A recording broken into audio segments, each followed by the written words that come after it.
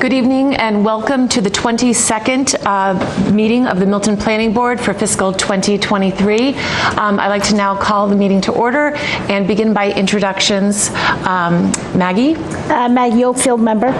Sean? Sean Fahey, member. Cheryl? Cheryl Tagayas, secretary. And Meredith Hall serving as chair. Now introducing our staff. Julia? Julia Getton, clerk. Josh? Josh Eckhart-Lee, Assistant Town Planner. You're muted. Josh. Am I still muted? Nope, we can hear you now. You're good. That's. Josh Eckhart-Lee, Assistant Town Planner. And Tim. Tim Zerwinski, Director of Planning and Community Development. Good evening and welcome to everyone in the public and who's watching on Zoom.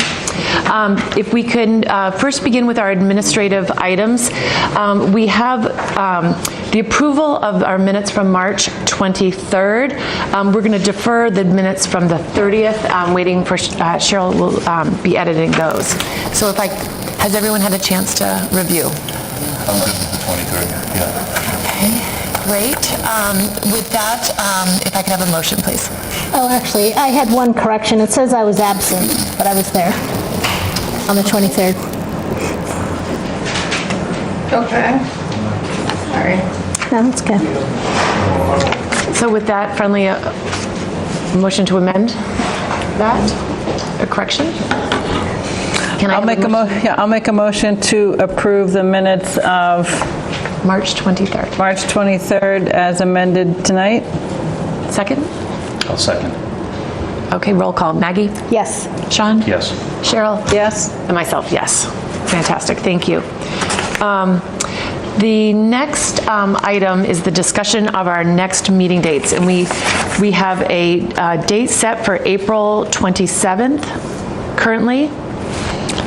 And then Tim, in May, we haven't set a date for that. I don't know if, there shouldn't be a reason to deviate from our standard? No, we can talk about this probably on the 27th, but we'll probably want to schedule some pre-town meetings. Okay. But those will be coinciding with town meeting. So. Okay, so I let's actually have to figure that out because there's a room, Lynn was asking me if she could give the room away, so. Okay, so let's hold off on that first meeting in May, and we can look at the schedule on the 27th on when we think it would be best to meet. Then we can move to staff update. Tim? Pretty full agenda, so I'll defer a staff update. I don't know if Josh conveyed it to anyone else. We did hear from Sue Galvin, the town clerk. She's got a hard stop at 7:30. She's here to discuss the zoning recodification article. So I don't know if she would at least get an opportunity to speak ahead of that hearing being opened, or if, but we do want to hear from the town clerk on that. So I don't know if I see she's in the attendees right now. Great. So Meredith, it's up to you. But yes, I think we should have her. Allow her to speak at Citizens Speak because we certainly we won't get to it before 7:30. Okay, is that it, Tim? Great. All right, at this time then, I would now like to offer Citizens Speak. And why don't we begin with Sue? So just Sue can speak first, and then we'll go to the audience and members of the public. So one question about that, if I may. Sue speaking at Citizen Speak will mean that her testimony is not part of the public record for the public hearing.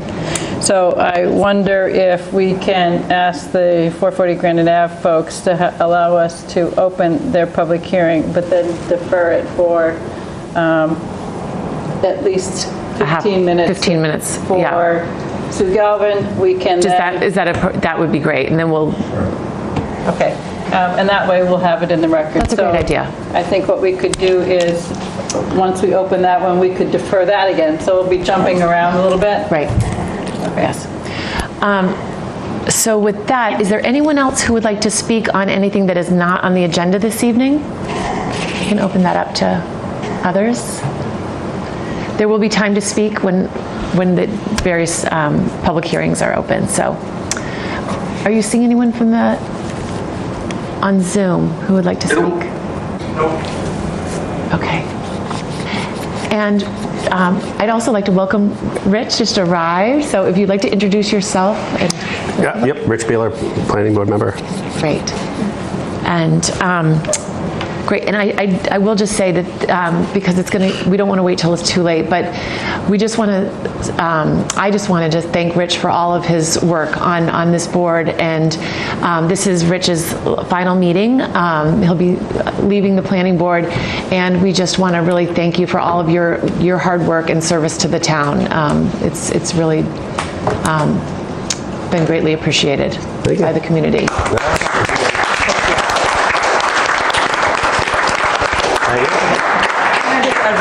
Yes. Yeah. Yes. I've worked with Rich on the planning board for 5 years, and I worked with Rich on the warrant committee before that. So, Rich, I don't know. We're not going to be seeing each other now. How many years? Just around town. Find a way. Yes. Yeah. All the East Milton I'll be still. overlay meetings. I'm not going that far. We want to hear from you. So that's I great. just want to echo. Thank you, yeah. Thank you. Rich, and it's been a pleasure working with you all these years. The same here. No, it's been a good ride. You know, I said to Brian Walsh not long ago, thank you for allowing me to serve on the warrant committee, which gave, you know, I just wanted to give back a little. I thought I was going to coach a Little League or something, and wound up on the warrant committee for 6 years, and then humbled by running for office. I know all of you have done it, and it's pretty humbling to ask people for support, and pretty exciting for when they do. And so it's been a great 5 years. Not going far. I'm sure I'm going to be watching. Yeah. We'll want you to come and join us anytime. Well, I think and just I want to compliment you too on the years of service, because to do the number of years you did on the warrant committee and the planning board is a tremendous commitment. And you give up a lot of your personal time. You all know that. And I think the residents of the town should be grateful for what you did for all those years. So I appreciate it as a resident of the town. I appreciate it. Thanks, Sean. Yeah, my wife reminds me that my son was 1, and he just turned 13 yesterday. So it's been a little while, but I've enjoyed it. I'm actually sad to leave, but you know, who knows? Right. What later on will bring. Great. Well, good luck. Thank you. Terrific. Okay, thank you. All right. So at this time, I would now like to open the public hearing for 440 Granite Avenue site plan approval, and with a motion to defer till 7:30. Could I have a motion to defer? So moved. To move to. Okay. Second. All right. Roll call. Rich. Yes. Cheryl. Yes. Myself. Yes. Sean. Yes. Maggie? Yes. Yes, okay. Thank you for allowing us to do that. And now at this time, I would like to open the public hearing, 705 zoning article for town meeting, the zoning recodification, and invite Sue Galvin to speak. Hey everybody, I apologize for disrupting the schedule. I have another engagement and I would be driving as the meeting's going on, so I really do appreciate your time. I just have a few words to talk about for the zoning, specifically for the article that will be presented at town meeting. So back in October of 2017 special town meeting, under Article 8, town meeting authorized myself, the town clerk, to make up-to-date, accurate index, print, and digital copies of the town's general bylaws. The town, at that point, I engaged with the planning department, the Services of General Code, which is a firm that specializes in the digitation of bylaws, and they were going to reorganize the town's bylaws, both the general and the zoning. In September of 2017, we signed a contract.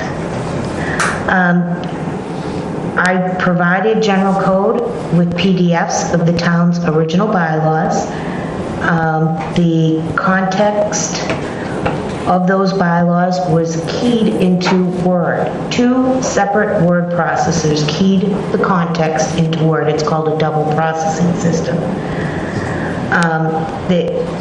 What double processing means is those keys, or those documents, were compared, and any discrepancies between the two documents were corrected and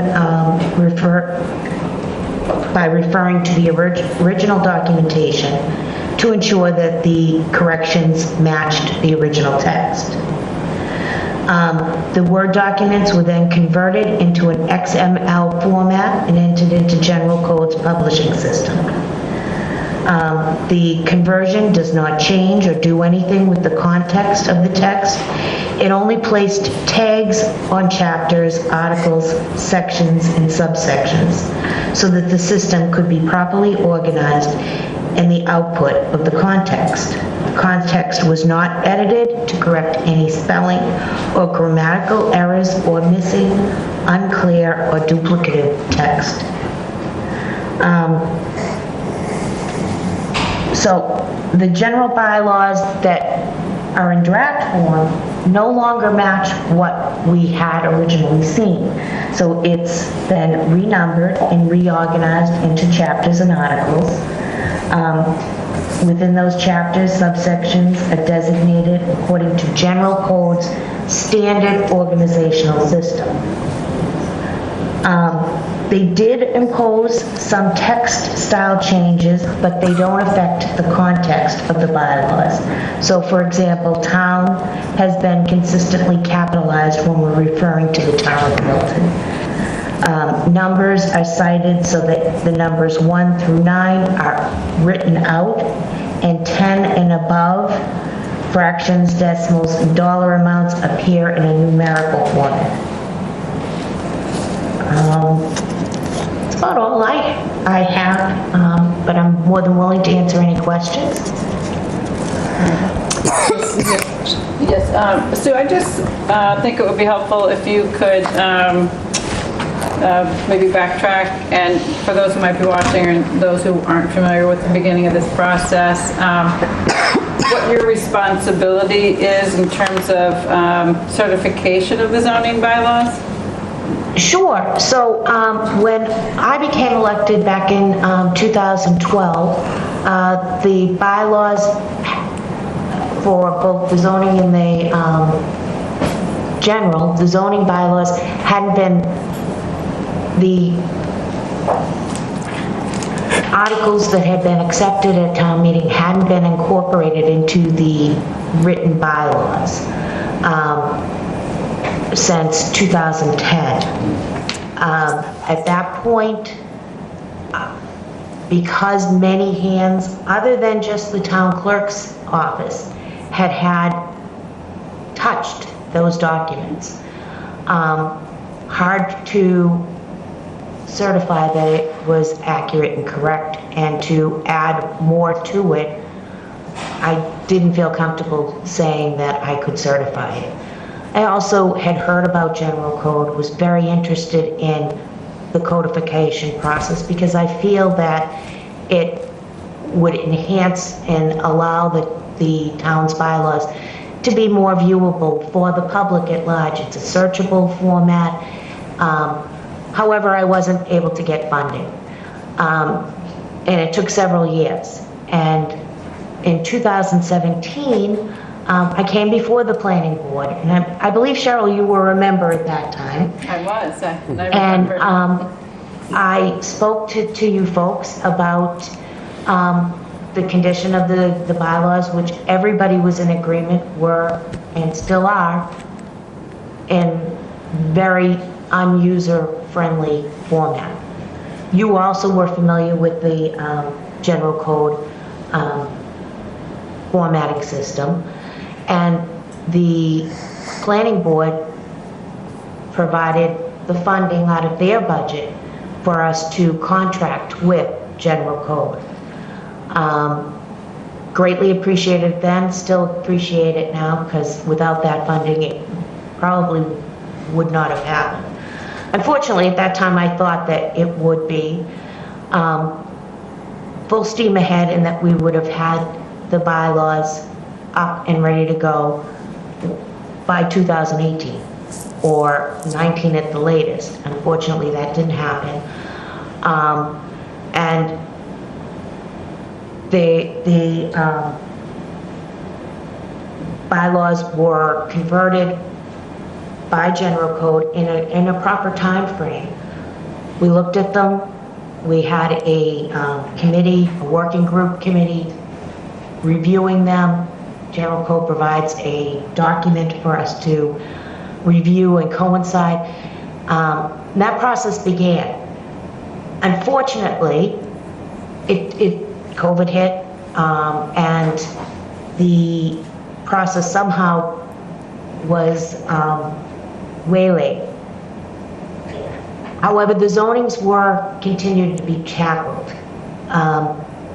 and we did a comparison. So the zoning general code did do the zoning with the corrections that the general bylaw review committee had proposed. Former member Alex Whiteside did a phenomenal job. He worked very diligently to try and get the information on there correctly. When we did a comparison between what our bylaws look in a red line, and Tim, you can correct me if I'm wrong, but there were hundreds upon hundreds of red line corrections. Very hard for anybody to understand, and we revisited it. I believe I came before both yourselves and the select board earlier this last year and talked about that and wanted to go back and just input the zoning articles as they were to give us a starting base point of how the articles were and have been in our zoning laws. And then leave it up to your astute abilities to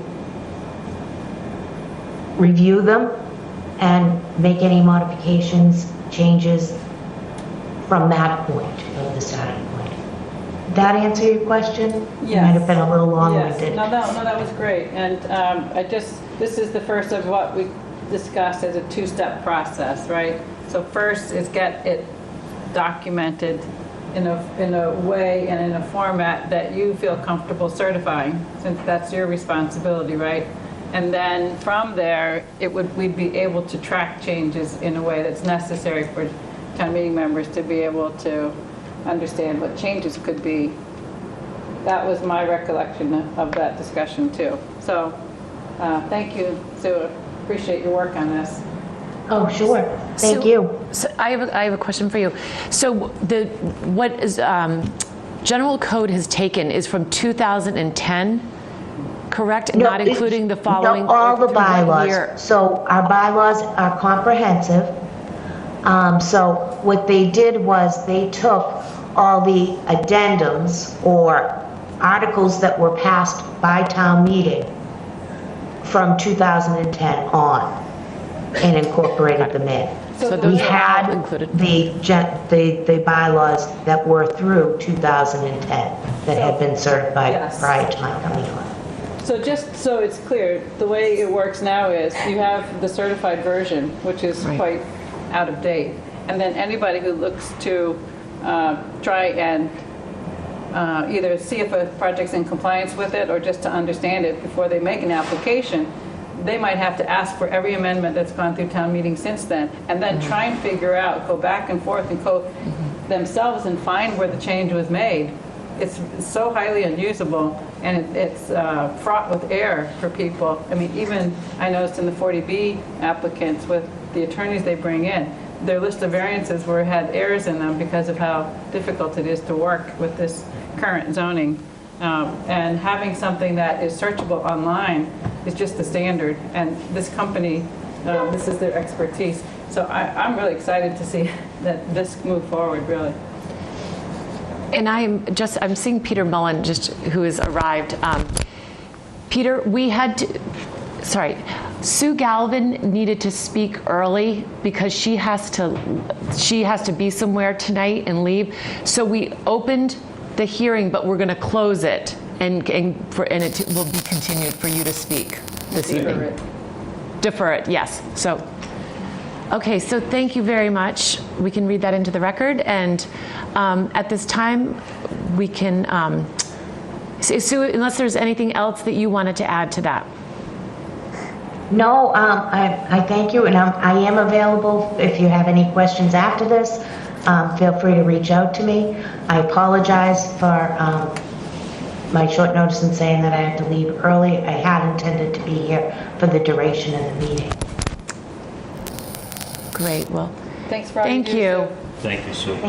Thank you so much. So I'll make a motion to defer the public hearing for the zoning article for town meeting until after the closing of the public hearing for the 440 Granite Ave site plan approval. Is there a second? I'll second. All in favor? Maggie? Yes. Sean? Yes. Rich? Yes. Cheryl? Yes. And myself, yes. Okay, great.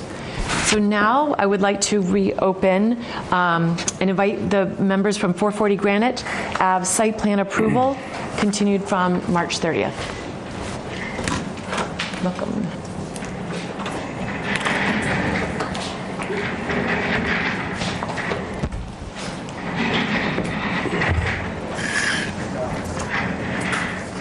Welcome. Good evening. Good evening. Good evening. A beautiful day. Yes. Sorry to be Summer. here, but Yes. really nice. You got it. So here. Yeah. So, did you want to say something, or shall I? No, I'd like you go ahead and you begin. Basically, we don't have a presentation for you Okay. tonight. We gave a presentation last week, and the charge to me was draft a decision, so. Thank you for all your work on that, probably I hope you've seen it. Yes. So I'm really just here to hear if there are questions or comments about that, or of course it's a public hearing, so however you want to handle it, but we didn't prepare anything additional because we don't want to change anything at this point, having drafted a decision for you. Great. Tim, do you want to pull up, can you put up on the screen the draft that Marion provided? Yeah, just give me half a second, I'll do that. Sure, yeah.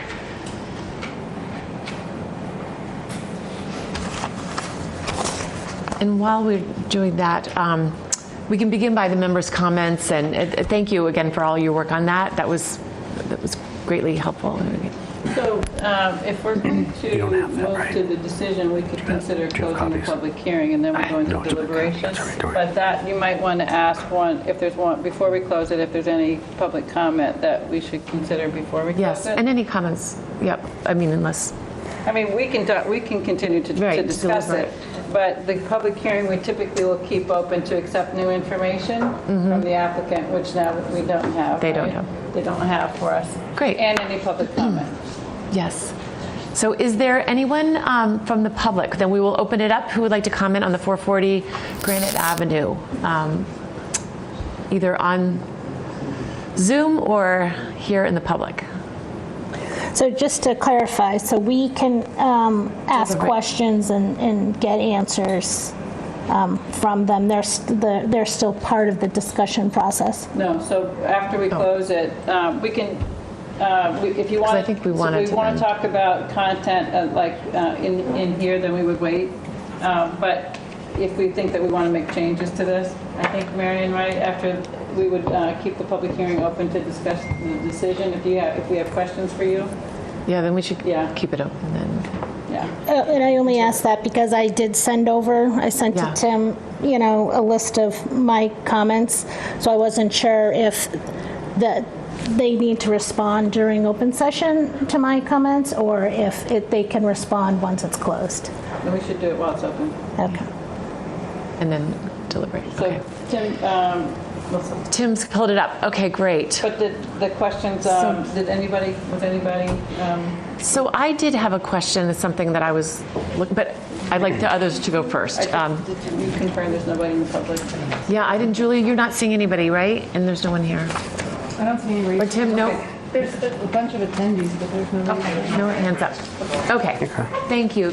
We'll keep an eye on it if there is, so. Go, Sean? Marion, if you could, part of your submission is an updated Feingold Alexander presentation dated 4/7. Could you briefly tell us what changed? Yes, and I'll ask my companions to correct me if I'm leaving anything out. They may know even better than me, but let's see, now 4/7. Okay, we provided specific notes and I can always pull it up here. showed an example of granite that was going to be facing the front door. I even had trouble finding that myself, actually, but I'm hoping that you saw it. It should be, it is to be in that final 4/7 plan because we discussed it and we had agreed that we would be doing that. I'm drawing a blank here, so. It's that, we did that, so at the front entry, there's the granite that's Quincy granite. And then, so that's in the renderings, then you can see that there. We actually showed, I don't know what it's called, the tree fencing, you know, that as Meredith was suggesting. Yeah, it's on 3 sides of the tree and not on the parking curb side. Those were the big things. And the tree type. The tree types, we did see that. That was great. We did change the tree types to some suggestions or examples that you had provided and that Maggie Oakfield had provided. And I did include language saying, subject to approval of the Shade Tree Advisory Committee, that's the town's procedure. And so, you know, I'm not necessarily expecting that they're going to disagree with your recommendation, but I just put that in as kind of a backup because they do have that right at least to guide the choice of street trees. And we consulted them originally, so I thought that I should add that.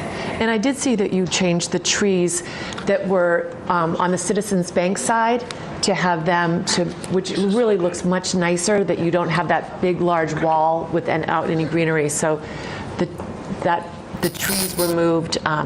There's a row all the way along. There's a row all the way along, which will look much, much nicer.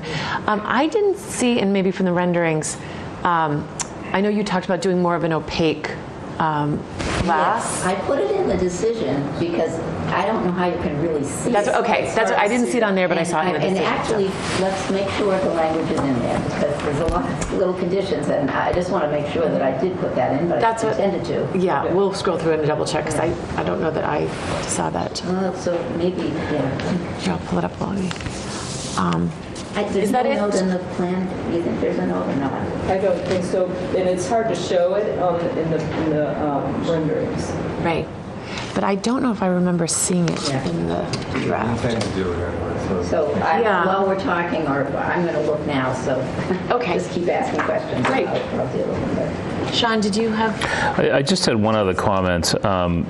In that same area, Marion, that you're referring to on the Citizens Bank side, there's a walkway. It looks like there's a walkway from a pair of double doors. And from everything that I can see, it's the only walkway that's identified as I think it's identified as bituminous concrete, basically pavement.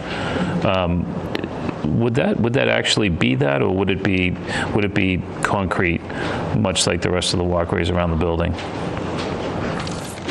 Do you know what I'm referring to? Yeah, we could have a concrete. I think we were shooting for pervious pavement. Oh, yeah, it's not referred to that way on the plan, but if that was that your intent to try to use bituminous so it could be pervious? Yes. I see. Yeah. What we've tried to do, and this was really the town engineer's recommendation, is that wherever there's pavement exposed to the sky, that it be pervious pavement, so the entrances to the driveways, to the I understand it. parking, and I think we just didn't pay, well, it does say at various places that it will be pervious pavement, but it doesn't, there's no specific reference to that. Okay. I can tell you that it will be pervious pavement. Okay. I think it's a requirement. It's required. Engineering department. The engineering department. That's for stormwater. That's fine. Yeah, I have no further questions. That was it. I'm just looking for the. I have some minor comments, but if Maggie has other questions. Yeah, you can go first. I would actually like the decision, just like the draft decision pulled back up, if we may, on the screen. Okay, so is this property address 400 Granite Ave or 440? Want to get that right, Marion? Yeah, that would, So that's just, It's one of those fundamental things, if you don't, that shows you're reading it, thank goodness. Yeah. Okay, sorry, yes, that's Yes, a correction, yeah. you know, I'm the one who goes through our meeting minutes, right? And I look for all sorts of things, so I look at this too. Yes. Then I'm just going to go through, under the overview, it says 2 garages at the end of that paragraph. Is it, you can read it. 2 entrances. So, so it says 2 garages though, so should we modify that? 2 garage entrances. Okay, that makes more sense. Which paragraph is The this? first paragraph paragraph? under overview. Oh, just describing the project. Well, I don't know why it isn't two garages. It's 2 entrances. I wouldn't call it 2 garages necessarily, but Well, either way is fine, whatever you want me to say. The spaces are separated. okay, if you want to keep it, I just thought it just sounded to me like I know, it's. it was almost as if one two was going to freestanding be garages. used for a Right. different purpose, you know, Yeah. like a different project almost, but They are separated. yeah, I mean, it's, The reason I wrote it this way is because the garages are not connected. Right, connected. You Okay, can't walk that's from fine. underground from one to the other one.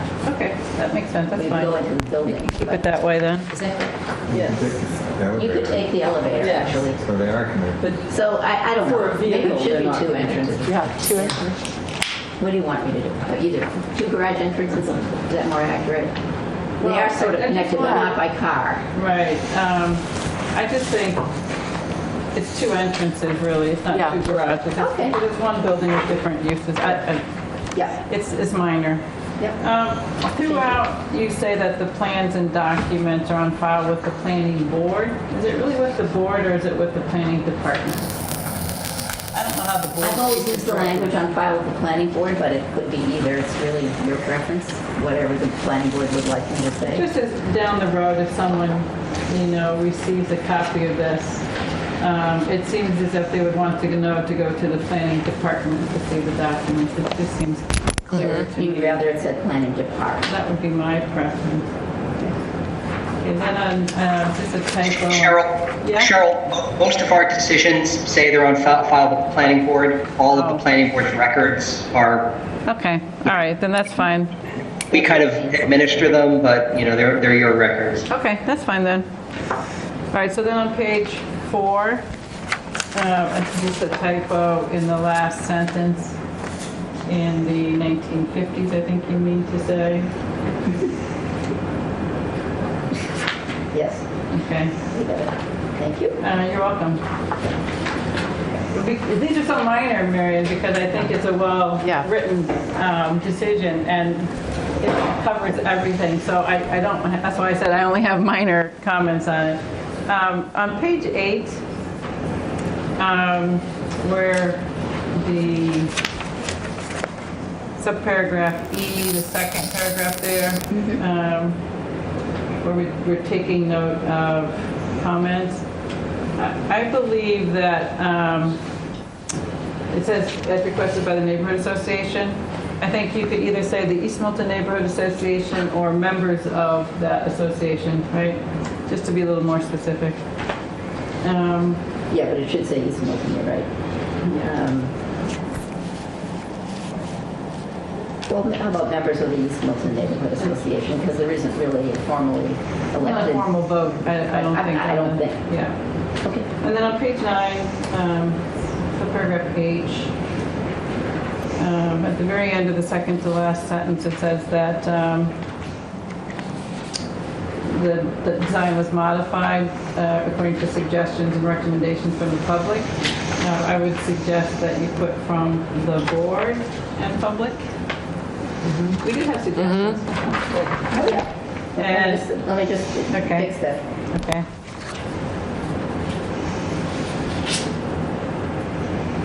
Oh, yeah, I think I actually intended to say that, but I didn't. Public and the planning board. Cheryl, can you repeat what you want that to say? I'm just adding, before the word public, just put board and public. So board and are the two words being added. Then on page 10, at the very top, there's you make a comparison to other condominium developments in Milton, and you say Quistit Brook.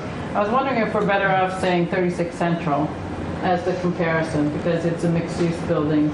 It's perfectly all right with me. I think the planning board should say what that is. I did Quistit Brook because I have actually documented the number of children at Quistit Brook. I see. And whatever. It's not an age-restricted development, but almost everybody who lives at Quistit Brook is over 55. Because you know we have street listing. Sorry. So I happen to have done it for that, but if you feel that that's a valid... Yeah, I would say 36%. I would agree with that. I think they're very... Business district, it's mixed use. I think it's more comparable project. Yeah, I would agree. Okay, so tell me again where that is. It's Top of 10, page 10, the Right. first paragraph. First paragraph, okay. And then there's just a typo there too. Oh, I see. Okay, 36 Central. At the very end of that last sentence, a typo where after the word residential, a building, so you need a space after a. And then on page 11, under the decision conditions, number 4, you mentioned the town's affordable housing index. Is that correct, or is it subsidized housing inventory? I wasn't quite sure. We'll change that to subsidized housing inventory. It's SHI. Yeah, okay. And so inventory. And then on number 7, on the street trees, it mentions the grate, but it doesn't mention the protection. I just wondered if we want to add the protection that you said you put on the drawing. Yes. If you just want to add that here as well. Isn't that the tree grate?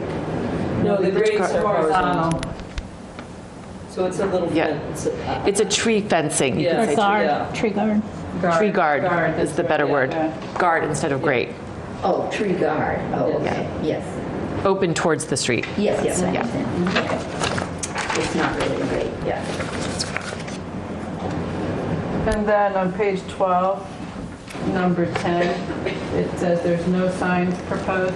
But I thought there was a sign for parking for those commercial spaces that flip to residential in the evening. Is there not a sign proposed for outside? I don't believe there's one on the plan. And we have discussed it, and it's obvious that there needs to be signage, that there have to be signs there. If it's on the edge of the street, then the town needs to approve it. If it's a safety sign, within the development, then it can just be put up. But we did think there would be a number of different signs. There'd be some kind of entrance sign, probably to the right, but we thought, because that has to go to the sign review committee, certain signs you can have by right, but we thought that maybe we just prepare all of the signs for review at that point, make sure that Public Works and Police and Fire had looked at them. Yeah. And even though the sign review committee doesn't have to approve all of those, that it made sense to do them all together so that they would be consistent in appearance. So rather than getting into the details of what a sign should look like before you with this hearing, we thought it might be better to package it all. Do a sign And it's a package. public And I like hearing that process. so- Michael said that signage would be consistent across the building, which I think is a great idea, that it looks clean and everything's uniform. So I guess the language is fine then. As it is. On number 17, I just wondered if we needed to define what food service business means.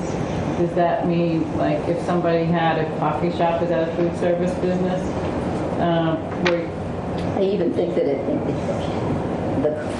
this is just my concept. I thought it was grocery stores and restaurant businesses. Coffee shop probably is included as not happening here. We did have some comments. We had a lot of different comments on possible uses for that commercial space. in the course of these two applications. And I know some board members said, maybe I'd like there to be a coffee shop there, you know. So we've offered that as a restriction. If you want me to say grocery store or food service business, that's more comprehensive. I thought what we had talked about was restaurants. And we could just say restaurants if you want it, because it's pretty clear that that would introduce a lot more congestion. Yeah. Right, I think Yeah, I was going to say, is it a sit-down restaurant or like a sub shop? If it's a sub shop, could that go in? The food service right now, I would think is pretty limiting, so that's why That's what I I- think is more limiting than what we had talked about Yeah. in the hearing, so I just wanted to make sure that maybe change it to restaurants then. That allows a little more flexibility for you if you have a frozen yogurt or, you know, something. Yeah, okay, yeah.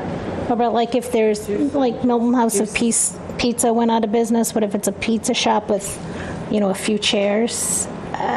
it's a lot different than a restaurant. Yeah, Traffic jam. I just wouldn't want to limit what can go in there. I'm sorry? I wouldn't want to limit what could go in there. However, I would want to limit, I would want to say that there are no chain stores could go in there. No chain stores at all. Yeah. That's a tough one. I don't even know yeah. whether you legally can do that. I'm completely in sympathy with your intentions. What considered I don't know. chain, if you like, Look at Starbucks. is, well, that's what. Yeah, I know. So, Anchor. I mean, you have a Flat I know. Black, which is a locally owned business, Yeah. but they have more than one location instead of chain, Yeah. right? So that Or becomes independent owned. Well, you could, I don't know, maybe you can say preference if you can't make it a mandate, right? So, I'm just in terms of the law, I don't know the law. Yeah, I don't. I'm hesitant about it because I don't want to have somebody say. Why don't we just change the word to restaurants? Yeah, we'll change it to restaurants. We hear what you're saying, and mostly I think everybody feels the same way. Sometimes it turns out, though, that there might be a business that would have several different locations that would technically be defined as a chain, but it is still local and unique.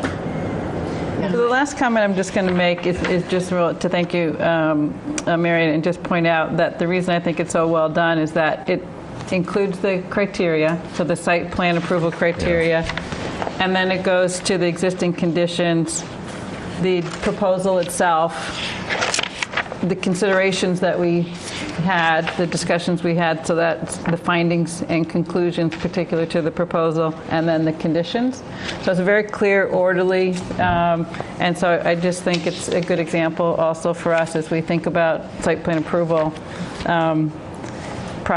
sort of our processes and procedures, you know, sort of like a good template of how to organize it and include the information. Before we leave the topic that you mentioned, and I agree with you too, thank you for that, but what are we saying? Restaurant? Is that one of the things we want?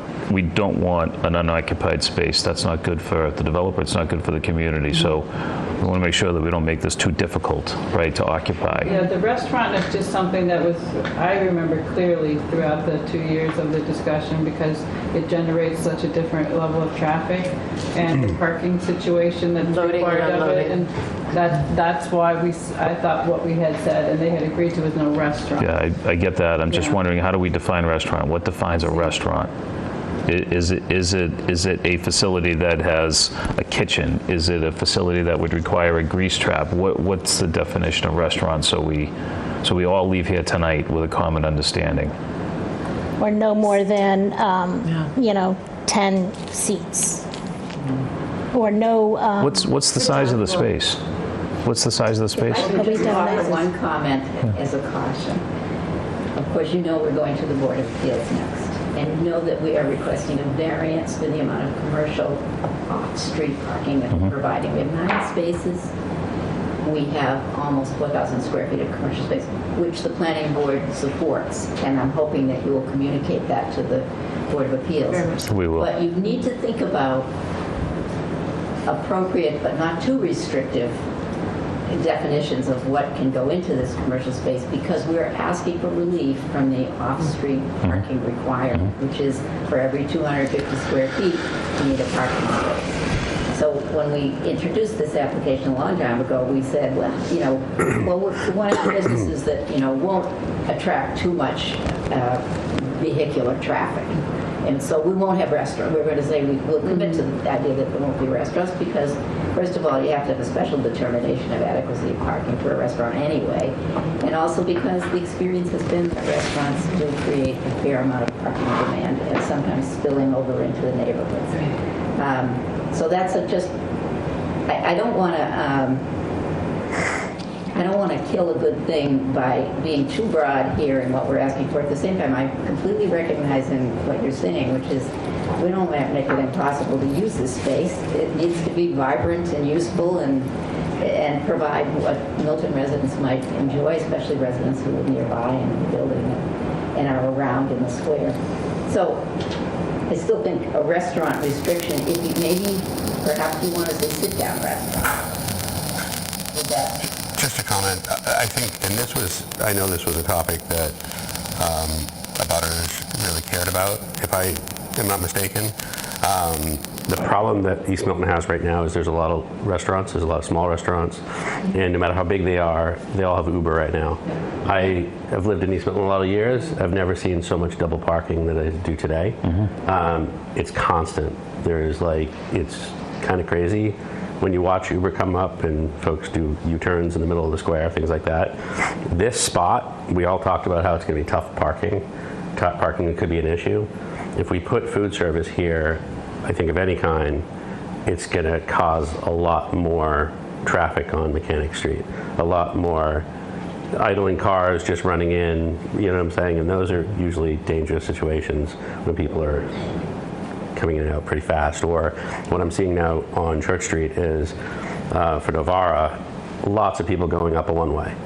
It's every day. One-way traffic. People are coming down a one-way street. I almost got hit in the middle of the street by somebody coming down the one-way street. So I just caution this conversation because I know the neighbors really cared about this. And I do agree with you about restrictions, but this was a big topic. So Rich, my recollection on the restaurants, do you have a different recollection, like in terms of whether it could be like a little coffee shop too? So I'm not in a butter here, Yeah. and so my thought was I think that came up, and it was kind of like we don't want those things right here because it's going to cause a lot of stopping traffic. There's a lot of traffic right there, right? Coming off the highway is always backed up. Now imagine people stopping to get a quick coffee or this and that. I mean, it sounds like a wonderful thing, right? I mean, I might want to walk there and grab a coffee, but I'm not in a butter. We had a lot of comments from neighbors, immediate neighbors, who were concerned about restaurants, about bringing in a restaurant, without getting into how many seats it would have or anything else. Just reporting that, and I think we should remember it. I guess the best I could say is you put conditions in a permit decision. Yep. It's always possible to come back and meet with the planning board in a public hearing and say, for the following reasons, maybe this should be changed. I like that idea, and again, to my point, I guess what I was saying is sometimes the traffic, I guess what I was saying is sometimes worse when you have that little shop, because then there's a ton of in and out traffic constant. So you would prefer to leave the food service? I'd prefer to keep it more restrictive, and I liked what Marion said. If they do find that they need to come back for a change, well, The ice cream smith wants to move to, yeah, right. which we would all love. Yep. And I think that at that point you're probably in a better place because the building's built. People know it, they feel it, they know what's maybe it's They love it and they want to see something there. I don't know. It might be that it's a particular tenant, and then you can get a little bit more information about their operations at that time. Right. So I guess what you could do when you're thinking about marketing the space is know that it's not a restaurant, but maybe some other, small scale type thing might be acceptable. And then maybe the neighbors would want to see what the operation is, see if they'd support it, right? And then come So back leave for restaurant amendment. as the prohibition. that would be my suggestion. You're leaving it Food service. Food service, yeah. Food service visits. Okay, Yeah. so it's the original language. Okay. But what I was suggesting, following up on what Rich said, is that as you go to market it, you're not going to market it for a restaurant for sure. Sure. But if you had somebody come up who had a low impact kind of small food service operation, maybe that would be something that would be okay. You talk with the neighbors and you can come back and amend Yeah. decision, right? That's what you're saying, Rich? Yeah, I mean, on the off chance, like I was in Quincy Center the other day and there's a little chocolate candy store I was walking by. I don't know, maybe there's tons of traffic there, but I can't imagine there's lots of in and out traffic in that store, right? Maybe that's okay, I don't know.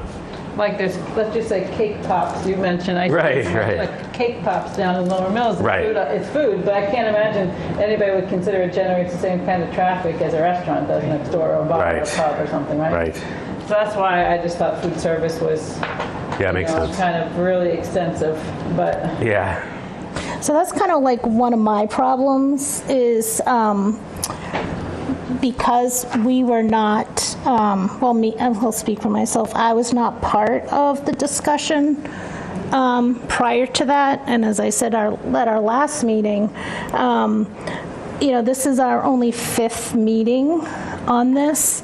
And I do think it's a little bit unfair that we're putting restrictions or having conversations about discussions that were had with neighbors before I got on the board.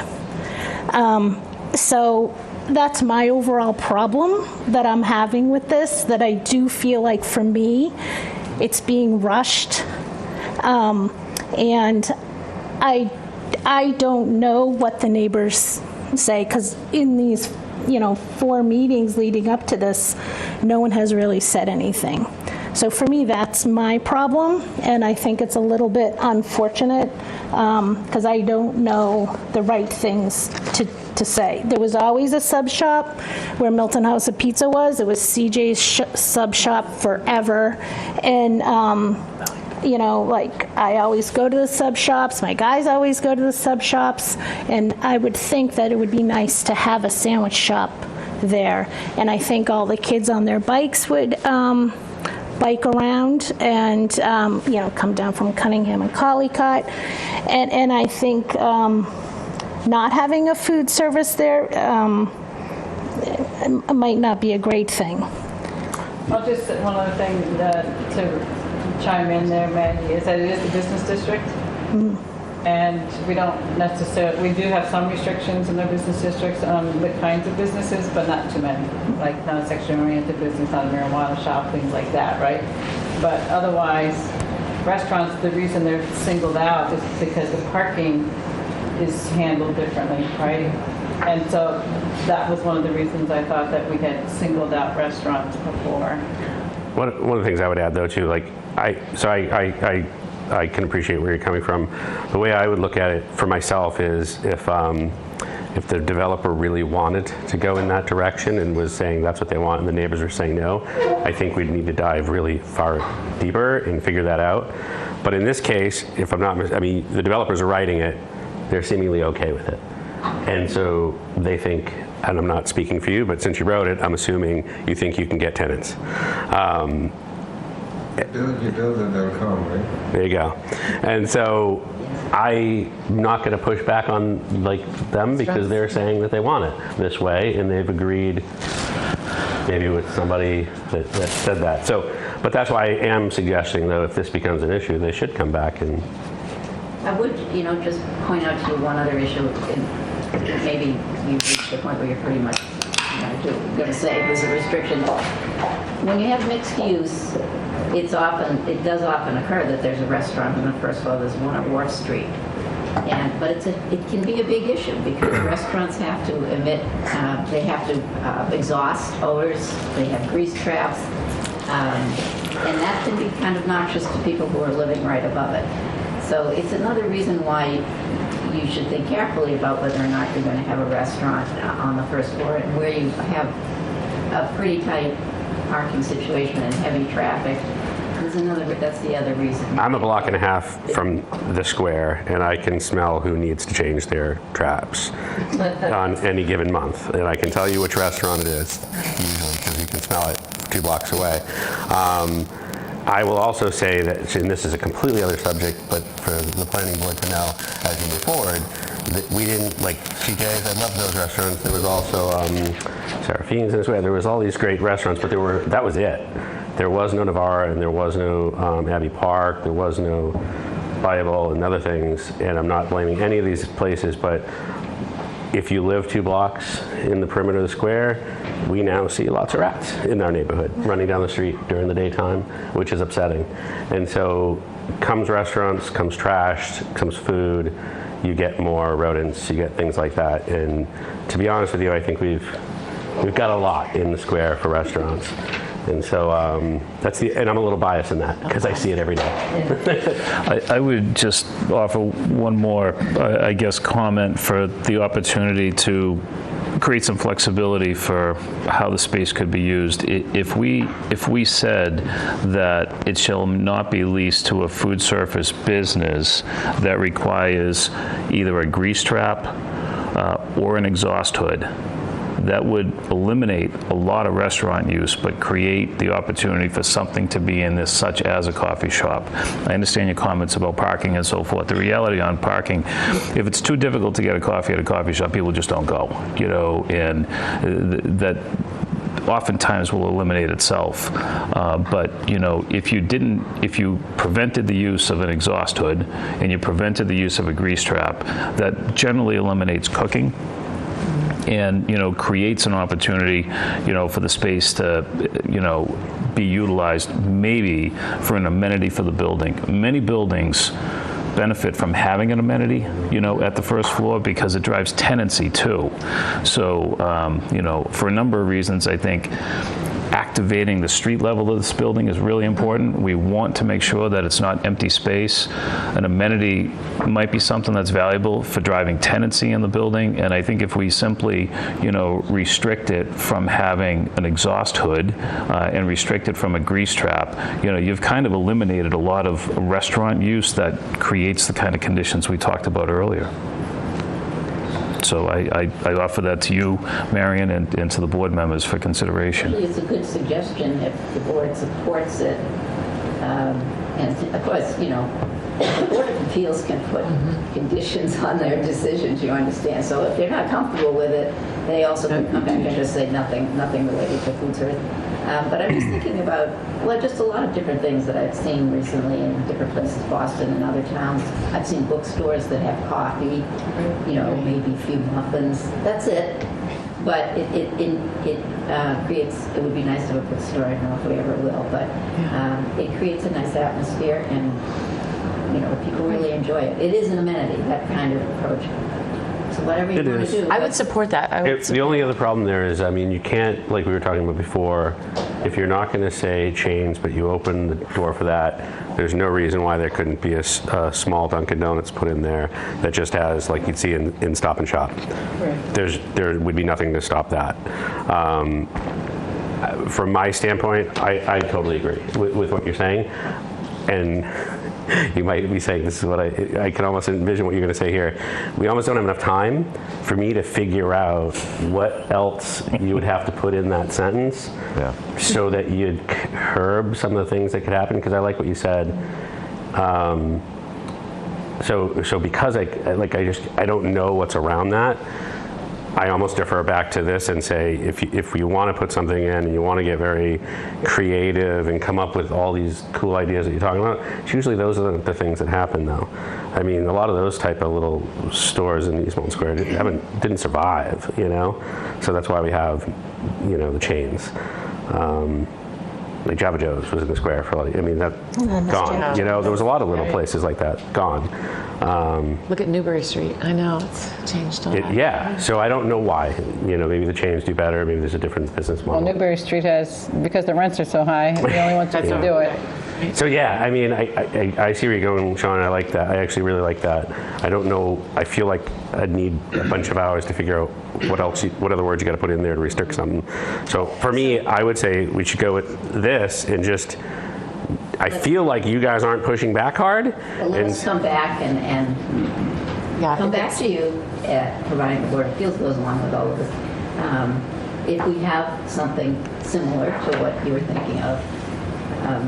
I hate to do that. I know how busy the planning board is, but I think something particular like that, if it were supported, by those who are living in the area, it would be worth coming. Those usually come through pretty quick, at least in my time on the board. That Have might gone be the pretty way quick. to balance Rich's concerns about the type of place they come in, because then if you came back, you'd have a better idea, because you would have a potential tenant in mind, right? And if at some point, like between now and, we get going, if you somehow come up with an idea that kind of opens it up again, there's no reason why we couldn't add it in. Make an amendment. Yeah. And personally, I like donuts, but, I don't really think we should have a Dunkin' Donuts as part of this building, but that's not. There's one next door, Nothing against so- Dunkin' Donuts, and we have one in the square Yeah. already, so. Okay, so we'll keep it as is for now. That's, Before we leave that page, Marion, can we go up to number 12? Sure. And I just a slight change in the wording. And at the end of that, it reads, subject to approval of a final plan before construction begins by the town. The town's not going to build this, yeah. So if we just take by the town and take by the town and place that final plan before, approval of the final plan by the town. Oh, I know what I was trying to say. Yeah. Approval of a final plan By the town. So if we just change, where that is. Okay, Thank you. sure.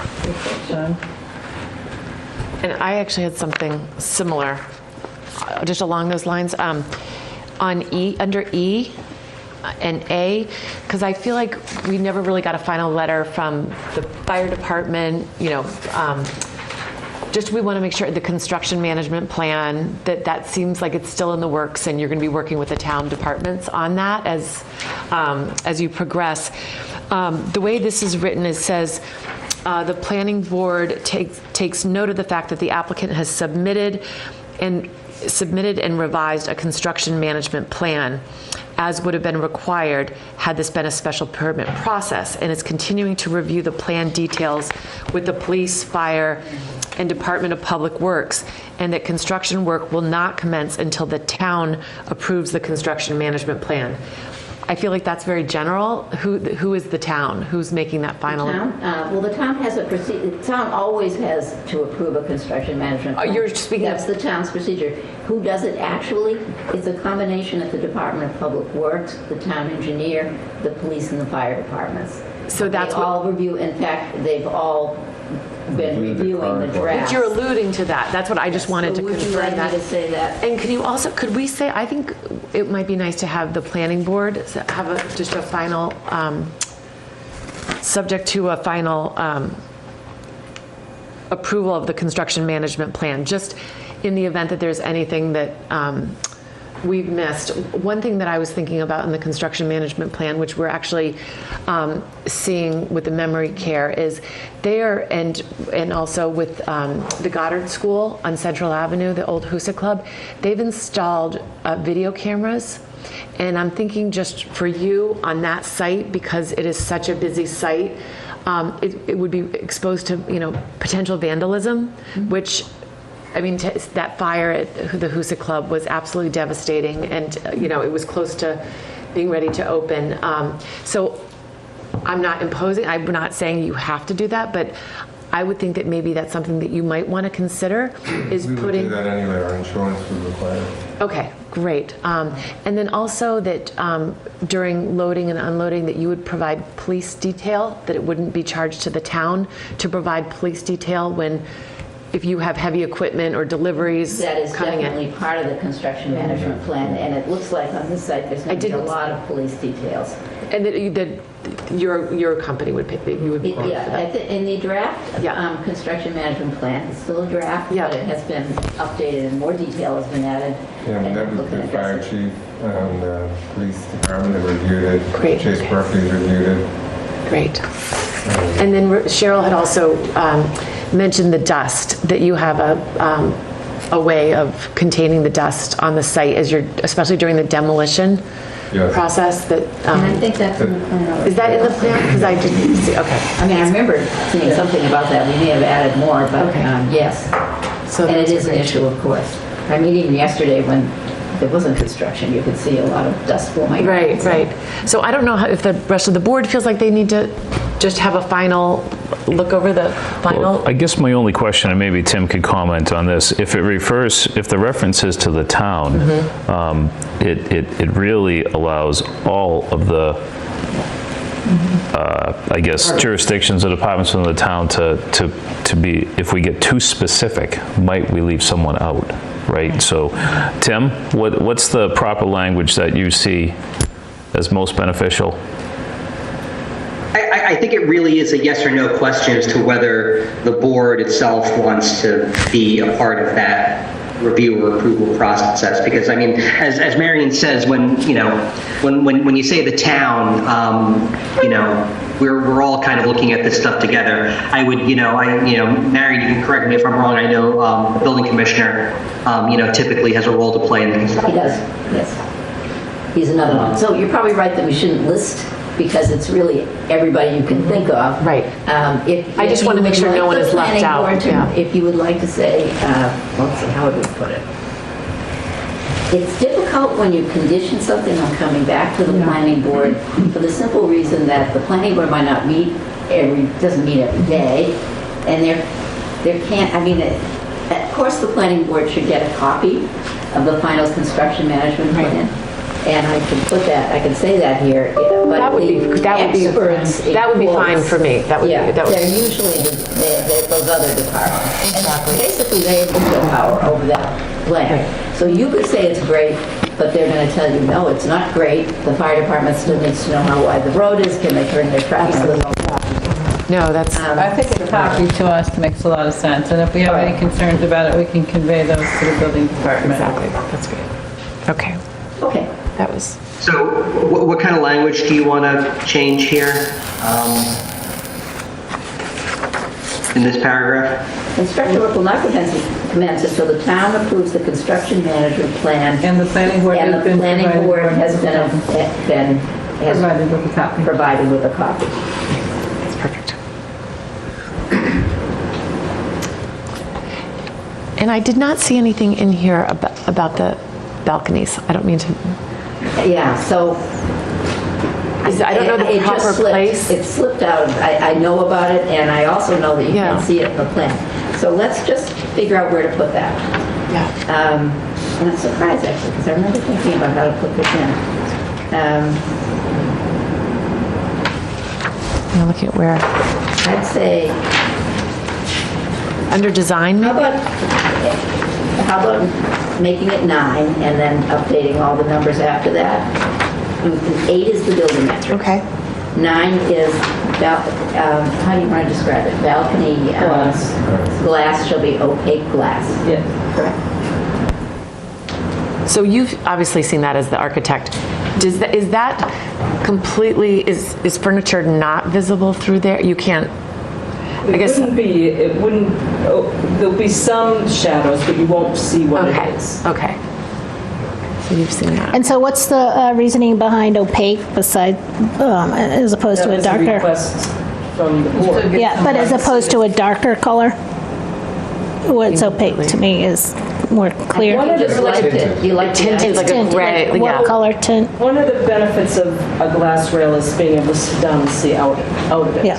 So you don't always have to be standing up. If you have something frosted, you're gonna still get light through it. If it's a solid color, you're not gonna get any light through it. So it's a trade-off. To be opaque or frosted, I think frosted would be achieve what you're trying to achieve and still allow light through it too. Yeah. Well, I'm thinking about the building where the Milton Nail Spa is.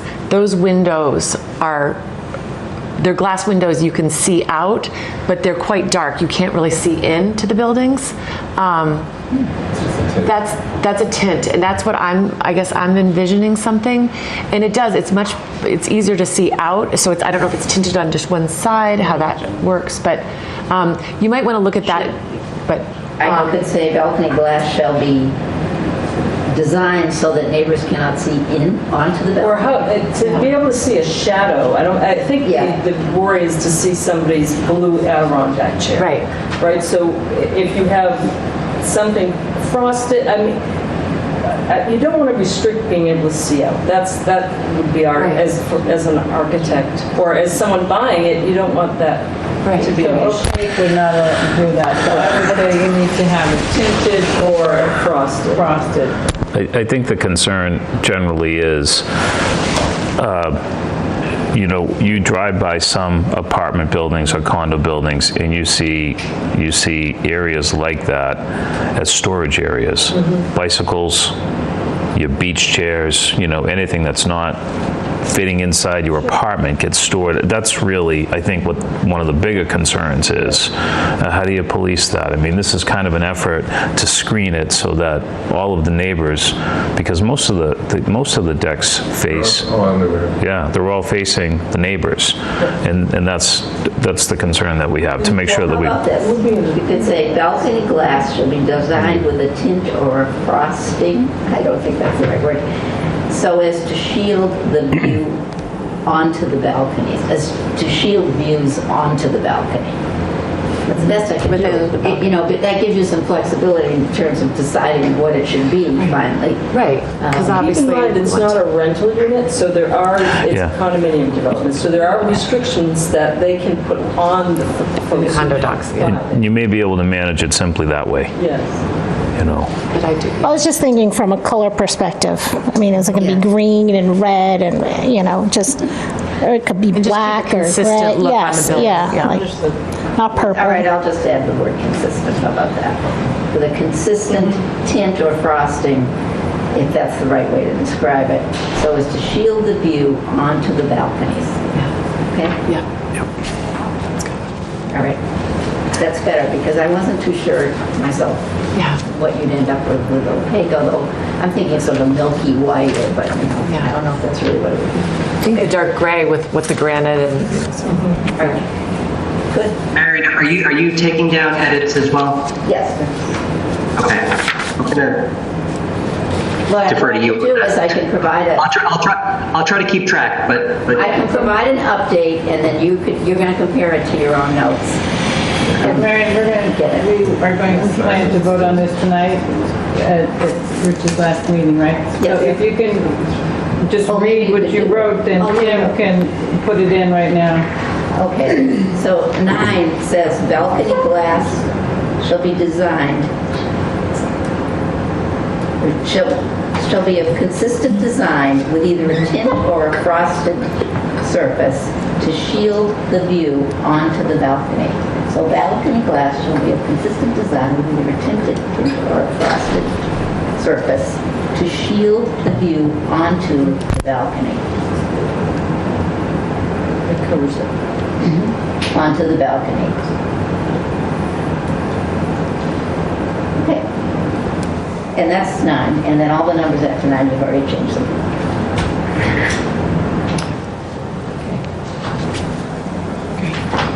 So I have a question, on the bottom of page 5, the last sentence, where it says, and it's oriented so as to have almost no additional shadow effect. So one of the things I had asked, I think, at the first meeting was, what was the percent increase in shadow? It's not a percentage, Maggie, but in the site plan, you'll see that there are pages showing shadow Right, yep, effects and yep. the color. So the way that you can see that it's minimal, but there's some shadow effect in December is that you have one color for the existing shadow. Yep. And then you have, I think it's green, for the shadow added by this building. The rest of the year, there isn't any shadow effect, which is interesting to me, and it must be because of the location of this building and the orientation of the building.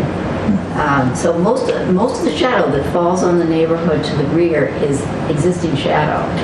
And of course, now that we've reduced it by 1 floor, it's somewhat even less than it was. But we didn't describe that as a percentage, but you can see it pretty clearly in those diagrams. I personally just kind of use percentages. Yeah. So to me, percentages make sense because it's a measurable. Just saying almost no additional shadow doesn't really We're saying minimal shadow effect, because it's somewhere between maybe almost no. Okay, just guide me again to what part of the decision you're looking at. The bottom of page 5, the very last sentence. I think my page numbers are a little different from yours, so what section is it? D. Section D. DA, oh, okay. Oh, I see. I've got it, yeah, okay. I think that's, change it to minimal additional. And is oriented to have minimal additional shadow effect. Because just again, from this document is what Prondak is going to enforce. So if a neighbor says, oh, there's more shadow, I have too much shadow, how is Prondak going to enforce that? So this is an enforcement document. So and is oriented so as to have a minimal additional shadow effect.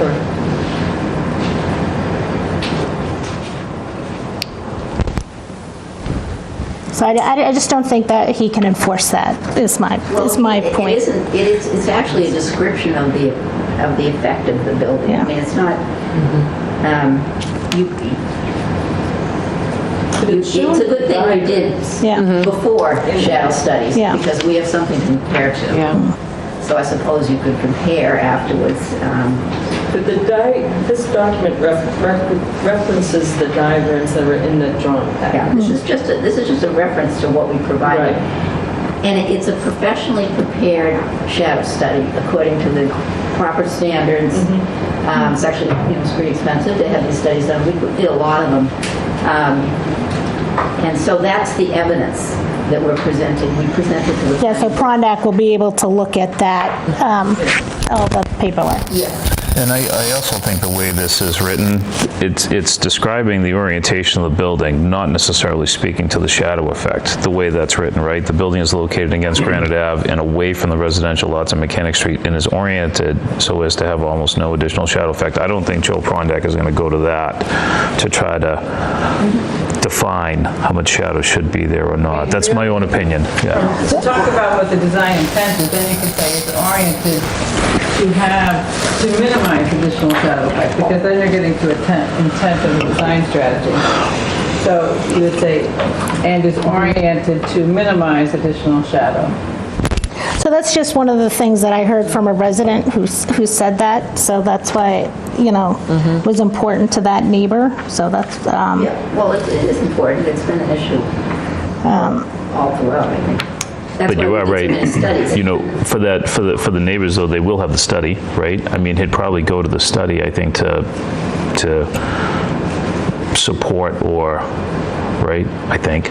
Do you want me to change this to and is oriented to minimize additional shadow effect? I think that's a better description. With the purpose of that. Yeah, 'cause if they decide to make a change in the future that all of a sudden disrupts this, maybe they can point back to it. Yes, okay. But I think it answers Maggie's concern, because if it's written the way you described, Cheryl, there's no measure. It describes the orientation of the building. I think that's what you were concerned with. Is somebody going to bring this up and say, Joe, there's a shadow effect, and it says almost no. So Yeah. I think you're right. It should answer. That's intent It should. of design. Yeah. And the same thing for, on page 6, B,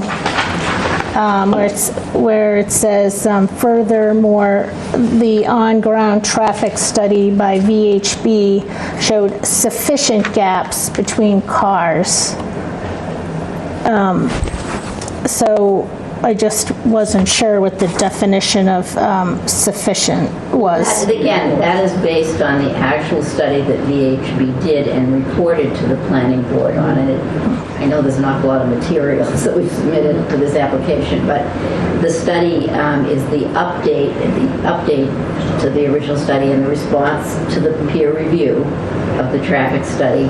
VHB then went out and did an on-the-ground observational study and measured during the rush hour and throughout the day what the length of time was, where there were, how much space there was to get in between cars on Granite Ave, or was it, impenetrable or something like that? And their conclusion was that, and they have actual numbers. So This that's is how many gaps, this is how long they were. So I didn't give you those numbers. I get all that, but I'm just thinking, because I know how it is, Joe's going to go and pull out this permit if someone complains. Because I've been through it. What you want to make sure is that this is what the report indicates. So maybe the word showed should be indicates or indicated, because you're then referring to what the report is. Yep, okay, indicated. So this is, And again, the bottom of page 6, where it says, be accessed by a secure key card. I don't really think that we care how it gets accessed, I know I'm nitpicking, but who's going to monitor the key cards? well, I say secure key card or similar. It's of general interest to know that there will be a security system, that this parking garage will not be open to the public. That's really the purpose of saying that. Yeah. But I didn't want to just say it was a system. I don't know what the system will be at the end, so. But it gives an example of what the system could be, which we're familiar with. So I think it makes sense to keep it that way.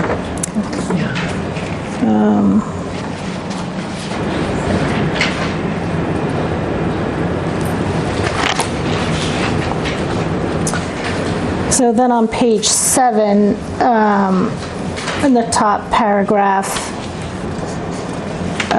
where it says the on-site parking provided is appropriate for this location and this design and density of commercial and residential space. And the parking plan is consistent with conditions throughout East Milton Square Business District, which, that is an accurate statement because it is consistent with conditions. But I also sort of feel like when we are doing new development, we're trying to improve on the existing old way that we're doing things. I know we've said before with the loading and unloading, and Cheryl has said it's really not fair to ask applicants to provide something where other applicants or other existing businesses don't. But I feel like, we're trying to make improvements, and just putting on something new on an existing problem. We already know there's an existing problem. And if we're not trying to help solve that existing problem, I'm not sure if we're doing the neighbors, good service. And we all know that I think, 12 parking spots were lost during the redesign of East Milton. That's just, it's just commentary. I just don't think that we should always do just what has been accepted in the past. Yes, and I get what you're saying. The point here really is that it's difficult, if not impossible. Most of the businesses in East Milton Square don't have any off-street parking. This development does have 9 spaces designated for commercial use, so it has provided some off-street parking. But the problem again is we want more commercial space. Yeah. And I'm 100% for commercial space. I'm 100%. And we're saying we've provided a parking plan that is adequate. What I'm trying to say here, and if the planning board agrees, is that your finding is that the design provided is adequate for the amount of commercial and residential space. That's kind of an important message going forward to the Board of Appeals, because that's where we have to ask for variance. And I understand approval by the town. If there is a way to improve parking even more with new development, then absolutely, I think the planning board is going to be looking for that. It's just very interesting to see. It's fairly difficult to do. I think one thing we could think about, again, if we think about 36 Central as a kind of example of this kind of project in the business district, and I don't think that there's been, certainly no loading bay in that building, because first of all, those take up a lot of space, and second of all, you attract a larger vehicle if you have that kind of provision on it. And I don't think I'm aware of been a problem with when people move in. There might be an initial move-in period, I guess, but then, how many sales are there in condos over time? That's really the loading. It's not like a restaurant here, we've already said, so we don't have that kind of loading. But if you think about what kind of loading you have, it's most likely the biggest use is going to be Amazon and Uber pulling up into those spaces rather than a real vehicle. And so we don't have, in a lot of places, a place for Uber and Amazon to pull up.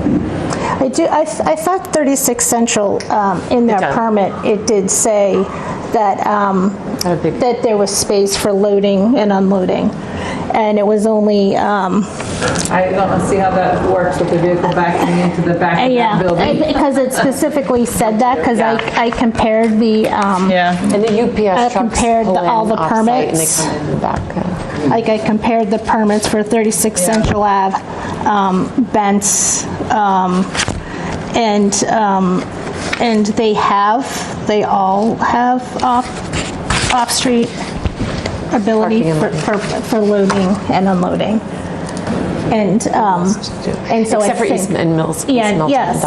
So I was just going by, what has already been approved in town, what the standards are.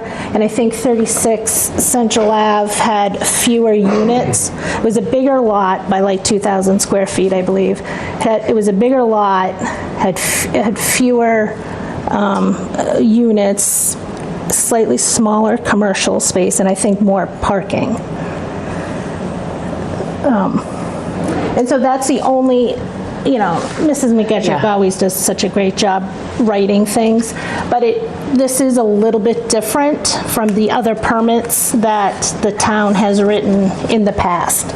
So I went through and I was comparing them to see what have we done before, and I had asked, Tim to kind of help me through it, but he said they don't really have anything designed at this point in time.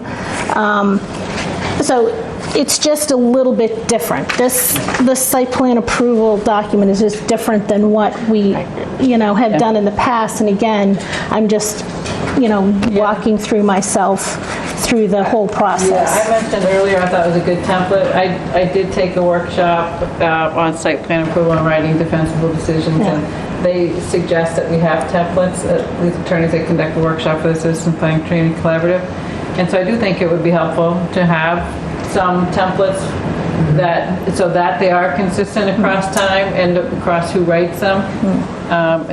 What I found over time is sometimes board members have written them, sometimes applicants' attorneys have written them, and it might mean, and sometimes staff have written them. And so depending upon the one that they use as their guide, it could be a different format. So it would be useful to have templates. Special permit different than site plan approval, different than subdivision, et cetera. And that way we can be organized about even how we make the decision. Because I think we do that for our restaurants. I think we do look at across the whole town as to how many parking spaces are needed per seat. Right. And so we do want to treat every type of business the same way, because we want to give everybody the opportunity. The interesting thing with our restaurants is we allow the parking to be satisfied in many different ways, because we don't have the ability. I looked at the. Can I make a point? I think we should come back to I think we're going down a rabbit hole. Sorry. Yes, you're right. I just want to make one comment, though. This would be tougher conversation, I think. I would have not to bring up the restaurants again, but if this was a restaurant or food service, you'd be getting a lot of deliveries every single day. Oh, absolutely. That would cause more problems, and you would probably need something. Yeah. Because those are bigger trucks. Great.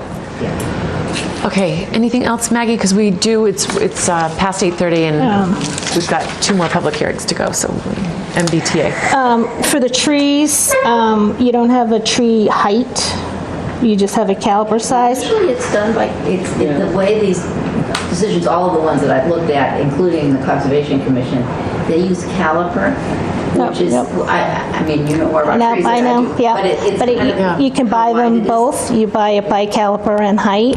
So I think because the height of the building is 45 feet, I think we need a tree standard, which I'm supposed to be working on, it should be a percentage of the overall height of the building. But that's the full growth of the tree.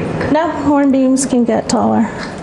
I mean, you don't I thought plant 8 to them as 10 fully feet. grown. I had suggested 8 to 10 So feet. again, I've said this before at the Goddard School, any homeowner can come on and buy an 8 to 10 foot tree. I don't think that's a substantial enough tree. I think a 15-foot tree is. Can you find that page? Page 11. Okay. But that's what the town's putting in. They're putting in smaller trees, yes. So you're Yeah, asking the developer to indicate. yeah. So 8 to 10 foot, you want us to add 8 to 10 foot? I mean, I would like Do bigger. they survive well that way? I mean, They I do. know sometimes people They do. argue with me that they survive better if they're planted when they're a little smaller.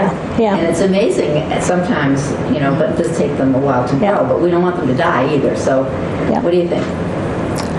8 to 10? Most people do not buy an 8 to 10 foot. The fence height is 6 feet.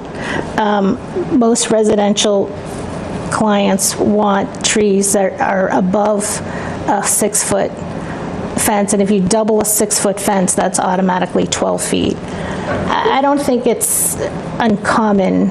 So does the Shade Tree Advisory Committee have a standard or for this? They Because plant it's a tree much, tree, right? yeah, they plant a much smaller, and I don't know if they're going to be revisiting them, but especially in an area where there's so much wind, you can see the trees actually bend over, like they're very. They How long don't does it take to grow? So what she's saying is have Lifetime. something a little bit more substantial. From 6 to So 12? I would say a 10 The to best 12 time to foot plant a tree was 20 years ago. Okay. The next best time is today. Okay. Maggie, what about a 3 inches a year is probably a Do you gross understand wow. growth height. that the Shade Tree I Advisory get it. Committee, Yeah. this is subject to their approval. correct? Yeah. I mean, I would recommend 8 to 10 foot. That's pretty substantial. I've been through these discussions many times, and usually people want to plant them smaller. I know because they're cheaper. They're less Yeah, but expensive not to buy, necessarily. but They're we want actually them to not survive. that much cheaper. It takes a tree the first 5 or 10 years to get to the 6 to 8 foot. It's the next is much faster growing, so that's why the expense is actually in a smaller tree. So what do you want to do? I mean, is 8 to 10 feet satisfactory to the board? That's added language. Do you really want to go for the higher? I just feel don't- like if we said 10 feet, that clears the first, that's a first floor. The height is a 10 foot. That's true. I'm not the expert here, so. Or 10 to 12. I mean, I there's 10 to personally 12. would, again, it's a 45-foot building. We're trying to reduce the impact of the building on its neighbors. Well, that's why we pick big trees. Yeah. I mean, that's why we Yeah. changed, because I understand that, Yeah. and that's what we're doing here. What The only height do you question want? is, what's the What height healthiest? do you want? What height? What height? 10 to 12 would be better. Put 10 to 12. Okay, really, we don't have to endlessly discuss it. That'll be great. Okay. Okay, so Where in the decision is that? Tim, okay, with us. Okay, great. Where would that go in this decision? we are in on page 11, number 7, and it's going to be at the beginning. So wait till you get there. Okay. It's going to say street trees along Granite Ave shall be 10 to 12 feet as when planted, and shall be hornbeam trees, and along Mechanic Street shall be American elms. And I'm fine with not even specifying trees. I just think it's whatever the shade tree wants. I think the size is more important necessarily than, They'll have some discussion about it. That is Yeah. really what they specialize in. So we will come back to you with, other suggestions. We'll just really report back to you because they really do have the final word. But I understand you're looking for larger trees at the time of planting. That's in there as a condition. And I said it's subject to their approval, so that, the species might be changed. and then on page 12, 15, where number 15, where it says leases for businesses located in the commercial space may provide for hours between 7 to 8.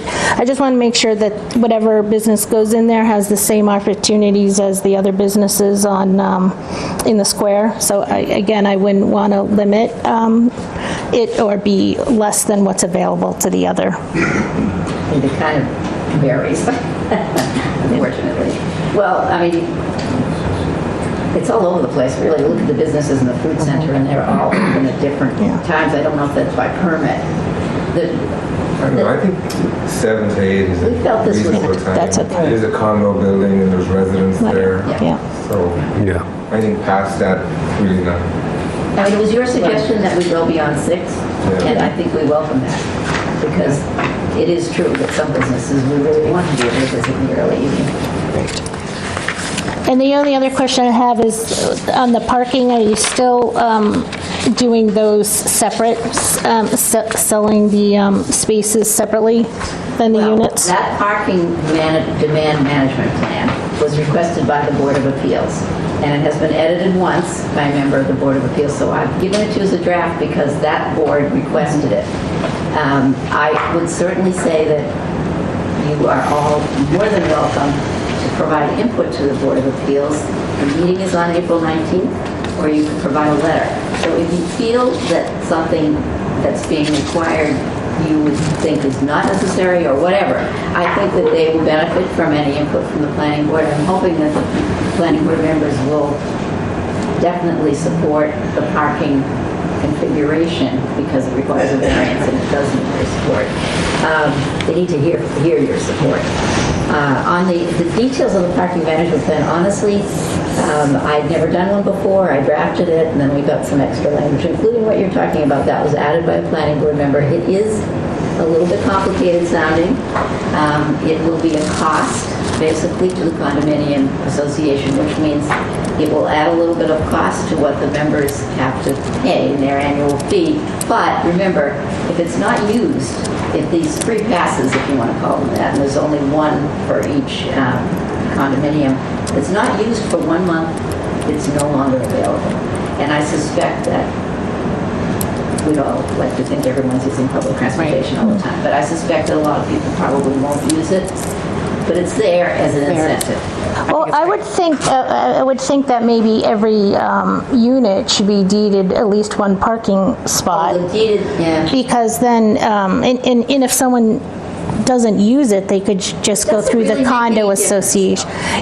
So my fear is somebody who might not have the money to buy a unit with a space, you're going to sell a unit without, they won't buy the space. And then, You're right. The intent is that each unit gets a space. yeah, okay. Because it goes to the resale of the unit also. I think that's important. And maybe if it they needs don't to have a car, then they lease it back. I mean, it happens at 36 Central. Yeah. They lease it back within the association. So my concern is an owner might buy a unit and not a space. It's not going to be offered that way. Oh, okay, because I thought that's what Actually, I wrote that, Yeah. and I wrote it really, I made it up, because I had never written one of these before, and it was really just, is this the way we're going to do it? So remember, that's a draft, and Michael, I think he should take another look at that language, and So it sounds like it's going to come with the unit. to change it, we'll change it, because I have to submit all these documents to the Board of Appeals very soon. But I think we'll take another look at that, and if the intention is, as Michael described it, that's fine. I mean, it's hard to do these things. It sounds like a good idea to motivate everybody to use public transportation, but they're not going to. the main interesting purpose of that plan, in my view, is maybe having those passes. Businesses used to do that in Boston, and they may still do it. But having the information readily available in lobby, I think that's a good idea. I think it is too. And I think real-time information about bus service, since it's 2 buses that East Milton is served by, I think that's very useful information, and it isn't available anywhere else as far as I know. Yeah. So I think that's going And I think that'll be important to the ZBA in considering the parking situation too. So, all right, we'll look at that language again, Maggie. I understand what you're saying. Thank you. Great. brought it to our attention. Great. So nothing, is there any, that was it, Maggie, for you, right? Yeah, that's okay. Sean? I'm done. Are we ready to close the public hearing, you think? I am. I think so. Yep. All right, then I'll make a motion to close the public hearing for the 440 Granite Ave site plan approval. Do we want to do one more check on the participants? Okay. We've got one hand up. Andrew D'Amato. Yeah, can we go to the people? Sure, yes. All right, we've got Andrew D'Amato with his hand up. I'm going to allow him to speak. Great. Hello? Hello, welcome. Thank you so much. I don't know what happened earlier. My raise the hand button would not activate. I was hitting it like a pinball machine and it would not work, so I apologize for that. I'd like to just start by thanking Rich Beeler, and I would have done it earlier, as I said. We're both East Milton residents, and I saw his involvement in the town, and one day we were talking at Andrews Park, and he encouraged me to get involved in local politics and try to change things to make this town even better than it was. So I just wanted to thank him for pushing me down this road and giving me the confidence to do it. Rich is a man of reason. He always listens hard first and then speaks thoughtfully with an open mind, which is not always possible. So, I totally respect that. In fact, he was the one dissenting vote on my wife Suzanne's liquor license to the plate. And after that, I campaigned really hard for him. So that's how much I respect him. So thank you very much, Rich. I appreciate it. Thank you, Andy. Enjoy some evenings home with your boys. Thank you, Andy. And I'll never live that down about voting that. No, you definitely won't. Yeah, that's for sure.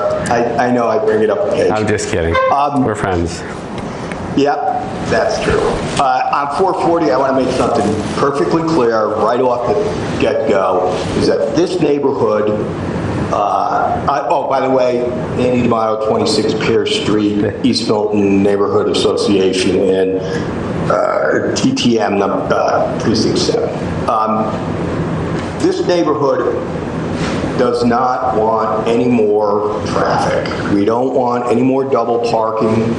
There's already double parking on Adams Street where people double park, wait in front of Mr. Chan's, they open the door, extremely dangerous. Imagine that on Granite Ave.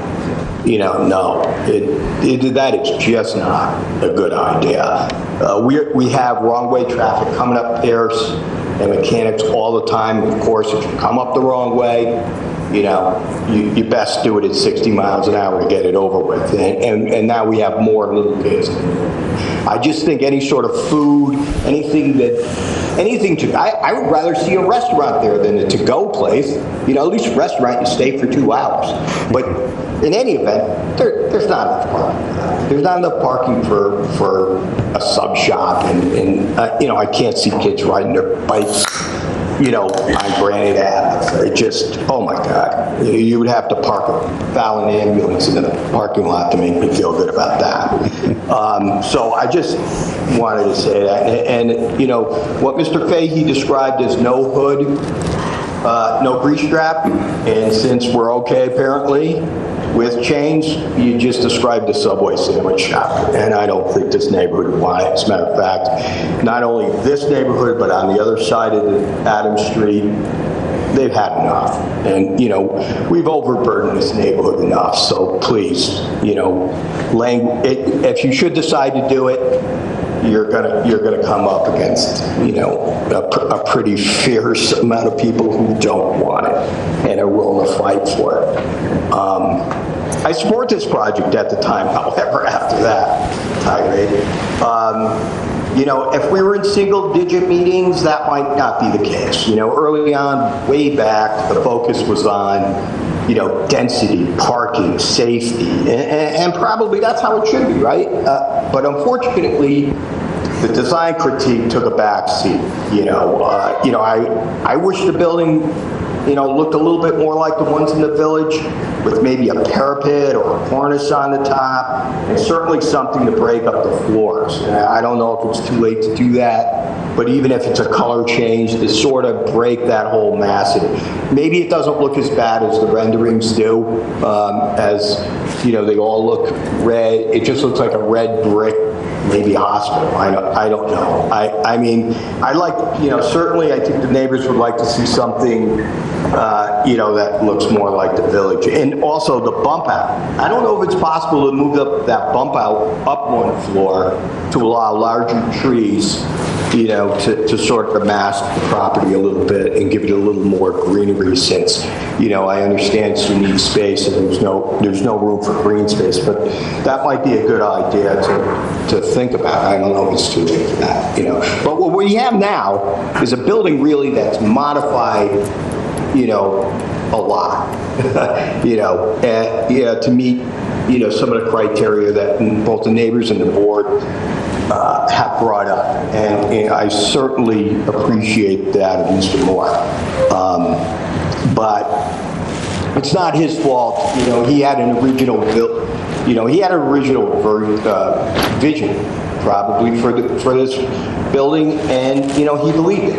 And I commend him for his willingness to change it. I'm sure he would have rather have it look like he originally designed it. So, but in the future, I think if there are any developers out there, take note. This neighborhood is not a place to experiment. Again, we're more into the traditional village style buildings. This was, bored out in the Barrett report, which I sat on. So, that's in the future. That's what we're looking to do. And I guess that's about it. Oh, back to the restaurant thing. Mr. Fahey described a restaurant without I think he said a hood and a grease trap. Well, since we're apparently okay with James, he described a subway, and I don't think that would fly either. But anyhow, thank you all for enduring 20-something meetings on this building, and I think everybody's done good work, and I think that the compromise, given where we are and Mr. Moore's efforts and how long he's been waiting and how much time and money he's probably spent, I think it's a decent compromise, and I just really want to thank the board for working through it, and that's my comments. Thank you. Thank you, Andy. Thank you. Good comments. Anyone else? Any other hands up? Tim? I am not seeing any, no. Okay. So we have a motion on the floor that... Second. Roll call in favor. Rich? Yes. Cheryl? Yes. Maggie?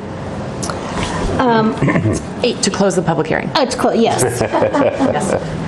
Yes. Sean and myself, yes. So now we can deliberate amongst ourselves if there's anything that anyone would like to say before we go to a vote. Rich? Sure. Yeah, I mean, I echo some of the comments that Andy made. I think the project's come a long way. I commend the developer for working with the neighborhood and working with us and making these changes and getting to this point. So I'm excited about this project. I think there's been some comments about maybe some tweaks, and I think the developer and Marion's hearing this stuff. So, I mean, if something does change along the way, I'm sure things can be added or tweaked or throughout the process. So I'm not too worried. I do like where we are at today, though. Cheryl? I echo Rich's comments. I think the applicant and the architects and the whole team have worked diligently and listened to the concerns and adjusted their plan. And we're not so fortunate sometimes to have developers who are willing to go through that process. A 2-year process that has no guarantee of success in the end. I think they have the best interests of their project in mind, of course, but also of what would be beneficial for the town. And I do think this would be beneficial for the town in many ways. We need the housing. We could use the additional tax revenue and keeping business on the first floor. So we're gaining a lot, and I think it, and while I know not everyone agrees with the architecture, I like the architecture, and I think there's things that are hard to render when you get into the detail. When you have texture and changing materials, the way the light hits at the shadow, that all brings character, and it's a more subtle character. We don't build the way we did in the 19th century, and so when we try to mimic things from the 19th century, I oftentimes think it comes out looking a little Disney-esque. So, I mean, there's a balance between trying to have things fit in to historic context and having things that are speak to the materials and the way we build things today. So those are my comments. Great. Sean? I have only been in my position as a member of the planning board for 1 year, and so I haven't been here for the full experience. But in the time that I have, I would have to say that I appreciate the flexibility that the developer has put forth. Changing the height of the building, being amenable to some of the desires of those that preferred a different type of architecture. So I think that's a sign of the type of development that we want to see. We'd like to see the flexibility, and I think you've answered, really, Rich, what was some of the concerns of the neighbors of East Milton Square. I appreciate Andy D'Amato's comments as well. I think architecture is, in terms of how appealing it is often, within the eye of the beholder. And what's attractive to one person might not be attractive to another person. I think it's really being left to you, Michael, to decide if anything that Andy had said, if there's any appetite for continuing to consider what Andy's talking about. And you're a resident of the town, and I appreciate the commitment you make to developing the town. So that's really up to you, whatever you do with it. I think it's a very good project. I'm happy we're at this stage, and I look forward to it being built and developed and coming to market. Great. Maggie? When I was elected to the board, I was really excited, looking forward to being part of change in Milton and bringing in small business. I'm a huge advocate of small businesses, and I think our commercial spaces need to be revitalized. I think Granite Ave in particular needs to be totally revitalized. I was sort of excited to be kind of like the new eyes and ears of the project. So I kind of was, as I've mentioned, a little bit frustrated that we just haven't had the time, or I haven't had the time to kind of work through all the particulars. I'm really grateful for the openness to put commercial on the first floor and changing the whole parking structure, which from the mechanicals to the underground, totally appreciate that.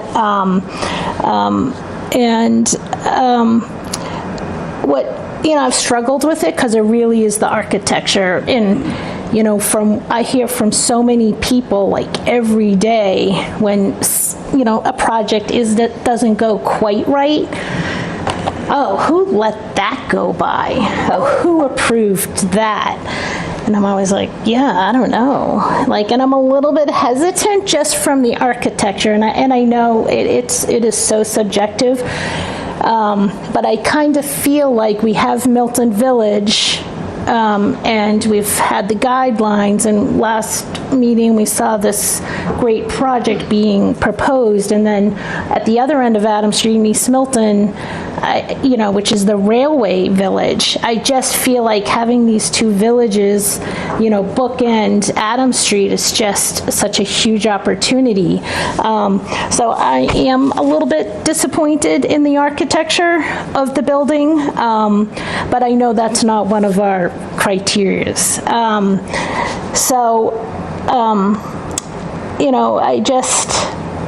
I know that if I sign my name onto something, it kind of means something. I don't ever just want to give my signature away if I'm not fully supportive of a project. So I'm kind of struggling a little bit, but as a whole, I think it's a great project for the town. I think it's great that everyone involved is from Milton, and that really means a lot, that you're spending your time and your money and your investment in town, and that's hugely important. To echo what Sean said, if there's ever a chance in further down the line, and you might want to look or revisit something a little bit more New England-like, we'd love to see you come back and do that, but I wouldn't want to hold up your process.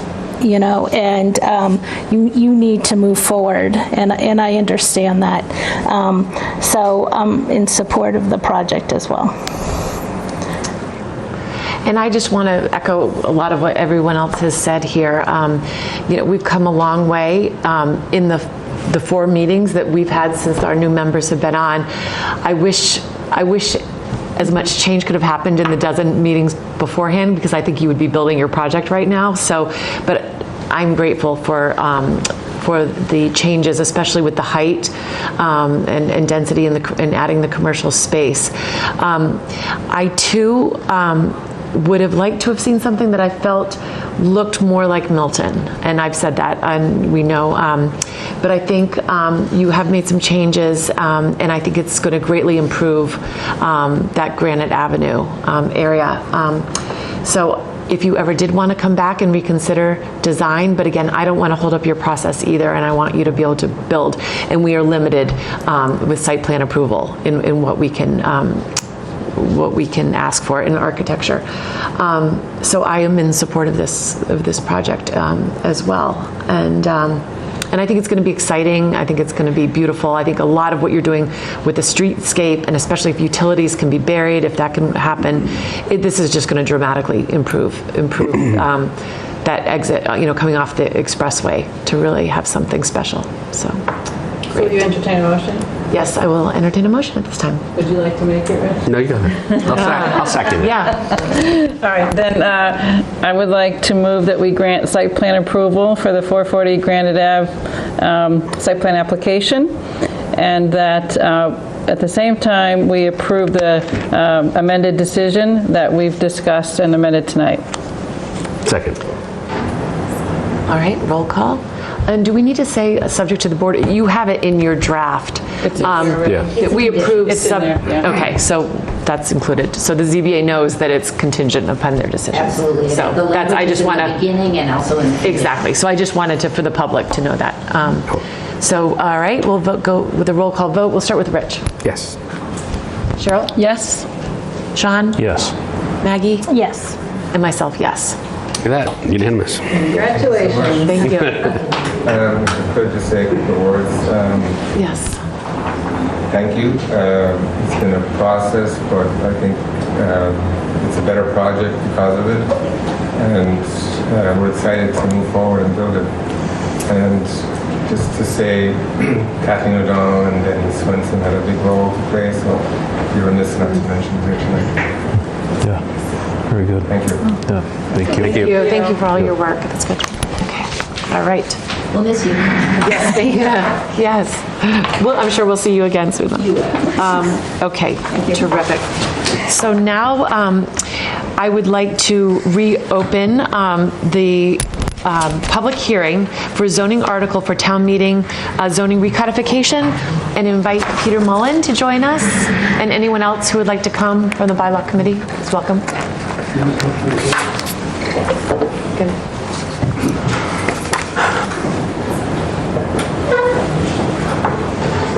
Welcome and good evening. Thank you.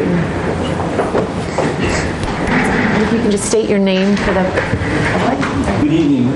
My name is Peter Mullen. I'm a town meeting member for Precinct 2 and also chairman of the Bylaw Review Committee. With me here tonight is Tom Caldwell, who's a town meeting member from Precinct 6 and also a member of the Warren Committee. Welcome, Tom. Welcome, Peter. Thank you. I want to start off with a little bit of background information about the Bylaw Review Committee and the current proposal, and then I want to address what I view as some serious problems with some of the provisions of the pending articles. The Bylaw Review Committee was created back in 2016, and soon after we were created, the town clerk came to us and told us about general code and that she had been talking to them. We met, I think it was twice, with representatives from general code, and we think that in general the idea of having a code service maintain our bylaws is a good idea, and we started down that road, and we didn't get an actual draft from general code until 2019. And we focused first on the zoning bylaw portion of what general code had done. And we went through 3 versions of potential non-substantive revisions to what general code had done. We were expecting that that's what was going to go before town meeting. It wasn't until last fall, I believe it was your September 22 meeting, that we realized that the town clerk and the building commissioner had a different idea, and that essentially the project restarted. As I understand it, different documents were sent to general code at that time as to what the existing bylaws were and had previously been sent. And as a result, sometime in January, after the warrant had technically closed, the general code proposal came forward, and that's what's essentially being put before town meeting this year. I don't know, I don't understand why things changed, but they did. And I think that's what we have to deal with. Yeah, so Peter, may I just ask, my understanding was that town council had advised that we needed a starting point, and the starting point needed to be one document that included all of the amendments, but no other changes. So that's the clean kind of document that we're talking about now. And we needed to have a separate document that made amendments. And that's why they had to split it, because what they had done was incorporate changes that had been recommended by the Bylaw Review Committee, but then they weren't easily traceable to a clean document. So that's why the change in approach, that's my recollection of how it was explained. And so I don't know, is that what your recollection is too? It is not. Okay. My recollection is that essentially what we were proposing were non-substantive changes. We were suggesting headings, we were suggesting moving things to different places, but they were all non-substantive. I think maybe then, Tim, maybe you can chime in here, because I think town council's thought about that was different. Yeah, I think that there's elements of I don't want to use the term truth. I think you're both right. I think that Mr. Mullen's assertion that we're talking about a series of non-substantive changes that the bylaw review committee proposed is accurate. The issue with that sort of draft of earlier her comments is that it can be non-substantive but still voluminous, I guess is what I would say. The number of edits that had been proposed yielded a red line document that I think in staff's opinion and I think in town council's opinion was really going to be very difficult for town meeting members to ascertain, exactly what is being changed here, relative to, an original set of zoning amendments and the original sort of certified zoning bylaw. And so, Cheryl, to the point that you're making, the current path that we're pursuing is setting that baseline of incorporating all of the amendments since 2010, again, as the town clerk alluded to earlier in comments. And that's the assertion that General Code makes, that's the assertion that the town clerk's office and my office make, is that, what we're dealing with is the language of the zoning amendments and a very clearly articulated set of changes. Right, and so I guess the difference between the version that Mr. Mullen's describing and the version in front of us, tonight is the version that the bylaw review committee produced had a wide variety of edits, and the version that General Code has produced that we're dealing with tonight has a lot of an absolute number of edits, but the variety of those edits is very circumscribed, and it's described in the document. And the reason for that is to give town meeting members the confidence to say these are the types of changes that have been made. Other changes have not been made, and it'll be up to town meeting to decide. Do we want to make those changes? Do we want to make them now? Do we want to make them later? But it really tries to kind of put the changes in a more manageable box.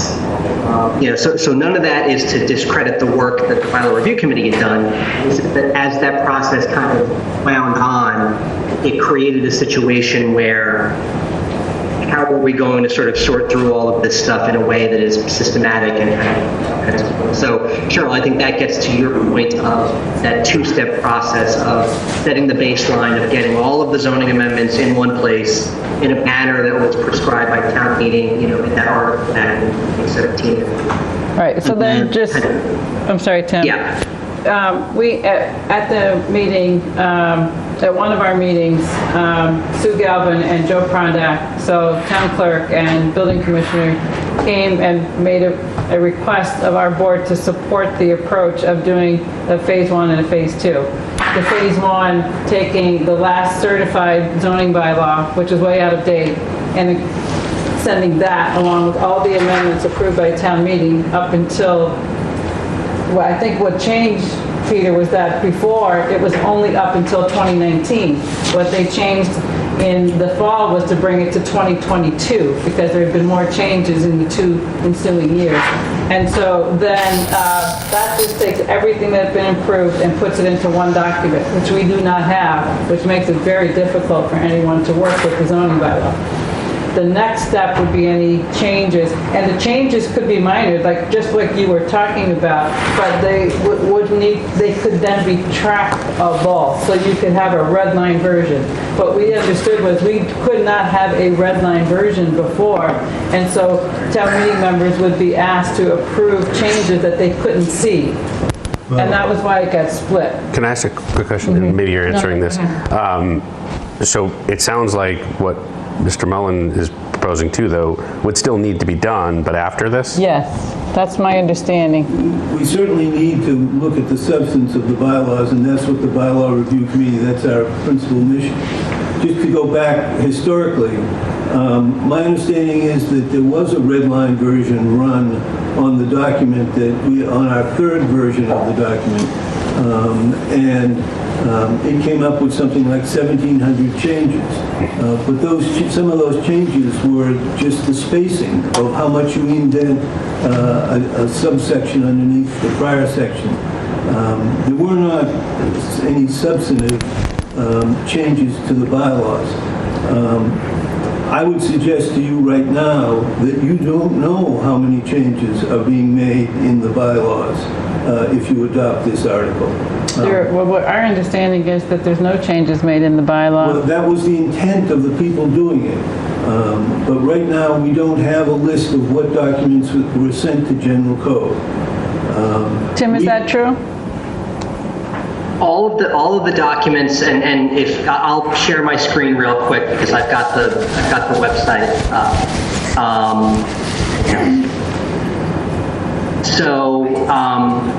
We've got this posted on the planning board site, and the general bylaw kind of version of this is on the town clerk's site.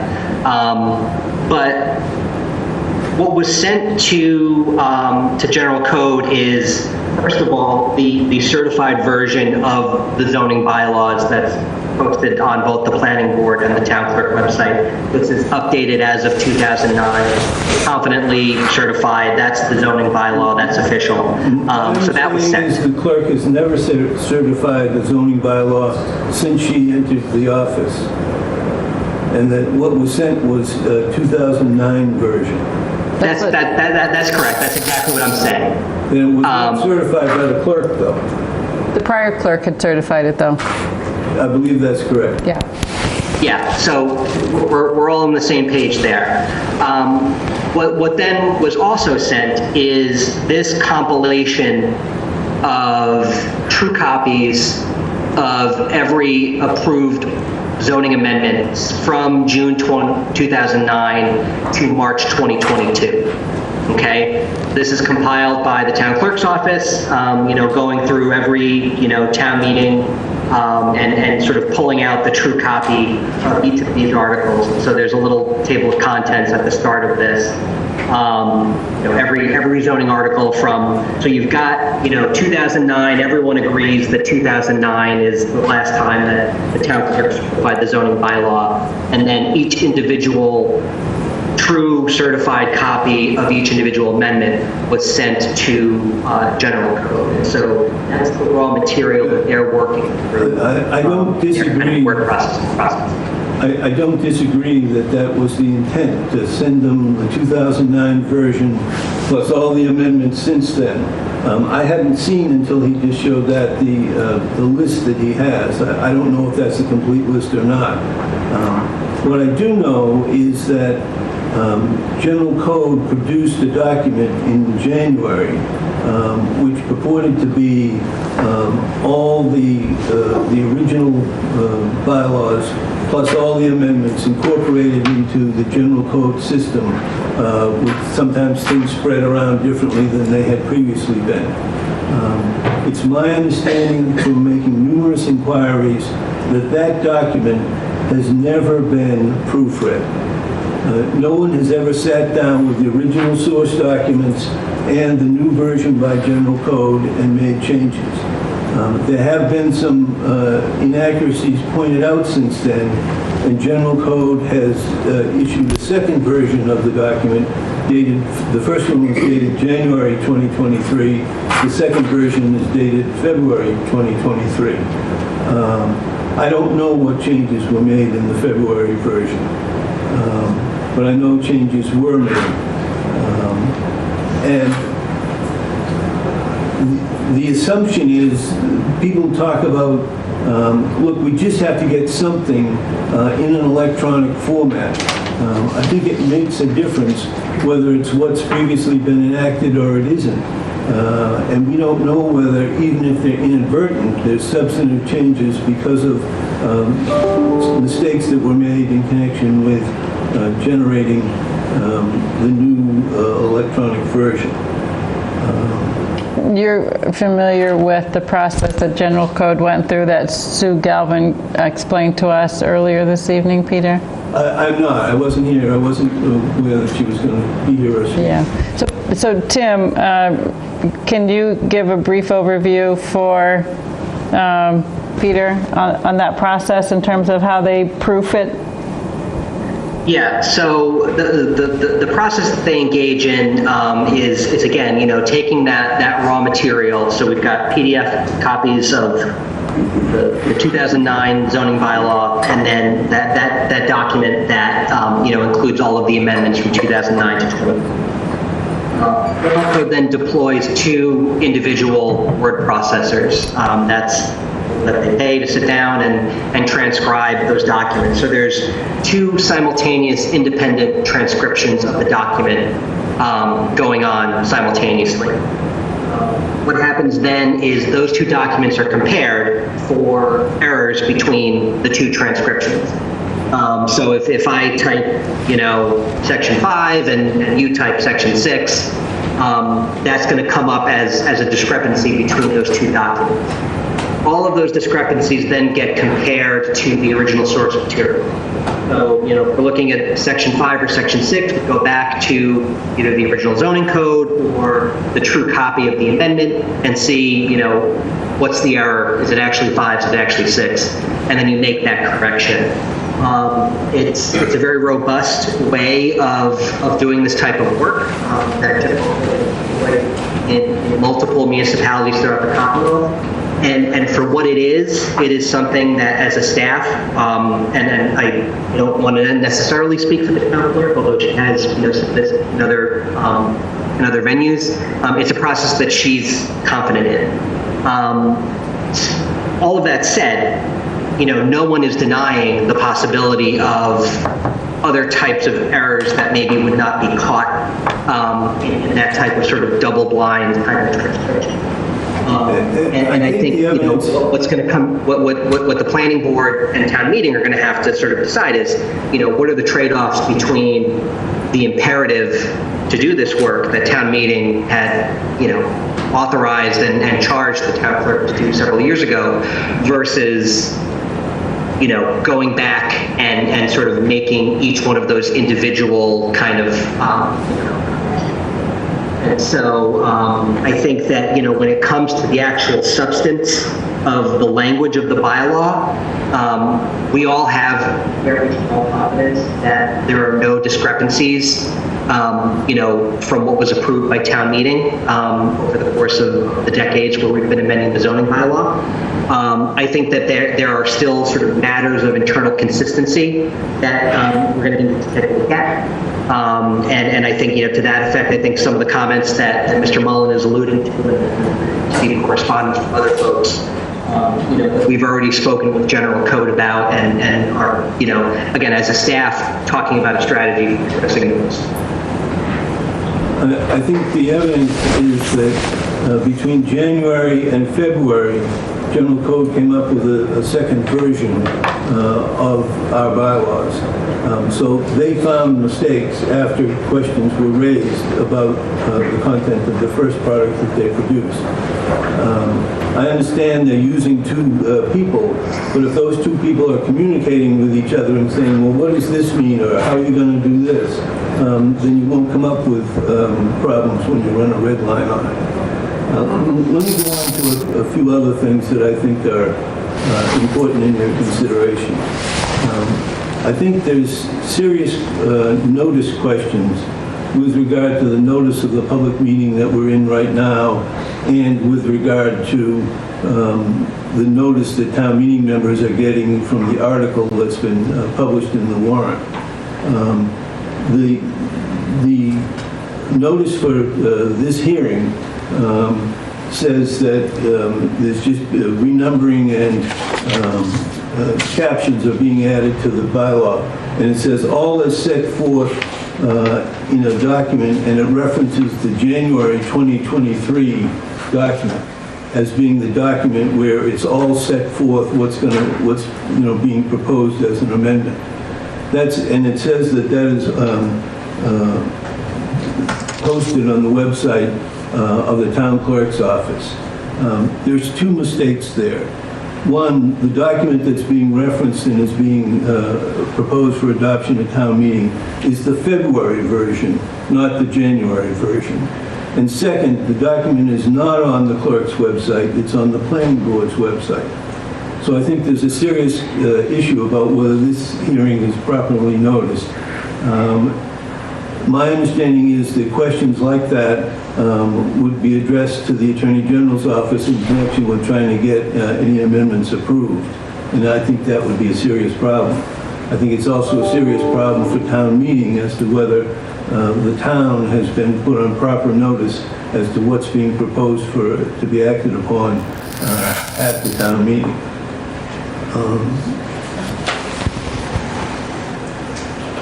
I mean, I think I've already addressed the issue of nobody has seriously proofread the document that General Code produced. The people who have done some proofreading have found errors. Some are bigger, some are smaller. But every one of those errors means that this proofreading, this system that General Code says it used, didn't work. It failed. Because somebody somehow got mistakes into the version that came out. So has your committee, when you say there's errors, has your committee documented the errors? No.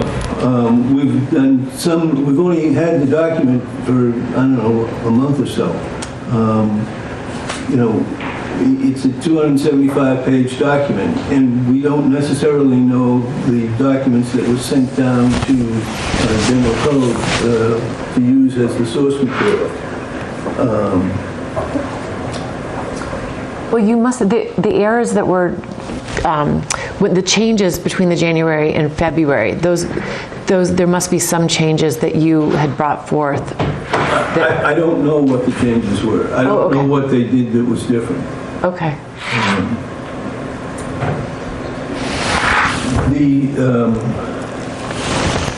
Another weakness in this process is that General Code has essentially made up, without any direction from the town, headings for various sections and subsections of the bylaw. I don't think they really understand the bylaw. They don't always make headings that have accurate description of what's in that section. Sometimes they're just wrong. They also have been trying to add derivation notes about where various documents come from, and some of those notes are not accurate. The question of headings raises two problems. One, there's nothing in the bylaw as it's being proposed at town meeting that tells the reader how to use these headings, whether they're substantive, whether they're part of the bylaw, or whether they're just something that's added as an aid to finding things. Do you think that our current bylaw is clear in that regard? It had some headings in it, and I think the presumption was that they were substantive. In any event, I think the headings that are being added are now substantive. At least some of them are, maybe most of them are. And if they're substantive, then it's a substantive change in the bylaw, and that requires a different vote at town meeting. If it's a non-substantive change in the bylaws, it only requires a majority vote. But if it's a substantive change, it requires a 2/3 vote. And I think that's a question that would have to be addressed at town meeting. I don't know how, I mean, I guess if you take a 2/3 vote, would have to go to legal counsel, I think, with regard to that.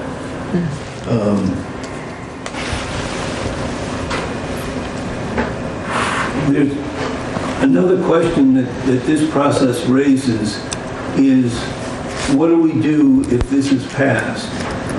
If this is adopted by town meeting and approved by the Attorney General, then the question comes up, what about all the permits, all the work of the planning board, that there are judgments, site plan approvals, various documents that make reference to various sections of the old bylaw.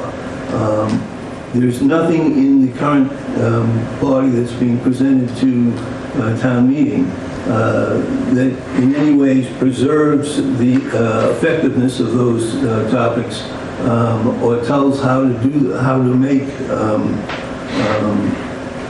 what use can be made of the prior numbering system. And it's just not addressed in the current proposal.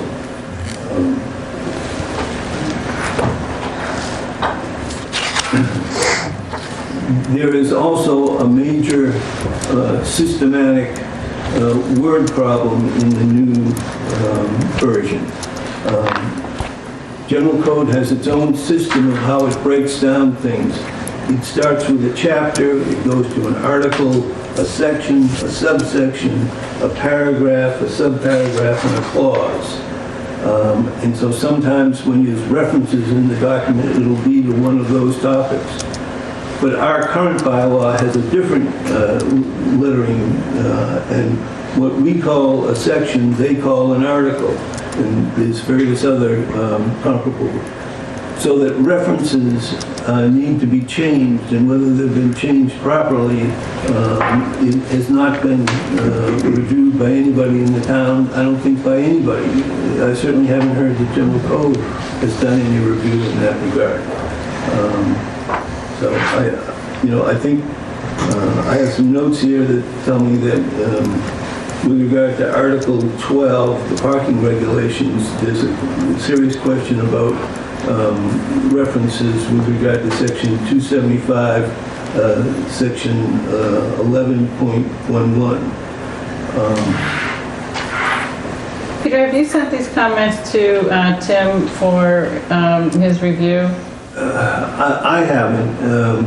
Alex Whiteside's on our committee. He's written 2 long emails, 3 or 4-page emails that lay out all these problems. These notes that I've been speaking from, I've essentially distilled from Alex's emails.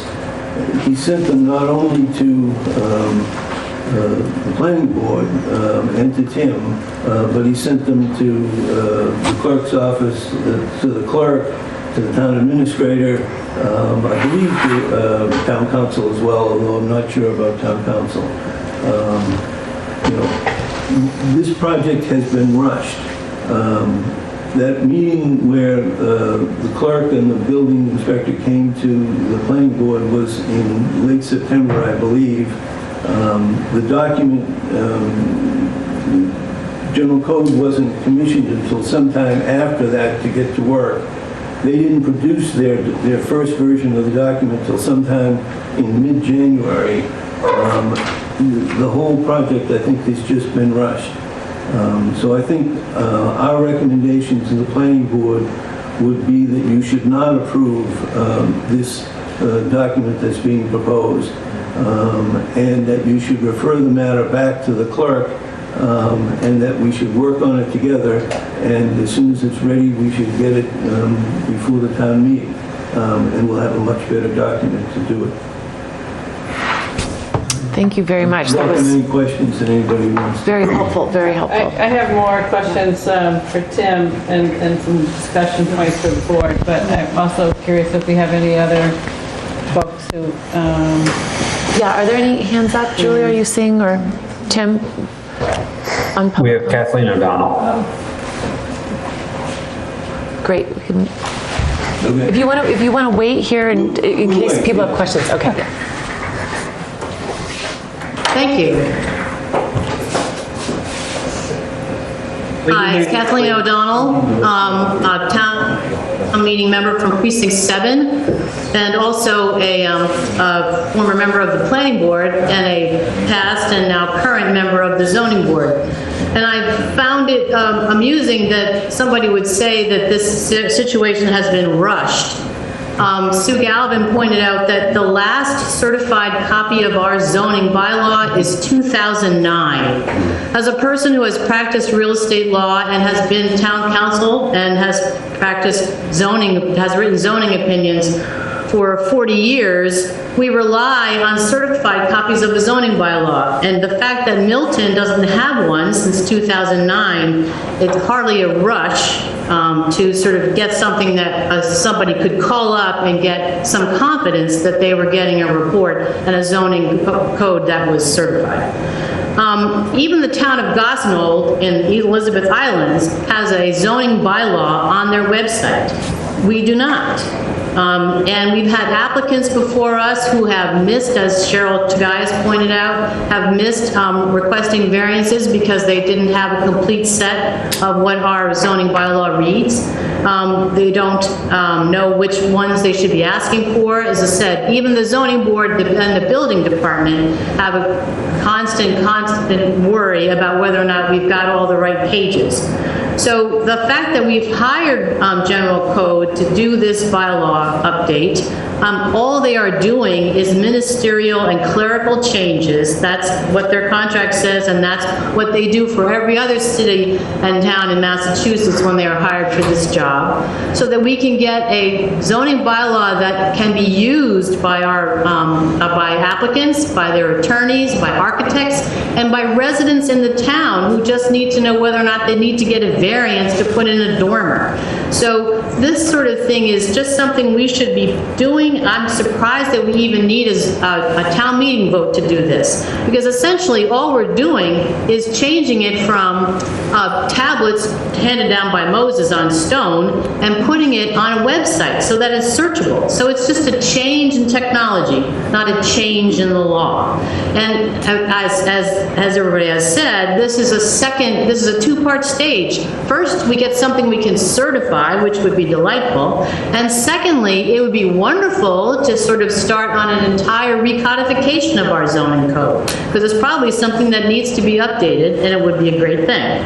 But that's a different argument for a different day. But as I said, I think it's absolutely critical that we provide the tools that our residents, that our staff, and that our, our boards and committees need as a complete set and an accurate set and a searchable set of our zoning bylaw. And I appreciate the hard work that poor Sue and Joe Prodnick have done with the existing version. I know that that there's all kinds of talk about the fact that there's typos and mischaracterizations of that should be a sub-Roman numeral number whatever and something else and something else. But we've had that problem with our zoning code as long as I've been a town meeting member. I can't count the number of times when we've come back to town meeting a year later to say, oh, we need to do an amendment to change that and to a off or something, an A to a Z or whatever. And it happens practically every year. So the fact that there are those little nits that are in our zoning code are probably not done by general code, but are probably in the zoning code to begin with.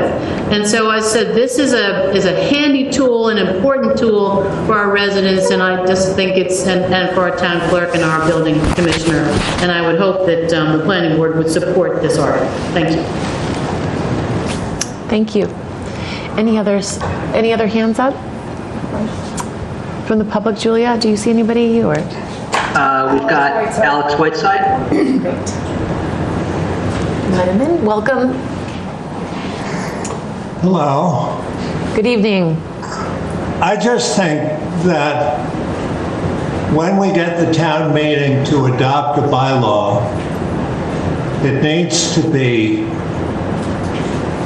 fully vetted and accurate. If we adopt something like what is proposed, which is, I guess Sue referred to it as the basic bylaw, and then you can fix that up with amendments. This is going to go to general code, it's going to be put into their system, and amending it is going to be tremendously difficult, and it needs a lot of amendment. And why we can't get something to town meeting that is fully accurate, which is what we used to do. Not just say this is good enough and we'll fix it later, but this is good. I think that's what we should be striving for. And here, let's get this thing, put it together and make it good. And then get town meeting approval, not get town meeting approval and then try and make it good. That's all I have to say. Thank you, Alex. We can start with. So, I think we all agree that it should be improved. We need to get with current technology, and I think that we all agree that it would be great to search. But, you know, after reading the comments that Alex provided, one part that really stuck out to me, and it was to me personally, was the part number 6, where it, you know, it referenced requiring special permit for certain uses. Because, as you know, I had to go through a bylaw change and then get a permit underneath that bylaw change. And I'm pretty sure most of you were town meeting members at that time, and if you recall, the first iteration of the bylaw change that was approved by town meeting made an inaccurate reference to a subsection of our bylaw. And so then we had to scrap that bylaw, go back to town meeting, and revote the bylaw just because it referenced an incorrect section of the bylaw. So every little word is really important in our bylaws, and I commend, you know, Alex and Mr. Mullen and Tom for their very thoughtful and detailed email, because I probably think they're the only ones who've actually gone through it as they have. I can honestly say I haven't done it, and even though we all want it to, you know, we're not arguing that it should not be done. It should be done, but it really should be done correctly, and they're the ones who are on this committee. They're all attorneys, and I feel like we sort of have to follow what they have said. And you know, back I supported Sue in her request back when we took a vote on it. But I'm not sure, has Sue or Tim gone through the changes as Alex and the bylaw review committee have? Can I ask you a quick question on that? Because I don't have that in front of me, but I read it. That particular one you're talking about, and I wonder, maybe could be asked about different ones. Is it a mistake? Are we citing a mistake that's in our bylaw the way it's written, or are we citing a mistake that's in the transcription of the bylaw to digital? Because I think what I'm trying to capture here is there's two things going on. There is an effort to right the many errors, like you're saying, in our bylaw, but I think what Sue came to say is what the town or our legal representation and others are saying is, but we have to take, for the good or the bad, whatever it is written today, that needs to be digitized, and then let's start making all these changes so we can refer back to them. So I guess what I'm trying to figure out is, I think what I'm hearing from Mr. Mullen is, but we don't know if the original digitized, if there is mistakes in just, not mistakes that we know they're mistakes, they need to be mistakes still because they need to be, they have to be mimicked. But I think what we're talking about here is we also need to go back and fix all those mistakes. But that's phase 2 or phase 3, whatever we want to call it. I think, am I on to what Peter is saying is in the transmittal of this, digitizing this, that there are things that are inaccuracies. But those are not that. That's not that. Right, no. okay. So this is, and what Sue is simply asking to have something that she can, you know. Certify. So I think that's what I was trying to get. But her job. She wants to certify. It's her job to certify. Yeah. But what's saying is what she will be certifying actually will be something that either headings have been added that are vague or not necessarily accurate, maybe pulling a key word, but it might not be, that's not what the bylaw is. So that's what Peter is saying. Before correcting anything, we should just make sure that the document that we have that Sue wants to certify digitally, that it's it's Not correct, but correct the way it was written. exactly. Okay. And so the term article, if article, what Yeah. Peter was also mentioning, which I think terms are really important, that those are the way general code uses a term versus the way that it had been used in the original draft. So I guess what I was trying to say is, so I agree with the things in there, and I think those need to be done, but I see them as, it sounds like what Sue wanted to do is like separate it, because we needed to do this initial thing. Right. I guess my only question would be for now, Tim, if he has the answer, do we have, are we feeling confident that what the job that was done is by and large accurate to the inaccurate way our bylaws are written?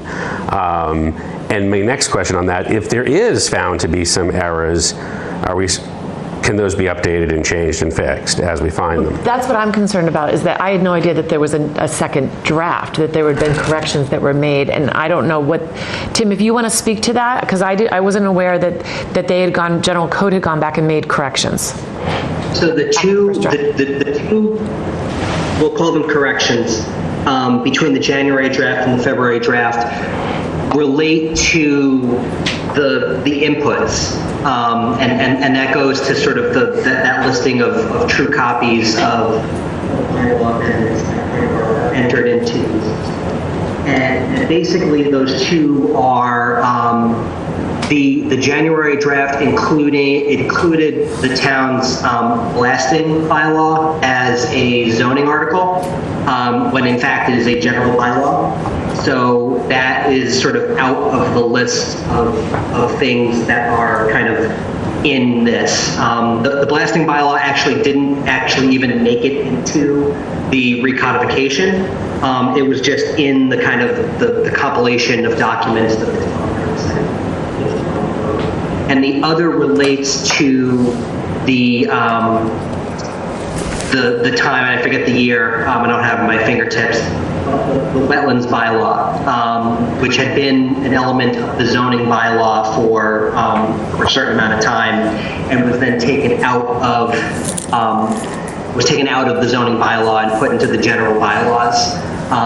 So that was something that had been reflected as something that was in the recodified version, and it was just, an error on the part of the town clerk who, had, in compiling these true copies, had been kind of focusing on, additions and amendments to the zoning bylaw. This was a kind of a retraction.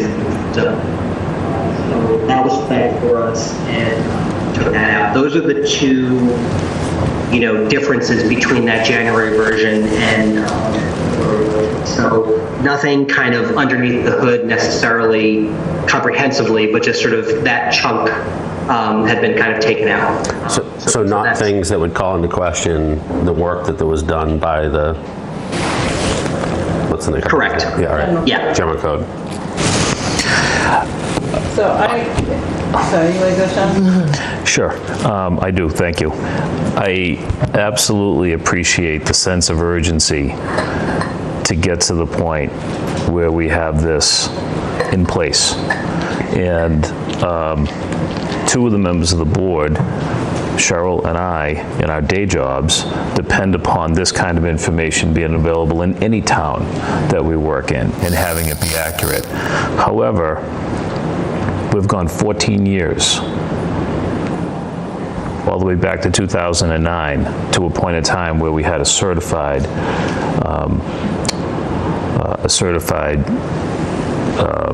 zoning bylaw. And it seems to me that if we have a zoning bylaw committee that haven't been involved more recently, and Mr. Mullen, Mr. Caldwell, and Mr. Whiteside have as many concerns as they have, and this is their kind of work, I think it's a mistake to move this thing to the next town meeting, which is only weeks away. It's already there, the warrant. I understand. Is whether we would make a motion. we support it or not. The town meeting I understand. will decide, right? And well, I will. We would make a recommendation. I understand. And I am opposed to making a recommendation. You know, I think the recommendation we should return this back and have more work done on this. I think and give Peter Mullen, Tom Caldwell, and that group an opportunity to make this really what it should be. But this seems to be, and I understand what Kathleen was saying, but we haven't been working on this for 14 years. You know, we didn't, in 2016, we created the committee to start looking at it. So we had 7 years that we existed with all of the amendments that were made through the years, and it wasn't updated. But in my opinion, this is a mistake to rush this. It's a mistake. And I just don't see how, 14 years and 6 months is much different than 14 years, give or take whatever months I'm. I guess maybe I will take a contrarian view. The zoning was added to the work of the bylaw review committee years after the committee was formed, and it was only for codification. And the codification effort was to start 5 years ago.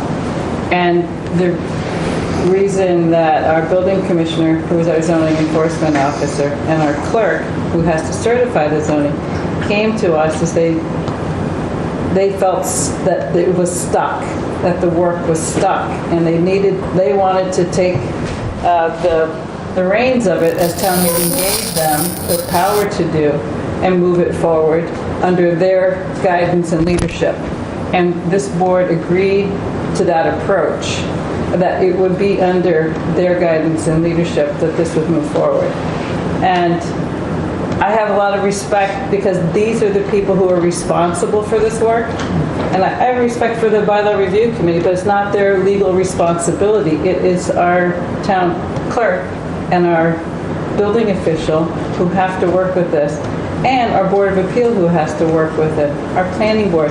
And we say it's out of date and we can work with it, but imagine how many, if you try and figure this out, you have the 2009 version, and how many amendments that say in section C, subsection X, strike this and replace that. And you're going to sit there with how many amendments over the course of 13 or 14 years and try and figure that out? It's a waste of Joe Prondek's time, which he's told us. It cost him a ton of time. It's a waste of our planning department's time. It's a waste of our Board of Appeals time. And it's a waste of our time because we don't even, we have an unofficial version that we have used, and that's still at least 5 years out of date. So if you wanted to go and see if a project that's come before us is compliant with the zoning, good luck. It takes a lot of effort to see if it's compliant because you look in one place and it may have been changed in 2011, it may have been changed in 2015 again, and try and cross-reference where all these changes are. It's not simply something that, oh yeah, it's worked for 14 years. It's worked very inefficiently for 14 years, and maybe it doesn't work. Maybe things have slipped through that don't even meet the zoning because somebody's made a mistake along the way. I think the chance of mistake is far greater continuing on the path we are than having a few typographical potential mistakes in transcribing something from paper to digital. So can I have two questions. My first question, and I'd like Peter Mullen to address my second question. My first question is, if this started 5 years ago, what has happened in the course of 5 years? It was in the bylaw review committee for 4. And I said, I'm not trying to cast disrespect on the bylaw review committee, but the clerk and the building commissioner came to us to support their approach was to bifurcate them so that we can have a starting point that's just a starting point, and then changes that the bylaw review committee recommended come in a second phase. And we supported that approach. It's not that their work is being discarded, it's their work is being suggested for a second phase so it can be trackable. So what the process is, and I think we can't look backwards, we can only look forwards, right? So we can't say, wish we would have done things different. What we know is that we got a recodification document, a draft in January, and then there were some things that were found, and then it was updated, and then there was a new version that came out in February. But even in that February version, without doing the second phase work, just that alone, there are issues and concerns by by people who understand. And what I'm concerned about is that in order to, just to go ahead and certify this, we might be certifying something that might be just as confusing because it may be referencing incorrect things. We're not actually doing the certifying though, Sue? No, we're not doing it, but I'm saying the bylaw that General Code has created may be calling things different names and titles that are inaccurate, and what they reference with special permits, it may be, referring to different things. Right, so what we certify, I think what we certify has to be correct. Before we make all the other changes and fixing, other things, just the conversion of this to digital, we don't want to be creating other problems that are more confusing. I get a couple questions, but you had a question out there, Stan, so I don't want to jump in front. Thanks. I wanted to ask Peter Mullen to I want to ask Peter, what is his recommendation at this point?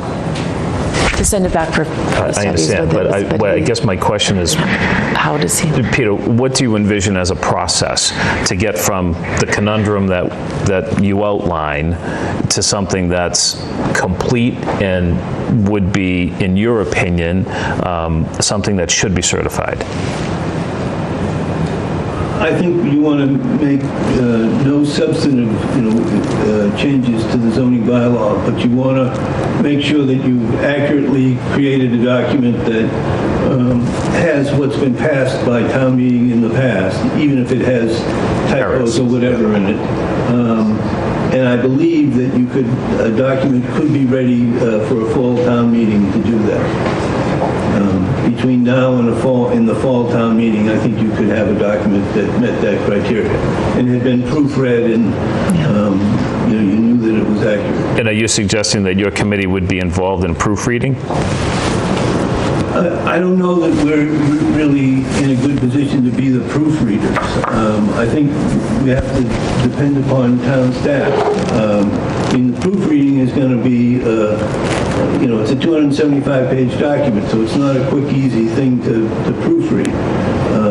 And you need people who can, you have a document you can follow. There's going to have to be changes made for section headings and things. What used to be called an article is now going to be called a section, and you have to find the right number for when it references something. So those kind of things require technical expertise with the zoning bylaw. I think the zoning staff and maybe the clerk's office staff would have to be involved. And Tim, maybe this question is for you. Who proofread the January edition that was then updated in February? So we've been reviewing the recodification document from General Code. I mean, in terms of the differences between the January version and the February version, again, like I said, those were sort of a broad kind of change to remove the section that was erroneous. So that's a fix that we are fine looking at and saying like, yes, this has been made. In terms of a line by line comparison proofread between, this gets back to the problem that Cheryl was alluding to earlier, that in order to make a proofread and a comparison, we're going now from the recodification to the 2009 version, but then jumping to the amendment that got made in 2013, and then jumping back. So that has not been done in a comprehensive way by town staff. But I think what we are acknowledging, and I'm not necessarily disputing anything that Mr. Mullen, has testified that Mr. Whiteside included in his comment letter, which we reviewed and met with and discussed with the clerk and town council and town administrator. I think what we are asserting is that on a substantive level of the the language and the meaning of the language of the bylaw, we are confident in the process that we have paid general code to conduct. And that there will need to be a future series of reviews and amendments, in the future. I think that, ultimately we are, we're as a staff, and again, I can only speak for myself, but I do believe I'm characterizing, correctly. We are asking this to be done, and so that we can get to work of actually, getting in there, popping over the hood, and seeing those corrections. So, not disputing that there may be discrepancies in there, especially relative to the language about paragraph versus subparagraph, section versus subsection. We understand that. I think what we're saying is that, we need to create this baseline so that, A, we can continue the work of doing the recodification, but B, that we can actually use the zoning bylaw in the way that we need to use it on a daily basis. I have been to more than 150 40B public hearings, and in more than one, we have had a situation where requested waivers for comprehensive permit projects have needed to sort of go back to the shop because they are referencing amendments to the zoning bylaw that aren't reflected in what's publicly available online. Joe Prondak will tell you that on a daily basis, he is compelled to refer people to the town clerk's office for a true copy of the zoning amendment. I don't have a problem telling you, I just discovered this last week. For 2.5 years as your director of development, I've been sending people to the town clerk to get a business certificate, which is, the #1 permit in our appendix. That's a change that got made in 2016. Now it's the building commissioner that gives out permits for full occupancy.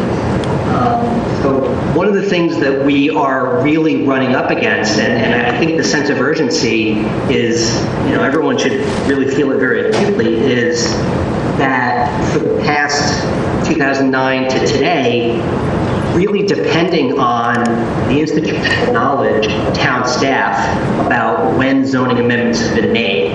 And, Joe Prondak is not long for this town. He's not going to be here forever.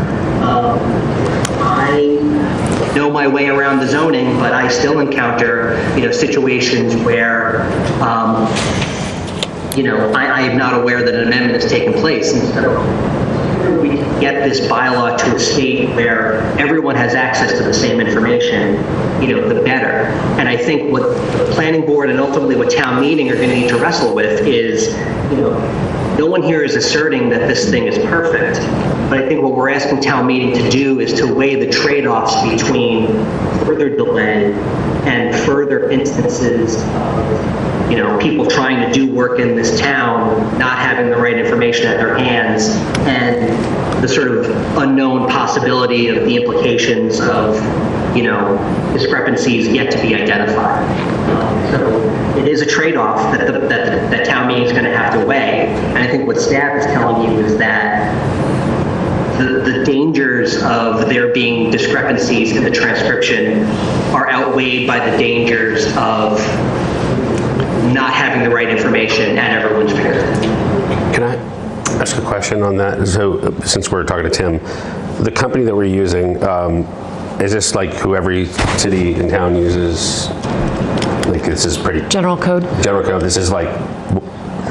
I mean, I guess what I'm trying to uncover there is, I think we're all, I don't want to speak for anybody else, but I feel like we're all on the same page that we're looking at stuff. We know that there's problems in our bylaws, that things are pointing to the wrong places, and that's why there's a bylaw review committee, and I think they're doing great work. I did buy into the idea, though, of this, that it sounds like our general counsel and others are saying we need to have this, you got to take the bad document, and it's got to go digital before we can make the changes so you can tie things back. I like that.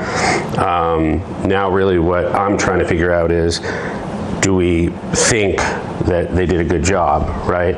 And I'm kind of sitting with, if that's their thing and they are the only people that people hire to do this thing, if our town council and the person who, if our clerk's office and our planning department think they did a good job, and we're not, because I think the problems and the mistakes we're finding are pointing to problems and mistakes in the bylaw, not problems and the mistakes from document to digital. At least that's what I'm hearing from Tim. So if that's the case, I'm for it because I'm hoping it goes digital and then we can start getting updates made pretty quickly, right? So, Rich, to answer your first question and then to kind of get after, I think, the sentiment of your earlier comments, there are a couple different companies that do this. General Code is the big one. Their product is eCode. You'll often come across Unicode, which is another product produced by another company. But they have a track record, in the Commonwealth. I think they're trusted in it. In terms of, do we think that General Code did a good job? I think they did, and I think that, in our conversations with them, which, Sue and I just had a call with our consultant from General Code yesterday, the discrepancies that have been kind of brought up tonight and in comment letters to the board did not come as a surprise to General Code. And they are a function of their unflinching desire to do a verbatim transcription of the true copies of the zoning amendments and the 2009 certified copy. And so, they have outlined if there are changes in the text, here are the types of changes in the text. And they relate to the numbering, they relate to the headings that Mr. Mullen referenced, and, they relate to sort of those internal references to numbers, spelling out numbers, capitalizing town. Everything else is the same. And it's a deliberate decision on the part of the consultant to not err on the side of making judgments that are really up to town meeting to make. And so that's where you have situations where, one of the comments in Mr. Whiteside's letter, related to, there's a reference to, this paragraph, but that taxonomy has changed in General Code's, recodification, and now paragraphs are subsections. That is a result of not going in and making those judgment calls on, should we change paragraph to subsection or subsection to we raised these issues, and General Code, had a really close look at Mr. Whiteside's comments.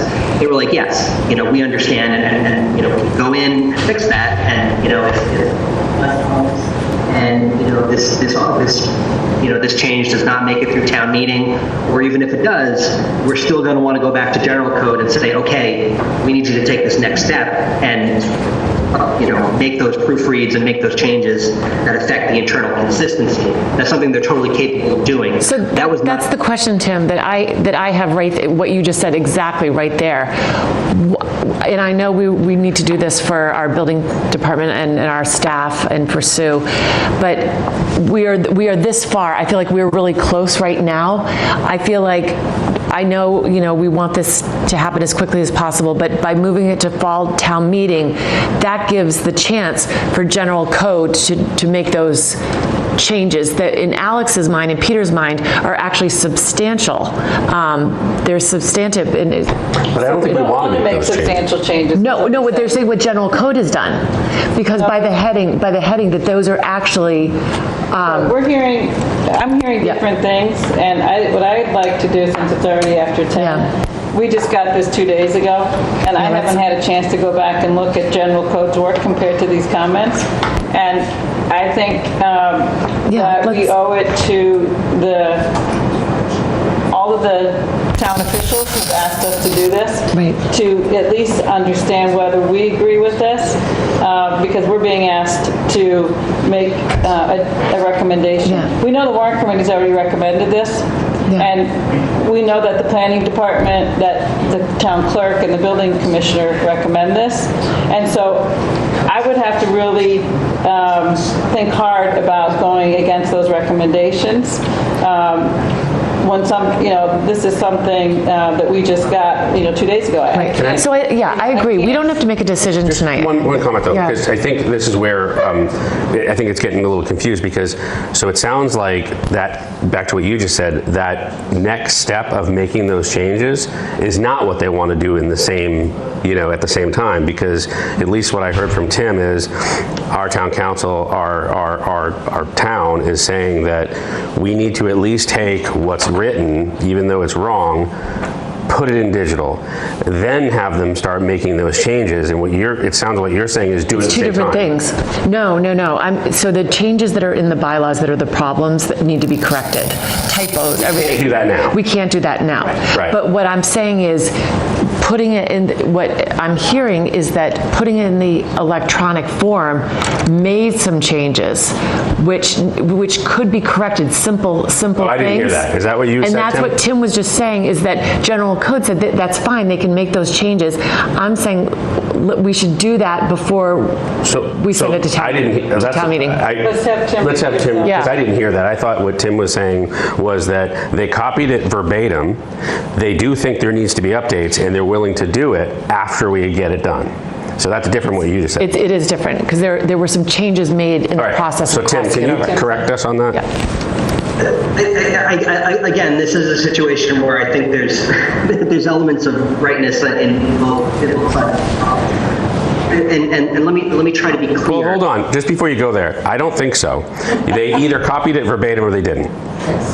So, Rich, they copied it verbatim with the exception of some, what I think are self-evident changes, right? The primary of which being the numbering, right? So we go from Chapter 10 to Title 275. So all of those internal kind of numberings, get changed. You go from, Chapter 10, Section 3 to Title 275, Section 3, and that's kind of, so, and General Code has provided explanatory notes that say, the general numbering changes. Here's the system of numbering, capital A,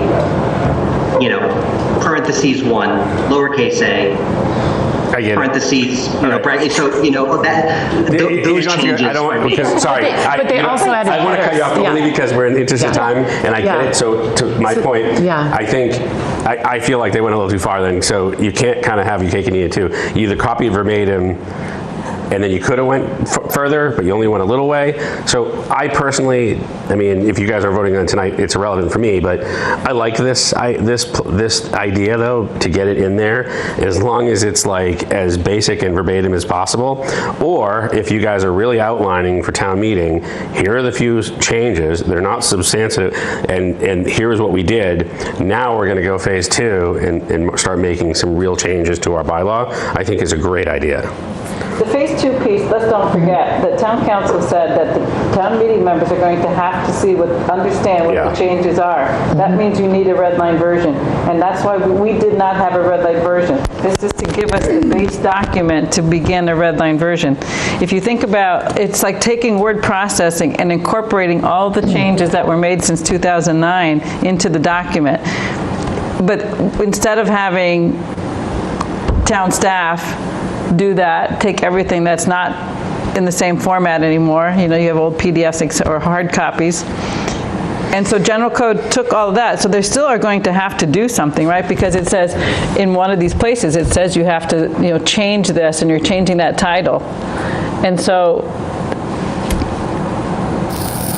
how will you ever get to a clean document without a little bit of having to make an adjustment to how the organization is? That was the whole point. And I don't want to make us go down the rabbit hole, but I would only say that maybe, like hindsight, right, 2020, but maybe if we got Mr. Milton and Alex, hey, here's what we did, here are the changes, put aside the massive amount of work you guys are doing in real changes that you guys that want to see happen, but if they could have got you guys on the same page, to really see what they did, and like maybe you could have made some recommendations there, maybe it would all be in That's agreement. what he would like to do, and he's asking until. Tim, like, so But he says Tim, no, he says staff is going to do it. yeah, so I don't Tim, know. why don't you work with the bylaw review committee? Yeah, I made a mistake. I think Or, we did more. and allow also them to get on the call with you, with the consultants?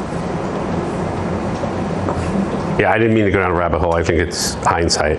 Yeah. We're following the process that the town clerk and the building commissioner asked us to Yeah. support them following. That's what they're doing. And this board took a vote to support that when we talked about it before, and this is the next step in that process. So I feel like it's the right next step. So then the question is, I don't know whether I agree that there's that these are substantial or different without having looked at it, and I haven't had time to look at it because we just got it. I think we should stop our conversation, move on, because these people have been waiting for a long time, and you're right, we need time. You're right about that. I think we need time. Thank you, Peter. Can I add one comment? Yes, please. If Mr. Prondak needs a workable document, he can use this document that General Code has created, whether it's voted by a town meeting or not voted by a town meeting. If he has confidence in it, he can use it. He needs the certified document, though.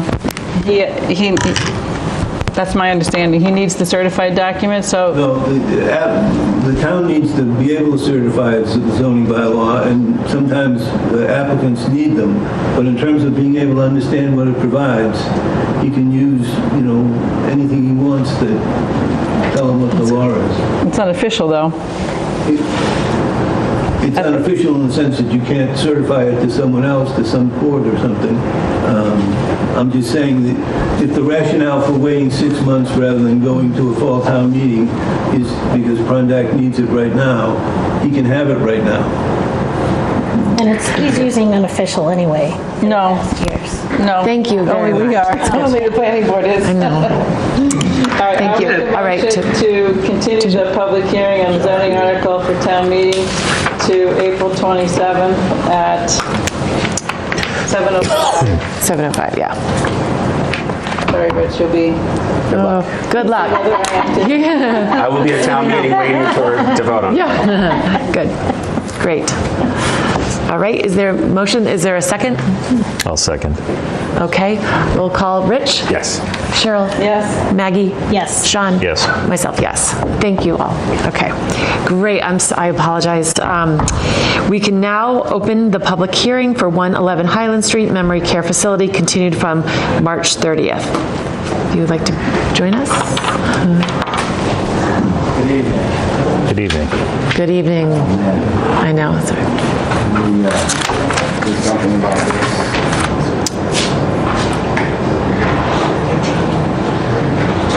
Not heat on, is it? It's blowing really cold. Oh. You guys go fast. Keep you awake.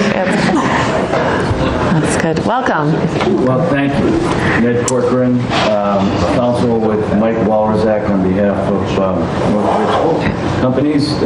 Pleased to be here to continue this hearing. Before I say anything, Rich, congratulations and thank you. Thank you. And the other thing is, I prefer to do nothing with the bylaw because I get paid a lot to understand what's in it. Hourly. All right. So I think the best thing we can do tonight, given the hour and the time, and I know that Tim and I have been back and forth earlier this week, is that we're still relying on review of some information that's coming. Right. We do have some updates. We have a brief presentation we can make relative to stormwater changes, modifications that we presented to the Conservation Commission on Tuesday night, and that were very well received by the Commission on Tuesday. There was specifically a question about how we were bridging the first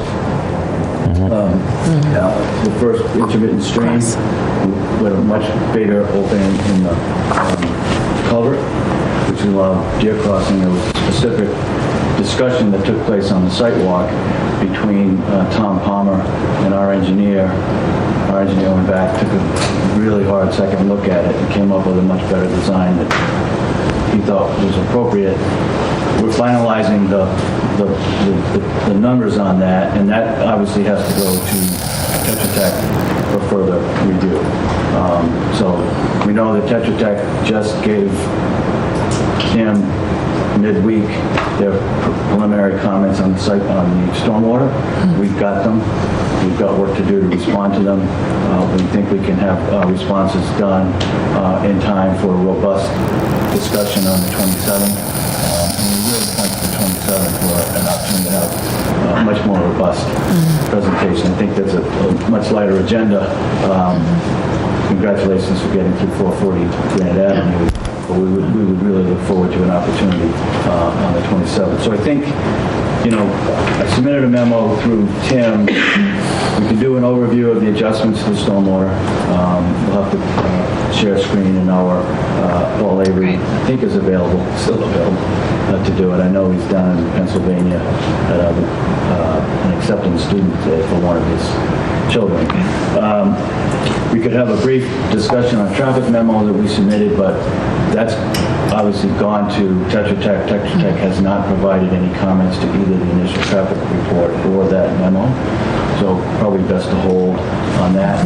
I would say that we have reached out to Chase Berkeley with a request for a meeting with the Traffic Commission, and we would invite neighbors to participate in that in order to look at sort of a set of traffic calming measures that have been identified in the traffic memo that could be implemented. We want to make sure that specific measures would be acceptable to the Traffic Commission from a physical perspective. And so any of those measures that would be acceptable obviously would be accepted and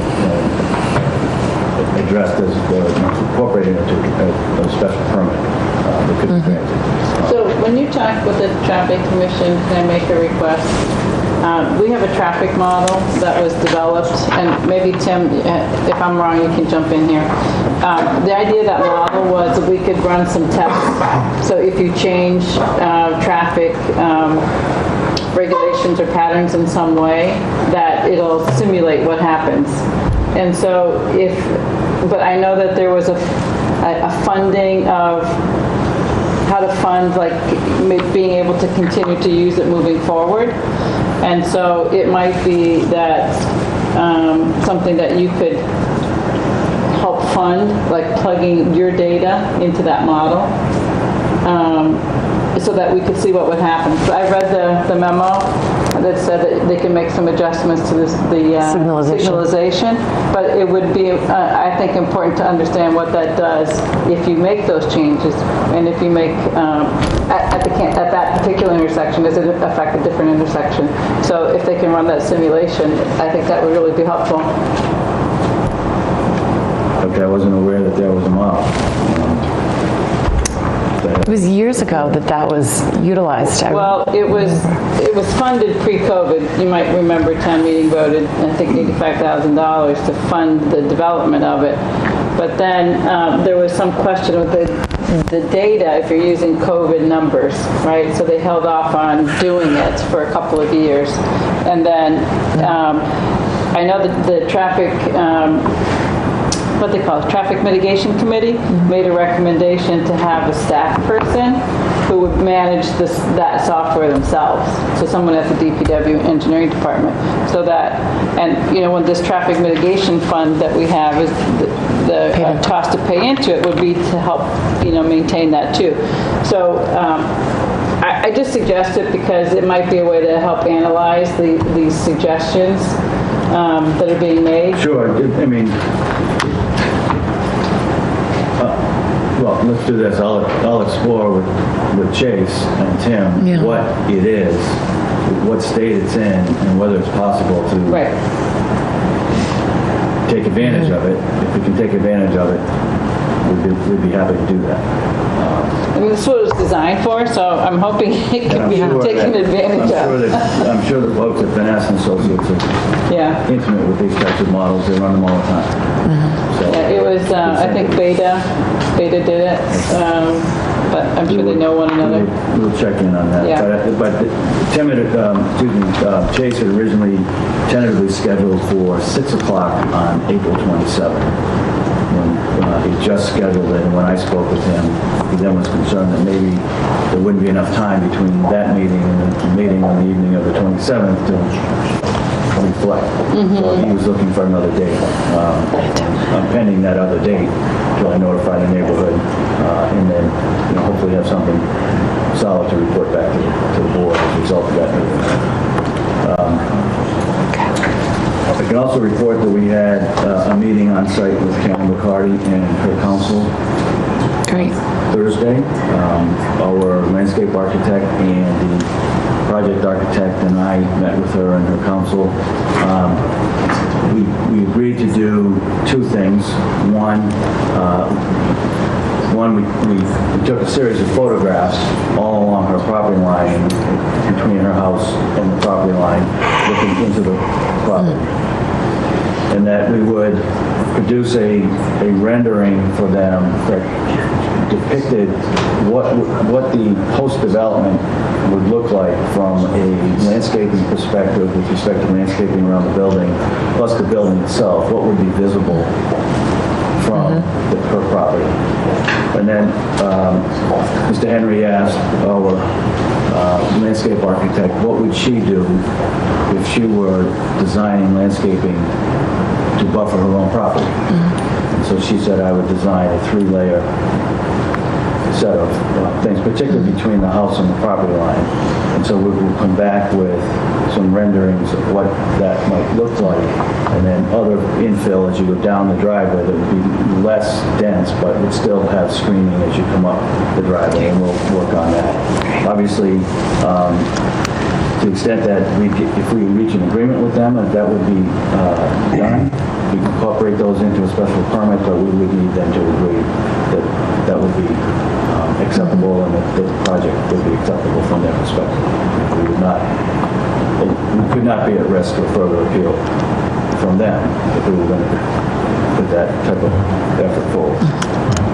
And we do have a very robust, we did indicate we have a very robust budget for that type of work, because every tree we plant somewhere is a tree that we get credit for against the significant deficit for trees that are being removed in the Conservation Commission process.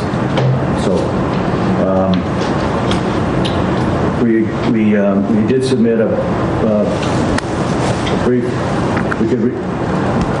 We submitted an update to the CMP based on comments that Eric Green heard from the board 2 weeks ago, but there were some additional requests within the Tetra Tech letter, so we're going to further address some of those comments, and Mr. Green is working on those as well.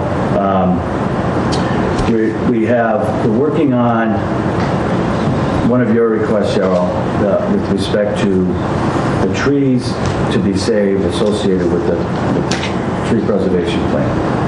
We've got a plan that is color-coded and now identifies species that looks like that. A lot of colors, a legend of things. What we don't have, and we've finally figured out that we need, is that we need to sort of turn off all of the trees within the limit of work and really just focus on the trees that are within 25 feet of the limit of work. So that's in process, and we'll have that ready for review at the next hearing. And then we've updated some site sections. We submitted some updates last week, but we have further updates today. I know I forwarded to Tim and to you, Cheryl, specifically, because I know that you have particular interest. And basically what we did is we broke the sections down into subsections and then blew them up so they're more visible. I know what we submitted last week, which showed a series of sections on one plan, really difficult to read, really difficult to process. So we've broken each of those sections out on its own plan sheet, blown them up. I can run through those tonight briefly if I can share screen, or we can we may have to do that because we have one other big, the MBTA communities we need to get to. That's fine. And I didn't see on those subsections the drive, the elevations of the drive. you did the buildings, but we had asked what are the height of the retaining walls on the drive when you come in. I didn't see any elevations on the drive, which from the rendering, it looks like you're building up that driveway and it looks like a high retaining wall, and I don't know if that's the depiction on the... It is a high retaining wall. It is, so we have not seen anything on the retaining wall. It was just the buildings. We do have one that sort of cuts lengthwise the mid of the driveway, and it does have... Is it on there? I didn't... It does have some heights. It's difficult to see. That's what, yeah. And particularly in the version that you cut from last week, it would be almost impossible. Right. So I will forward this new... That's great, okay. And it's got a better depiction. Okay, as long as it's on there, okay. So that was sort of my update. I know that your goal was to be brief, and so much of what we're doing two things. Responding to the litany of requests for information that came out of the hearing a couple of weeks ago. We've got a fair amount of it in good process. We'll have it by the end of the week so that we have a new solid package to submit for review on the 27th. And we're focusing on the stormwater and adjustments to stormwater associated with the first crossing, particularly in response to Tom Palmer's requests. And we presented that in draft, if you will, to the Conservation Commission on Tuesday night. It was well received. We still have to button up the calculations and some additional plans, and we'll be submitting those as well. So with that, your pleasure. I know there's people here from the neighborhood that may want to speak. Yeah, that's what I was going to say. And if you want to, a 5-minute overview of the plans that Paul Avery has developed with respect to that crossing, or we can wait and submit a more thorough review of that for the 27th. I think that makes sense to do it then and be a little more thorough, but I don't know of the rest of the board. Okay, yeah. I just have a question about the traffic. I just want to make sure that that the North Bridge isn't going to enter into any contracts with Milton Hospital for additional parking. Okay, because I know Milton Hospital is always looking for additional parking. They're constrained themselves. They have secured a special permit amendment for them to park cars for employees of the St. Elizabeth's Church. Yeah. And they shall. So I knew that. So that's why I know they were always looking for a place. So I didn't want them to then start parking. Is just for this project, and we know that and there are more parking. I think we said this previously. There are more parking spaces than you would think you would need for the routine operation of the facility. But they do have occasional guest days and celebrations, and on those days you have to park everyone on campus. There's no place else to park them. You can't park them on the street. Certainly can't park them in the neighborhood. We don't want to have to think about parking at the hospital. We need to take care of it there. How many days would you say that is? If you just go through the holidays, we pretty regularly like to bring people in. And I mean, let's look at right now, it could be Monday. We could have a little get together and bring some family in, being Patriots Day. You've got Memorial Day. You've got 4th of July. There is Mother's Day, Father's Day. Those type. It's pretty regular. I mean, we have functions and people try to encourage people to come in and visit their family. You'd think that it wouldn't take much encouragement, but people at times have had a rough time with the family members and they don't like to be reminded. So we just try to, encourage the families to come in and visit there. I'm just really, trying to understand, because if the a portion of the parking lot is rarely used, could that be a different material? Could it be something that is less impervious? So, well, less more impervious, I would say. Yeah. I think we could certainly look at that. Yeah, because the lights of that parking lot and I think even some, there could be heat island effect, from the amount of paving and so forth. If it's not used that often, even grass is used to park on an occasional basis. So I guess I'm just trying to really understand how much of that is your typical operation. And we can take a look at that. That's a good question. I know that we've heard from through Tim that questions about whether we could park on the ground. Yeah, I sent that question through because I was looking. The reason I asked for those site sections is you're bringing in a lot of fill, and I don't know if we wanted this for another night, but I'll just share the question with you that I sent. The reason I asked for a site section the way I did was I was thinking that there's a lot of fill being brought in the section where there's no basement. And I thought, why put fill there instead of putting basement and then park in the basement and have less surface parking? And so you said that you can't do it, but I'm curious about the level of fill, and you're going to need to build you're going to have to compact that fill, and it would be an environmental benefit to just not have the fill and put that basement, and you're bringing your service in at that level anyway. And I can't imagine the cost is extraordinarily different by the time you have to clear and do stormwater drains and everything for the parking lot. Unless there's something I'm not understanding about why you need that fill in that location, because there's a ton of fill when you look at that section. We'll give more information back to you on this. We've done 2 separate layouts of parking under. Okay. There are significant other issues,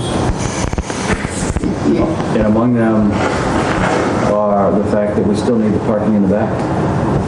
Still have to build that second bridge. There's a big cost difference to the building between building parking underneath and doing parking as it's been planned. But we'll keep looking at it, but I'm not confident that we'll get there. Well, if you look at your true need, maybe you don't have to build all of that. It would be a nice benefit if you really didn't have to. Well, even to construct that building, we need some staging. There's been a concern expressed by your neighbors and by you that we need some room to be able to. Understood, but even if it's staging, that's temporary compared to an asphalt parking lot with lights on it. That's not temporary. So I would like to see you take a good look at it, and if it's not possible, I respect that. But I do think there's. It could be beneficial in other ways if it did work. So, well, we'll continue to look at it, and we are in the process of that.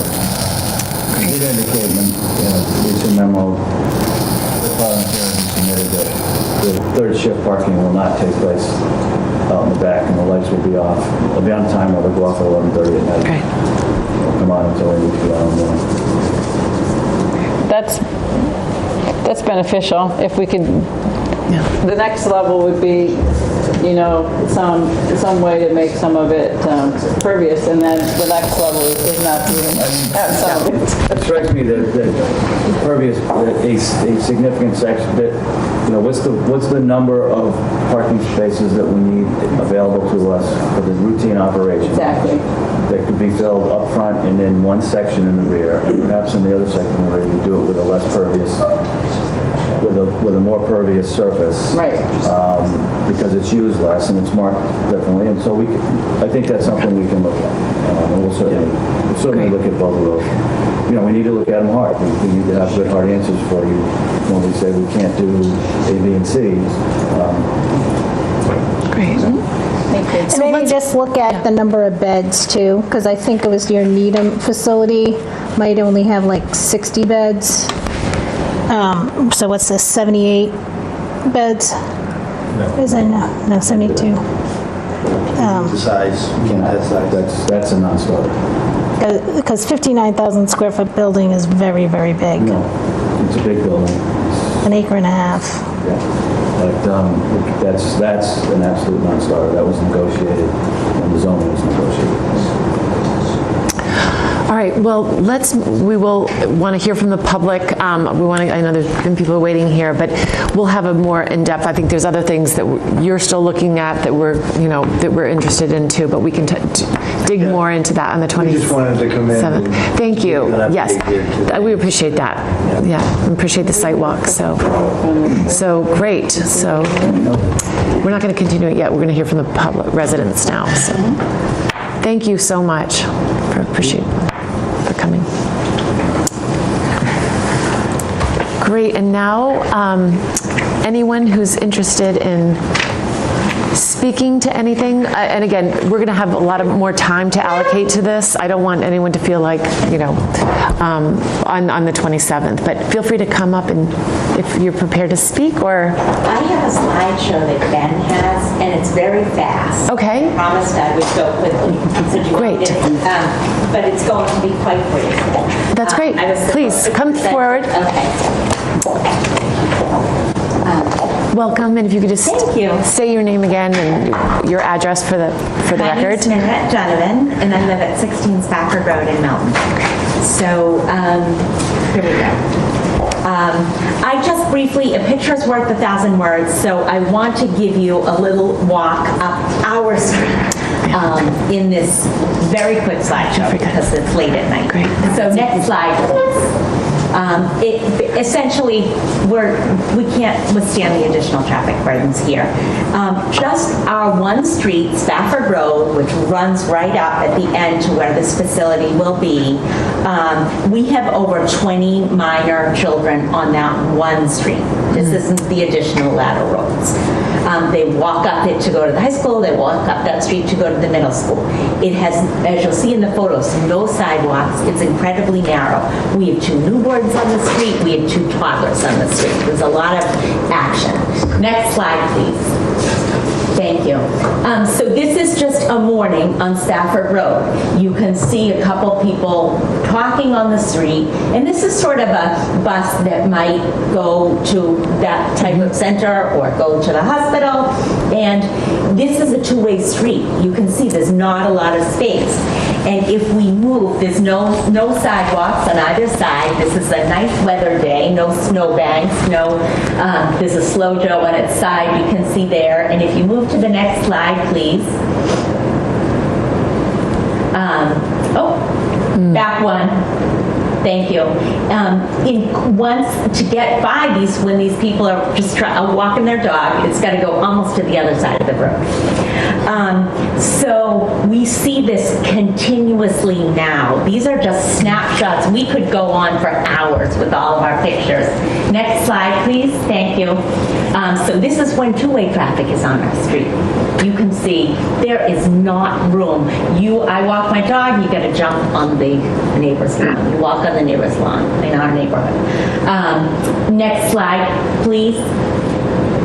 School buses historically did not run when my kids were in school up Spafford Road because it is a steep street, and they said that they couldn't get up there and it was not safe for the kids to have a bus stop on the street.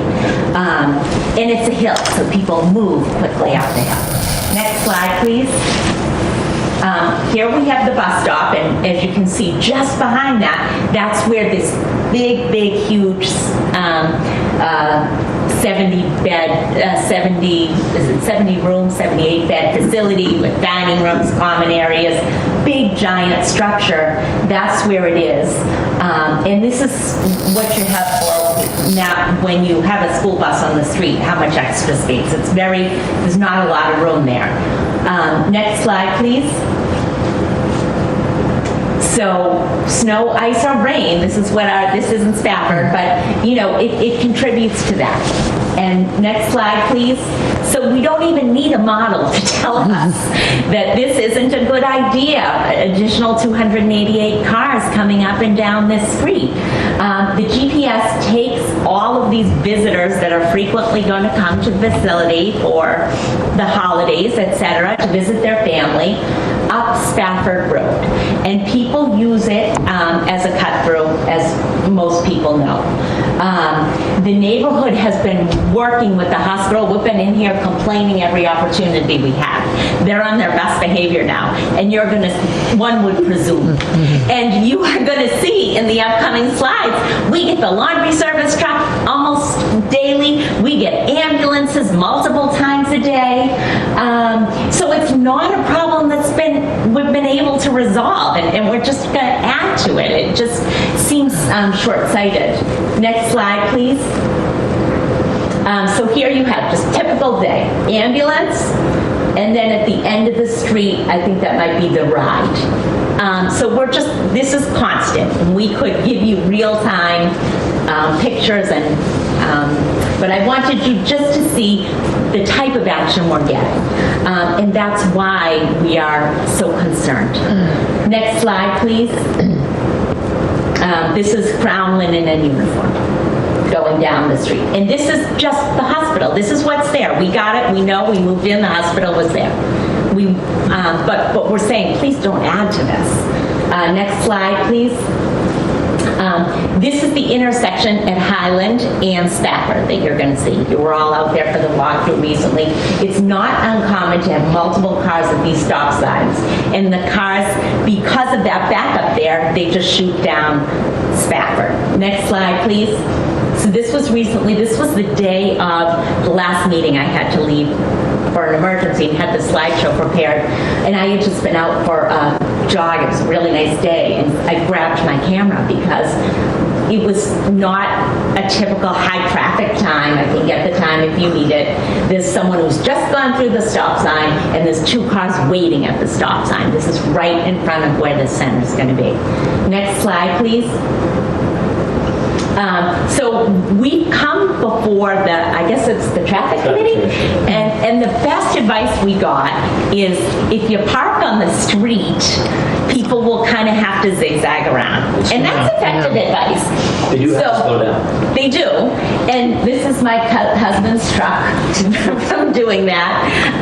If we don't put the sides in on this is what happens. That's the result. So what I'm saying is we're kind of in talking about what we can do to mitigate this addition. We have a big problem already, and there's no sidewalks there. There's no, we can put this in the middle, we can put this on the ends. There's no space to do anything, really. Next slide, please. I think that might be it. Okay, and it's really important that when this went, I'm a lay person, I don't have all of the proper terminology, but when this went before a vote to say, we want this in our town possibly, bring it up to that next level so these people can really look at it. That number was not 228 trips per day. It was... Well, it was not, we didn't have a number. When we presented 150, we were told by some town meeting members, by the select board chairwoman, that 150 trips a day was a gross exaggeration, that a neighborhood of 4 or 5 houses would generate more traffic than this because the residents don't drive. And actually, the latest traffic report, using actual data from Newburyport, same number of beds and units, is 288 trips a day. So it's double what we were told was a gross exaggeration. So, sorry. And they're saying that, thank you. And they're saying it's a no-go, less units. So it doesn't seem like there's flexibility there. So in closing, it doesn't feel good to come up and say, I don't want a memory care center. I think I'm not in what they're doing. That's not my objection. The location, it's short-sighted. This isn't the right spot. and it's putting kind of a square peg into a round hole because the hospital owns the land and it's there and it's convenient, but it's a swamp and there's already a big traffic issue there, and so and none of us expected this to be. It wasn't zoned this way. So we live. That is. I believe it's a scenic route. So you can't take down a stone wall or move a tree if you're doing work on the road, on a scenic road, but we are going to, because this is wetlands, but almost to the road, a 70-unit massive structure, bigger than the fruit center, I think you told me. 60% bigger than the fruit center. 67% bigger than the fruit center. And because it's wetlands, we got to put it right in the corner where we are literally, where that school bus picture was, it's right there. Because it's not like the hospital where you can kind of plop it way back in the middle and with a bunch of trees in front. That's not what this is going to look like. And you're vastly changing the character of this neighborhood, and it's really on the backs of the families here, and there's a lot of them watching from home with kids that can't be here. But it's one of those, the ends don't justify the means in this situation. It's inequitable to put the burden on the families in this neighborhood. And as I said, I think it's not the issue of not thinking that the center is a good idea. It's just the location is not appropriate. Thank you. Thank you so much. Thank you, Josh. Great. Thanks. Meredith, we had multiple people speaking there. I don't know if everyone gave their name and address. I couldn't see because the screen was pushed here. Yeah, Mandy asked me to comment on Bard Highways 11 Spafford Road, so that was me speaking briefly. That's great. Thank you. Welcome. Hello. Gene Irwin, 120 Highland Street, town meeting member, precinct 9. In the planning board's own rules and regulations regarding roads and ways, it discusses sewer systems for new development. And in section 10-2, it says all new and existing subdivisions must be gravity-fed sewer systems, not sewage ejectors, gravity-fed. And if that is impractical, the applicant should do their own septic system on their property. This is another fatal flaw. This property has more fatal flaws than I can shake a stick at. I'm also interested in finding out, how does a dead end go beyond the legal limit according to our same bylaws that say in section, in zone A, you can get up to 650 feet. The rest of the town's pretty much at 500 feet. This is 700 plus. Where did that authority come from? Just a question. And Tim, if you can answer it, anyone can answer it.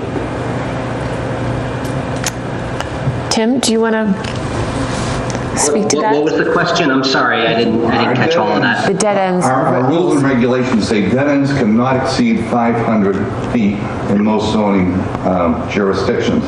In zoning A, they say it can be up to 650 feet.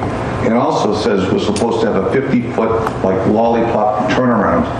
And everything this application wants just slides right through all of our bylaws. There's no supervision. Cheryl's been asking, and Maggie, Cheryl, you go back a year and a half waiting for the swept path analysis. Maggie, you go back several weeks. I've been going back 3 years. This is mandatory. I cited 527 CMR section 18.1.1.4. It's mandatory. Why are we here if you can't get fire trucks in there? These are, I think, fair questions. And I, talk about insulting one time.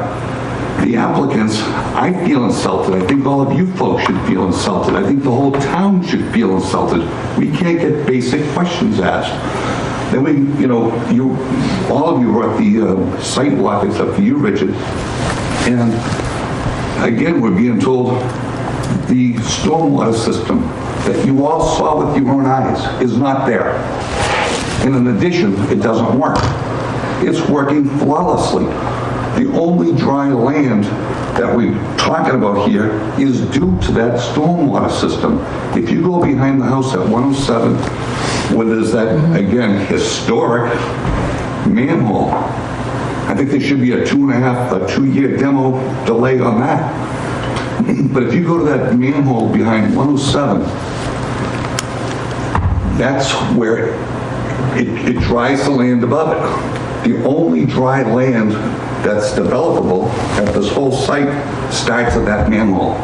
It's working perfectly. So again, I know it's late. People have much patience. Thank you. But again, fatal flaw. There's no place for the sewage unless they're going to put it on their own property, which is already a swamp. Thank you very much for your time. Thank you. And we hope those questions will be answered. Yes. Meredith, to answer the question, this special permit is governed by the special care, memory care residence development zoning that was passed by town meeting in March. So, I mean, to the extent that other elements of the zoning code are relevant, you'd have to go into that zoning.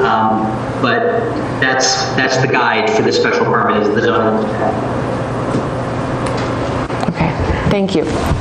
Yes, welcome. Thank you. You could just state your name and address, please. Frances Canty, 36 Bedford Road. I want to start by saying, again, I agree with Mindy. We're not here to say we don't want a memory center in Milton.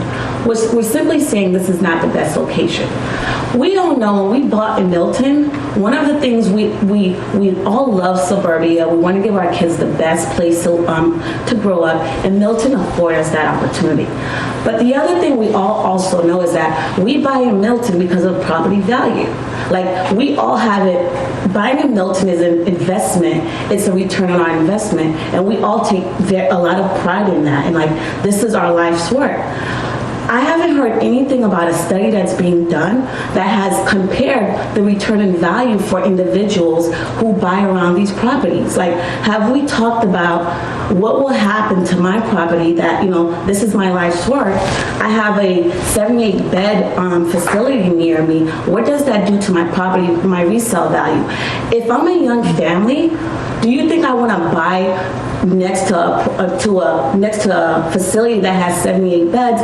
There's increasing traffic, like the streets are congested. Like, that's not, it's not equitable, nor is it fair for individuals who have worked their butts off to buy these properties, and now the value is being diminished, not because of anything that, like, I certainly did not know that, when I bought this property, that at some point or another, a 78-bed institution would be next to it. Like, I would have made a different, all of us would probably make a different investment.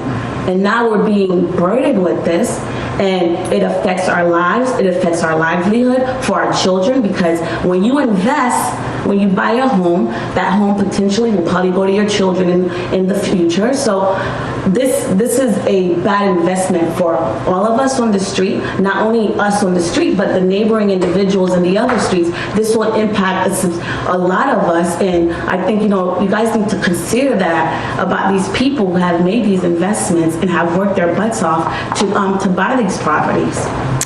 Thank you so much. Great. Anyone else, or anyone from the public? Or yeah, a whole bunch of hands. Okay, great. I'm Teresa O'Brien at 42 Spafford. Like everyone's saying, we're not against a memory center, but it would be great. I know zoning passed for a 78-bed unit, 78 beds or 70 units. It would be great if it was smaller. They could still do that. Just because zoning passed for 78 beds, they could still make it smaller. It would be great if they could do that and move the loading dock from where it is currently to the other side. If they made it smaller, you'd have better parking. It would be, it's just such a big building. And all the plans, I don't see trees. You saw a picture recently of the entrance, but you don't see all the trees on Highland. So the good picture that Mandy showed of the bus is that's what it looks like in the winter. There is no leaves. There's, we're not seeing any trees being replaced right there. So it's just not the right place. And I saw they changed the construction hours, but still like Saturdays, they wrote Saturdays that they'd work inside, but would prefer no Saturdays, or at least start at 9 on Saturdays, because we all know they're gonna show up early, you're gonna hear these trucks coming, you'll hear the workers outside, and even if it is work inside, you can still hear them banging, so. And so like 7 o'clock on Saturdays, too early. Thank you. Thank you. Great. Okay. Hello, everyone. Welcome. Bart Irita, 11 Spafford Road. Nice to see you all Good to again. see you. And thank you, Rich, for everything you've done. I know I've only been a part of maybe 10, 12 meetings, and it's been a burden on my family to be here. So I can only imagine for yours, so thank you very much, and thank you, all of you.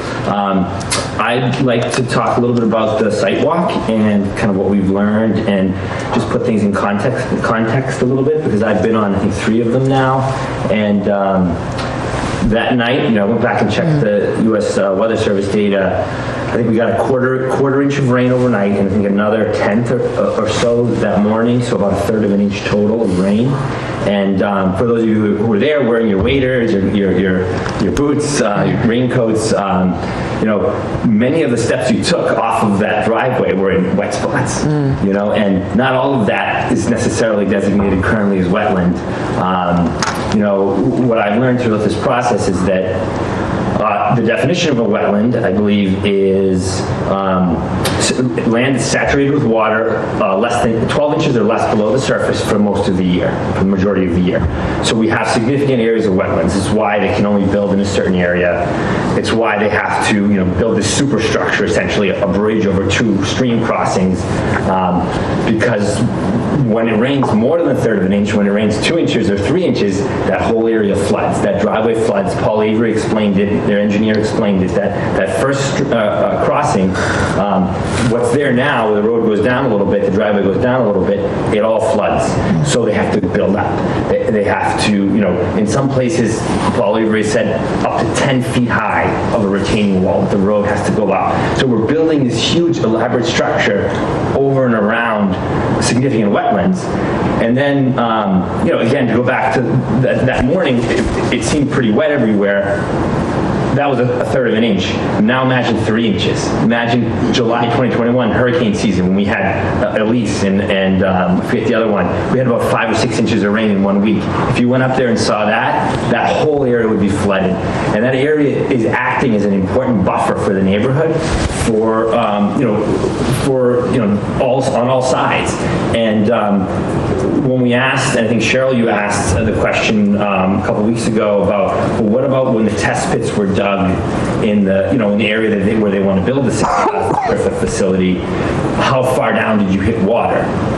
So the answer was between 24 and 33 inches in the dry area. So if the wetlands is 12 inches and the dry area is 24 to 33, what we're basically saying is the whole area, the whole site is either wetlands or almost wetlands. And on Tuesday night's Conservation Commission meeting, we asked, well, it's not just, down, so okay, let's say magically we snap our fingers and the property is built and everything's in place and all these retention areas are there and, it's handling the water as their modeling says it will. Have we factored in the deforestation, the over 230 trees and the impact of that? Well, no, we can't really assess that on the groundwater. What about the 18 months in between where you're doing construction, you've cut down all the trees, but you haven't really set up all the necessary drainage? What happens then? You're going to have some flooding during rain events during your construction period. What's the plan for that? Well, we don't really know. We've asked a few times about groundwater. We know that the whole area has a high water table. Like I said, 24 inches in the dry area to 33 inches is where they want to build. That's where the water is. The last 12 months are among the 12 driest months. This 1 year period is among the driest on historical record. You lived through last summer, go to your yard right now and check out the dirt. It's dust.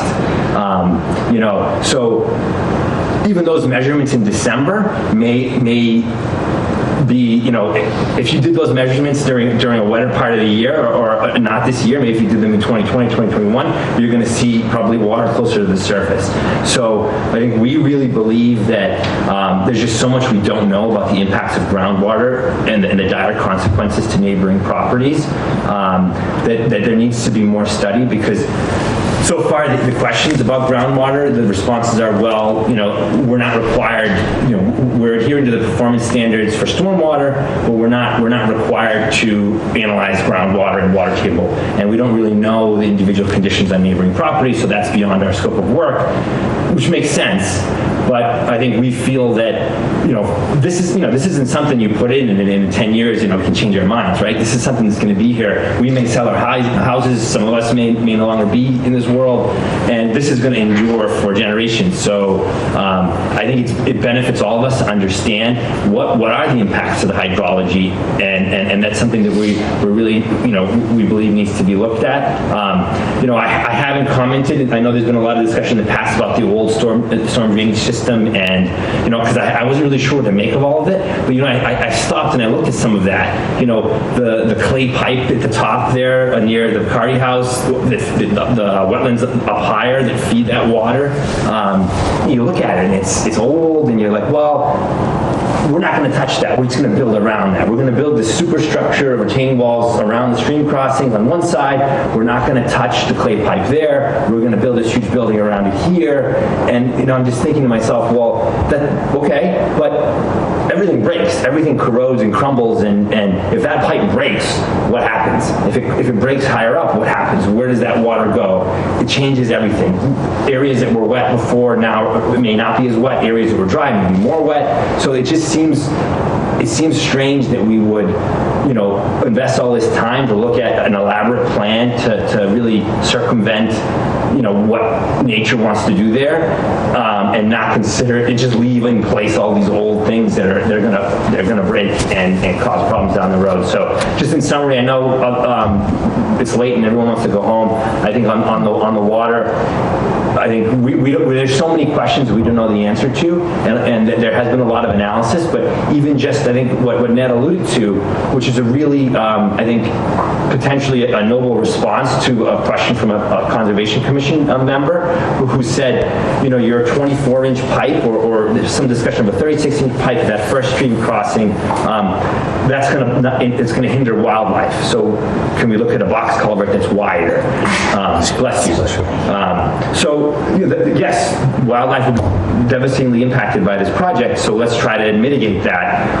But what's the consequence of that? Well, areas that were pooling south, higher upland, will now not pool as much, but areas northward that are not as high are going to have a lot more pooling, because now you've just increased the flow of water, the tremendous amount of water that they've said is flowing through the property. Now that's going to have to be retained somewhere else, and that so that's a potential benefit to wildlife, but. And they're saying, net it's the same amount of water, so the storm drainage doesn't change, but really, that could be hugely impactful for the groundwater, because an area, like I said, it was it is now today wetland. Now you're allowing much more to flow through than what has been. That may shrink the wetland there, and now you have a much bigger wetland over here, and the people that live down there, that may be a problem for them. So I think there's a lot of moving parts here. There's a lot of technical issues that we just don't have the answers to, that we believe we need to bring in additional expertise, particularly for hydrologists. I've done predictive modeling. I have a master's in economics and statistics. I'm a business consultant. We model stuff all the time, and there's always limitations. And I think there's no substitute for experts in the particular field. And I think having a hydrologist come in would certainly shed light on the huge concerns around water. So I'll stop there. Okay. I have some other points on other areas, but others have talked about traffic, so I'll stop there. Thank you very much, Barb. You're always good. Yeah. Thank you. Comment. Teresa O'Brien, 42 Spafford. We're also just concerned with all the water. How about Winter Valley? They have 36 units, and then it's the 40B passes. They all kind of back up to each other. other. So we just want to make sure someone's really looking at everything in the whole and not just this one plot of land that, we're just concerned that they all line up on the map. Yes, thank you very much. Yeah, we will have the hydrologist in our peer review, Sean Reardon, who's doing that stormwater on the 27th. Hopefully he'll be here. Great. All right, is there anyone from the public? Julia, you're seeing hands up, you said? Daniel Hill. Yes, Daniel Hill, welcome. Can let him in. And you know what, if we could just limit our comments to just 2 to 3 minutes, we just really, because it is getting late, I'm sorry. Can you hear me? Yes. Oh, great. My name's Dan Hill. I'm a land use attorney, and I represent the folks, the neighbors on Spafford Road. I won't repeat anything they've said. They've all spoken quite eloquently on these issues. But I did want to just raise a few points this evening, and I know the hour's late. First, on the issue of hydrology, Sean Reardon is actually not a hydrologist. He's a civil engineer, and I think what the comment made by Bard and others is really important, that stormwater engineering does not tell us anything about hydrogeological impacts. The HydroCAD model, that's the basis for the stormwater calculations, says nothing about hydrogeological impacts on the groundwater and the wetlands. So we'd strongly recommend that the board retain a peer review hydrogeologist, just like the Conservation Commission has in the last 2 40B projects. The Conservation Commission has retained GZA, which did a very good job evaluating the impacts on those 2 projects, and we'd recommend that occur here as well. In summary, this project really just represents a gross overutilization of an environmentally sensitive site, which will present a number of adverse impacts on the wetlands, increased flooding on abutting properties, a higher water table in the neighborhood, and increased traffic impacts in the neighborhood, as you heard tonight. Your job, the planning board's role here is to make a finding, essentially, and the finding in the bylaw says, will the project provide a public benefit without significant unmitigated detrimental impacts? That's the language of your bylaw. And the purpose of this public hearing, of course, is to receive evidence on these impacts. Your peer reviewer, Mr. Reardon, has done a good job so far with his letter, and obviously has raised a lot of important questions that need to be answered, and we will hopefully hear more about that at the next meeting. I did want to just briefly address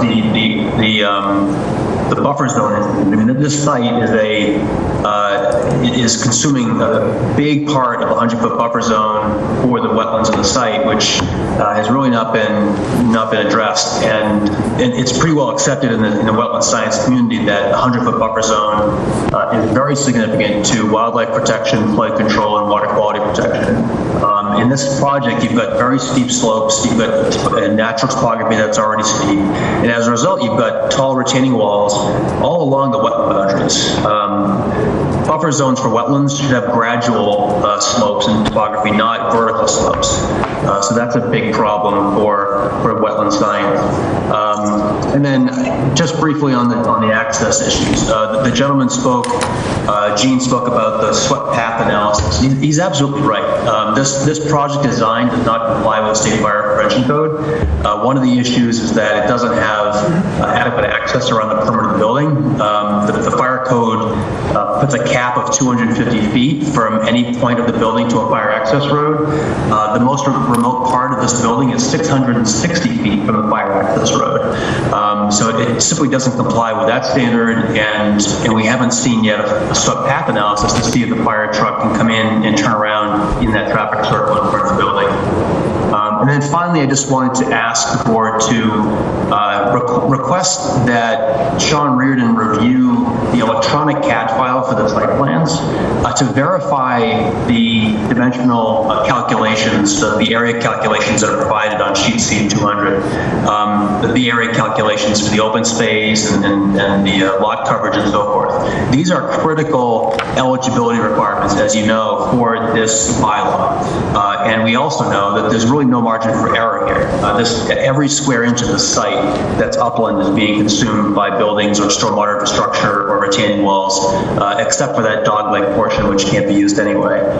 So there really is very little margin for error, and that makes it very important that you guys vet these calculations and not just rely on face value for the table that's provided on the site plan. We ask that the CAD file be given to Sean, and that Sean review the CAD file to verify those numbers. I mean, I just saw one discrepancy real quick. In the notice of intent, the notice of intent says that there's over 90,000 square feet of impervious surface, but yet the site plan says there's 79,000 square feet of impervious surface. So I think there's some reason to be concerned about the accuracy of some of these calculations. So thank you very much for the time tonight, and we look forward to participating in the next meeting. Thank you very much. Excellent comments. I appreciate that. Julie, are you seeing anyone else? Nadine, Hannah? Nadine, let's invite Nadine. Hi everyone, how are you tonight? Thanks for having me. Nadine. Welcome.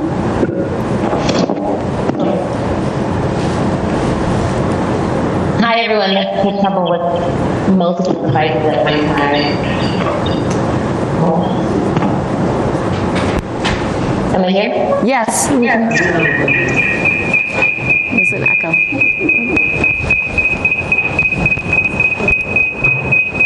Your phone? It's a feedback. I think it's from her computer on her end. There. Oops. They're gonna teach me about this later.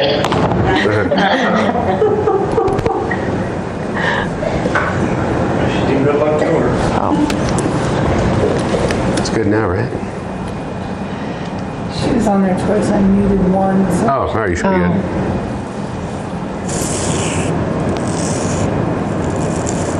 So she might have been on her phone, had it on her phone and her computer.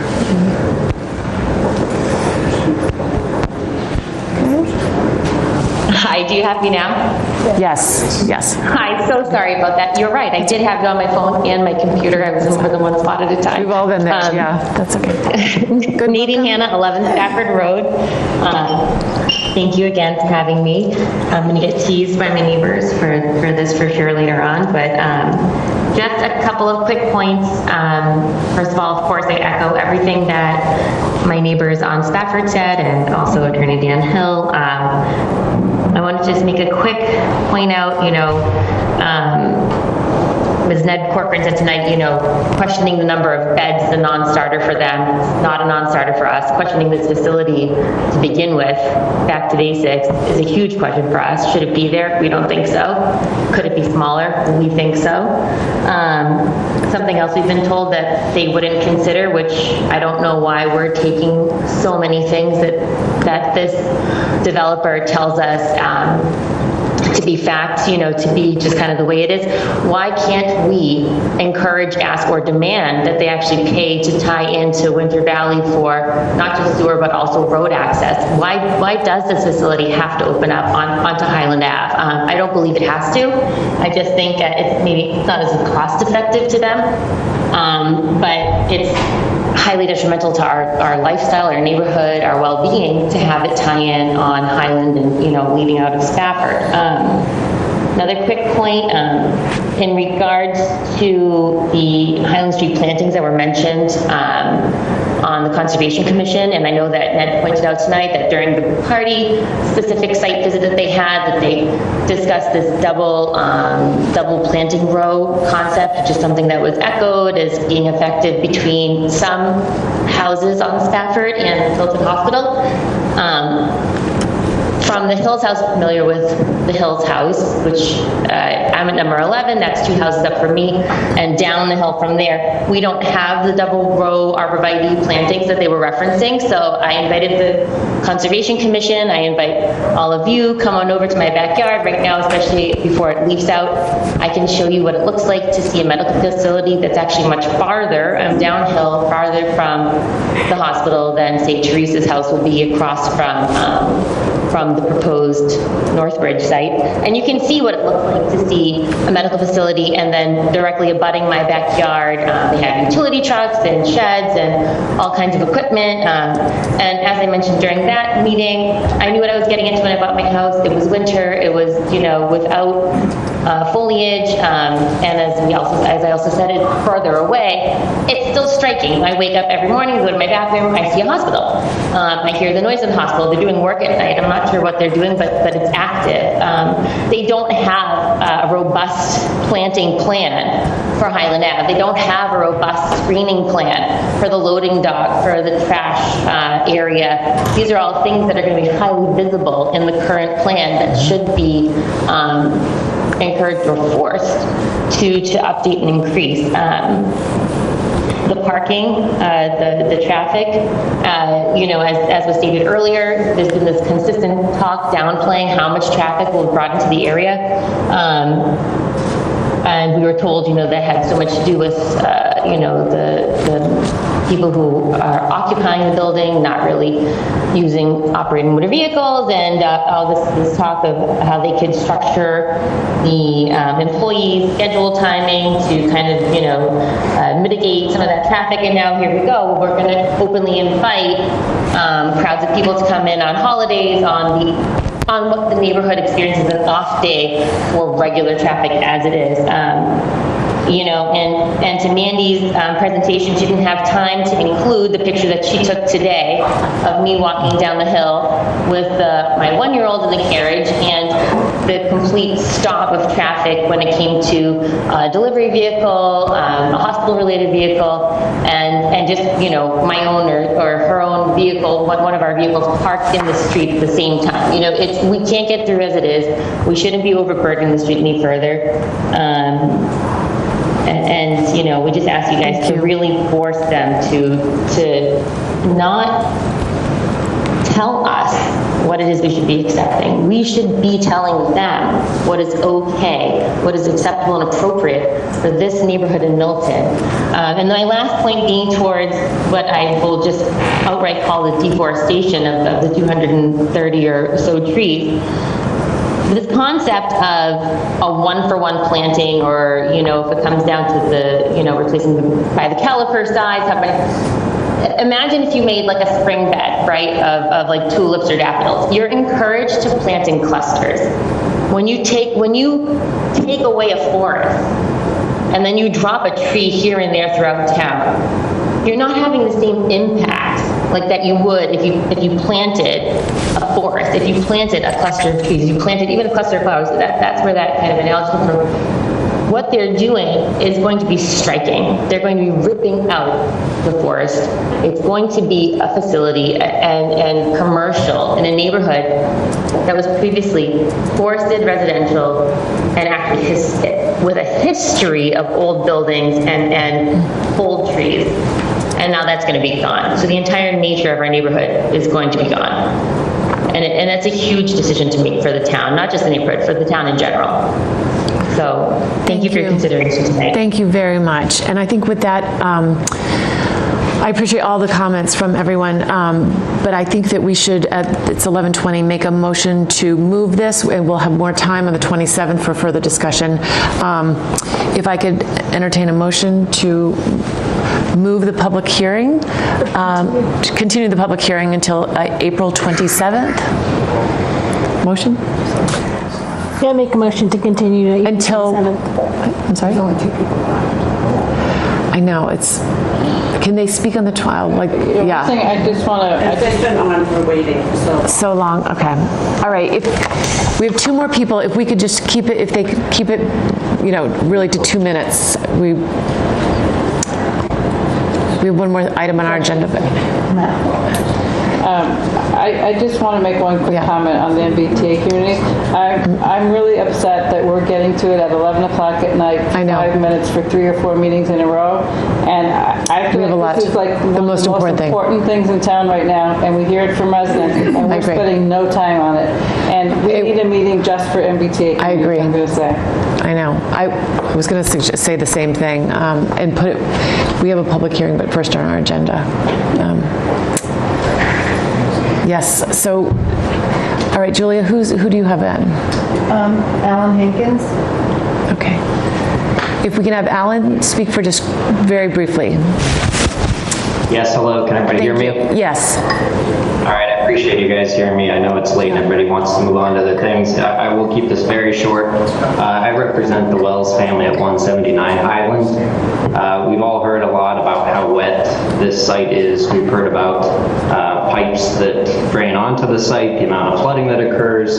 It's clearly a big issue with the site. So I just want to point out that it doesn't seem, at least in any of the materials that I've reviewed, that there's been any sort of a survey to map and determine, I guess, the existing stormwater structure, the pipes, you know, those kinds of things that are currently located at this property.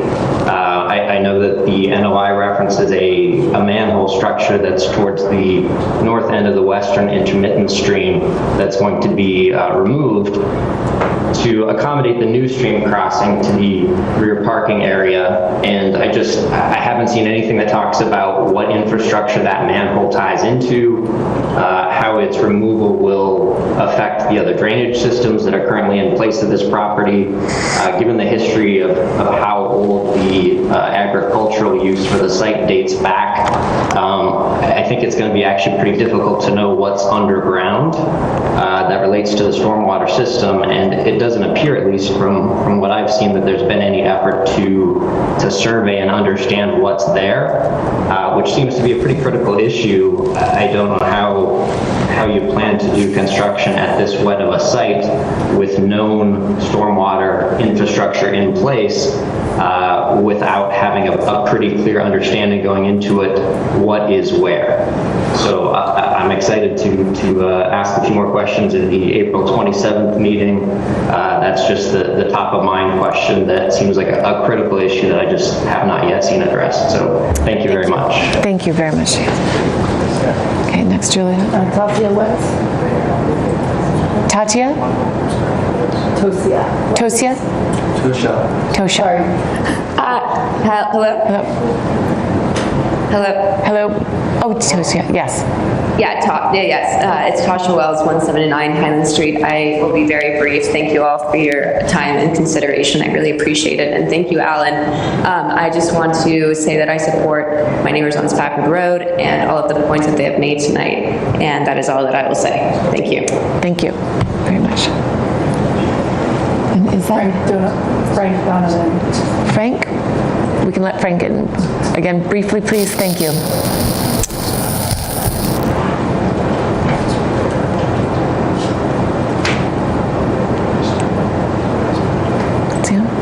She's muted.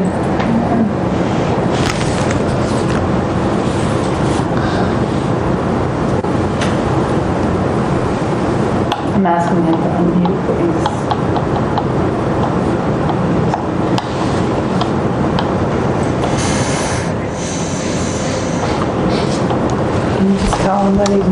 You're muted, Frank. I'm sorry, I thought someone said, yes, they heard me. Just real quick, Frank Donovan, 16 Spafford. My question is more how these meetings are run. If the last couple I've been on, this issue's been relegated to the end of the meeting. Everybody's trying to get out the door, which I totally understand, but it's not getting the attention that it deserves. I think we lose people from other parts of town that aren't so effective, but probably would like to hear the whole story. So how does the agenda get set? Like what's discussed first, that sort of thing? Thank you. Thank you. This was an unusual evening that we had 3 public hearings. This usually is not the case. We were wrapping up 440 Granite so that we could have a vote with all of our board members all together. And then we have a zoning article, which is critical of the timing that we discussed that also this evening, and of course memory care. So it's all important. Yeah, one of the things I think that I would say too is that we have to do a continuation to a date and time certain, and so we have to hold it at that time. And so I just want to say that sometimes we might be, we try and accommodate schedules and we do it every 2 weeks out, but sometimes it really might need more time and need a month out to fit other things on the agenda, because there's time frames that we have to respond to applications. So we can't just put applications off and only focus on one. Yeah. We have to try and work on all things. So unfortunately, it does push things sometimes late. Which actually leads me, because the MBTA communities is something we have a timeline on, to really give memory care the time and, be able to put it on earlier in the agenda. What if we've already continued the hearing for the recodification to the 27th? What if we put the MBTA communities and dedicate that meeting and then be able to dedicate the following meeting for memory care? And we could put you on earlier on the agenda, and have a real in-depth discussion. Because I'm worried that the MBTA communities is also going to be a really long discussion. It's something that's huge. I don't know how the board members feel about that. That makes a lot more sense. I think that's fairer to 111 Highland, and also gives us the chance to focus on the MBTA communities. I'd support that. So that would be May 11th? It would be May 11th is our next scheduled, yes. And that, yes. That'd be fine. Is that okay? It would be Push this off to, I guess, a better discussion for you, I think, with you. May 11th. Okay, so I'll make a motion to continue the public hearing for 111 Highland Street Memory Care Facility to May 11th at 7:05. To 7:05. What time did we put the? We did 7:05 on the 27th. 7:05, and then, so 7:05, yes, so that's open. Second? Okay. Rich? Yes. Cheryl? Yes. Sean? Yes. Maggie? Yes. And myself, yes. Great. Thank you all. We'll see you on the 11th. Thank you so much. Thank you. Yes, good. Exactly. Thank you. Thank you for your time. Good. Thanks. Good night, everybody. Thank you for coming. I do have a constraint. Even a few weeks ago, I mentioned that I couldn't come April 13th. Oh, you moved whatever you had to. I have to move, but I have to go. My son's driving. You need to go. You definitely My go. son's driving to Virginia, and I need to give him the car. Please, you go. Yes. Yes, you go. So, Tim? See what Masters? I know he's awake. Tim, unfortunately, we are out of time. Maggie, if you need to go, you please go ahead. The MBTA communities. I'd like to get Tim some feedback. Me too. All right. Okay. But Maggie, thank you for sticking it out. Thank you, Maggie. All right, Cheryl, go ahead if you want to go first. Tim, I looked through what Util supplied, and I just wanted to ask, are they out now? Are we done with their scope of services, or we can't get another crack at the model? Because we talked last time about looking at higher density at some parts of the 1/2 mile radius, not having it be one consistent density across the whole district. And this compliance model, the only one that it has that actually works is in a sub-district that's closest to the trolley, but not the entire 1/2 mile. And it puts it at 4 units an acre on a minimum lot size of 4,000 square feet. And it gets us to the 15 units an acre, but by using East Milton Square and the Granite Ave. But we talked about possibly also including something on Randolph Ave. 2 parcels on. And I'd like to, so I think we need more work.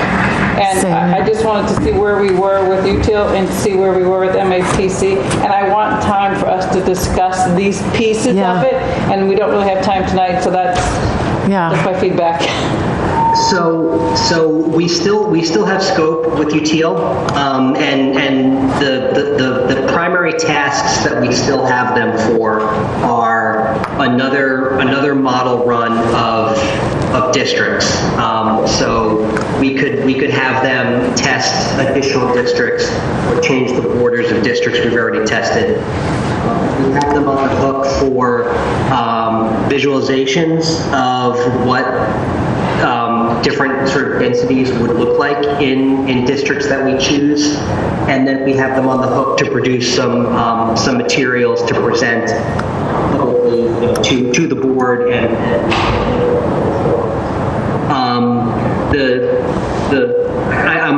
I'm less interested in who does the work and more interested in the number of model runs that we can get out of these technical assistance providers. And so MAPC is also offering technical assistance on running the compliance model.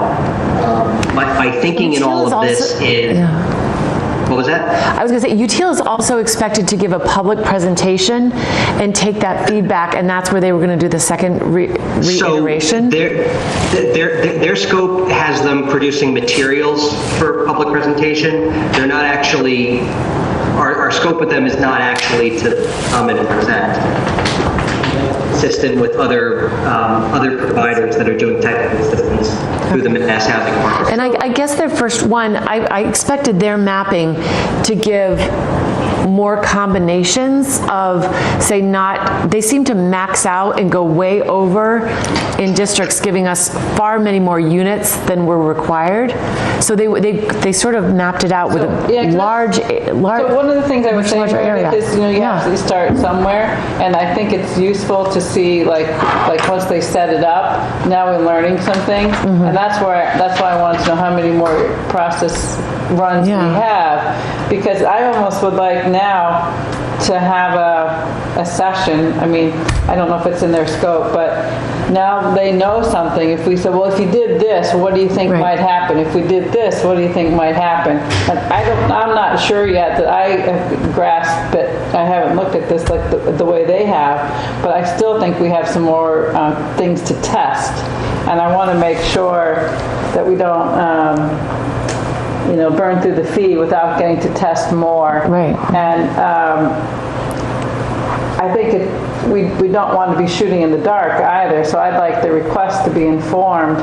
So I almost feel like I want a little report that says, now that we've done this little bit of study, and maybe it's you having a conversation with them, Tim, and you reporting it to us back, if that's the way the scope needs to work.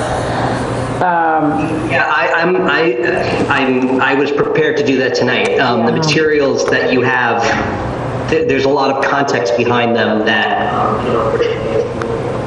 Yeah, so let's just talk schedule for a little bit then, because, all right, you have said that we have to use the fee for some of this work by the end of July.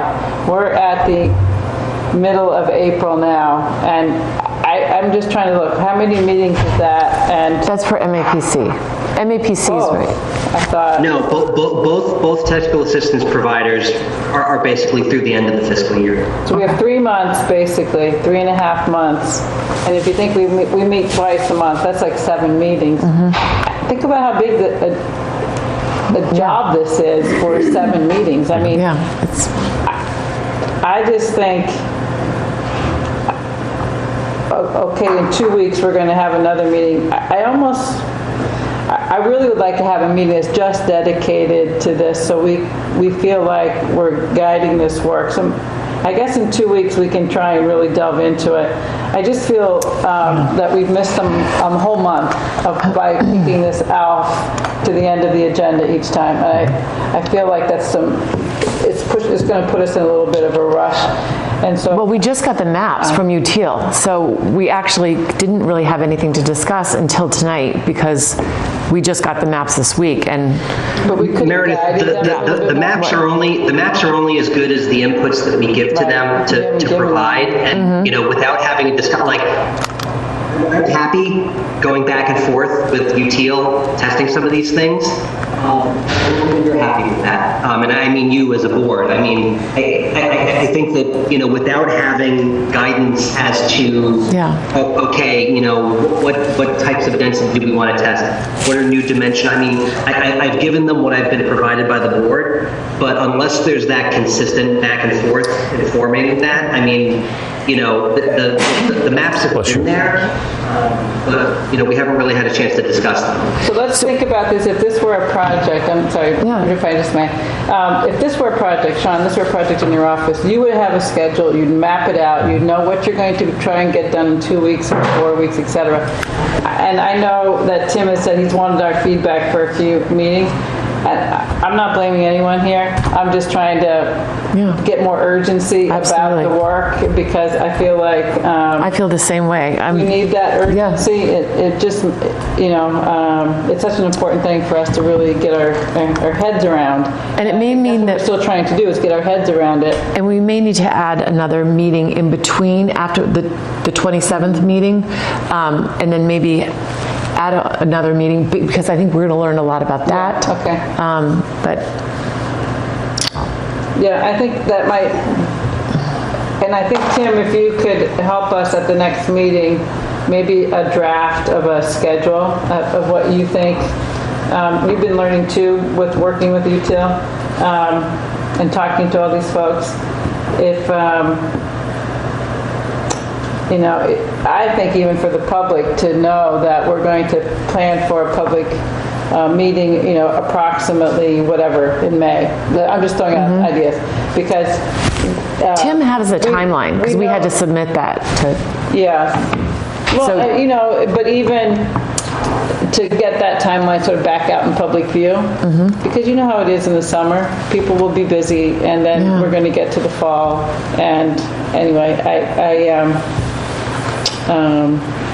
I just want to make sure that we're communicating not only our own work, but we're communicating with folks because there's a, I don't know, you know, I've been campaigning for re-election and I've talked to a lot of people. And they don't know about this. This is the thing that, no, they do know about it, but they're concerned about it. And they don't know a lot about it. I know a lot of people don't even know about it, so so I, you know, one of the things, even places like Fuller Village, they talk about MBTA communities. So, I mean, it's out there. Good. And people want to know what it means for us in Milton. Great. So, all right. So we will put this on. We will put this on immediately following our recodification discussion, and that'll be our agenda for the 27th. Good. Anything else, Tim, that you wanted to add to before we adjourn? I'm all set. Okay. All right. With that, a motion to adjourn. I'll make the motion. Rich, motion to adjourn. Oh, Rich, yes. Second? I'll second. Second. Okay, roll call. Sean? Yes. Cheryl? Yes. Yes. Rich? Yes. Myself? Yes. I thought you guys were just trying to get me to 12. Good evening. Oh, we're going to drag it out. Good night.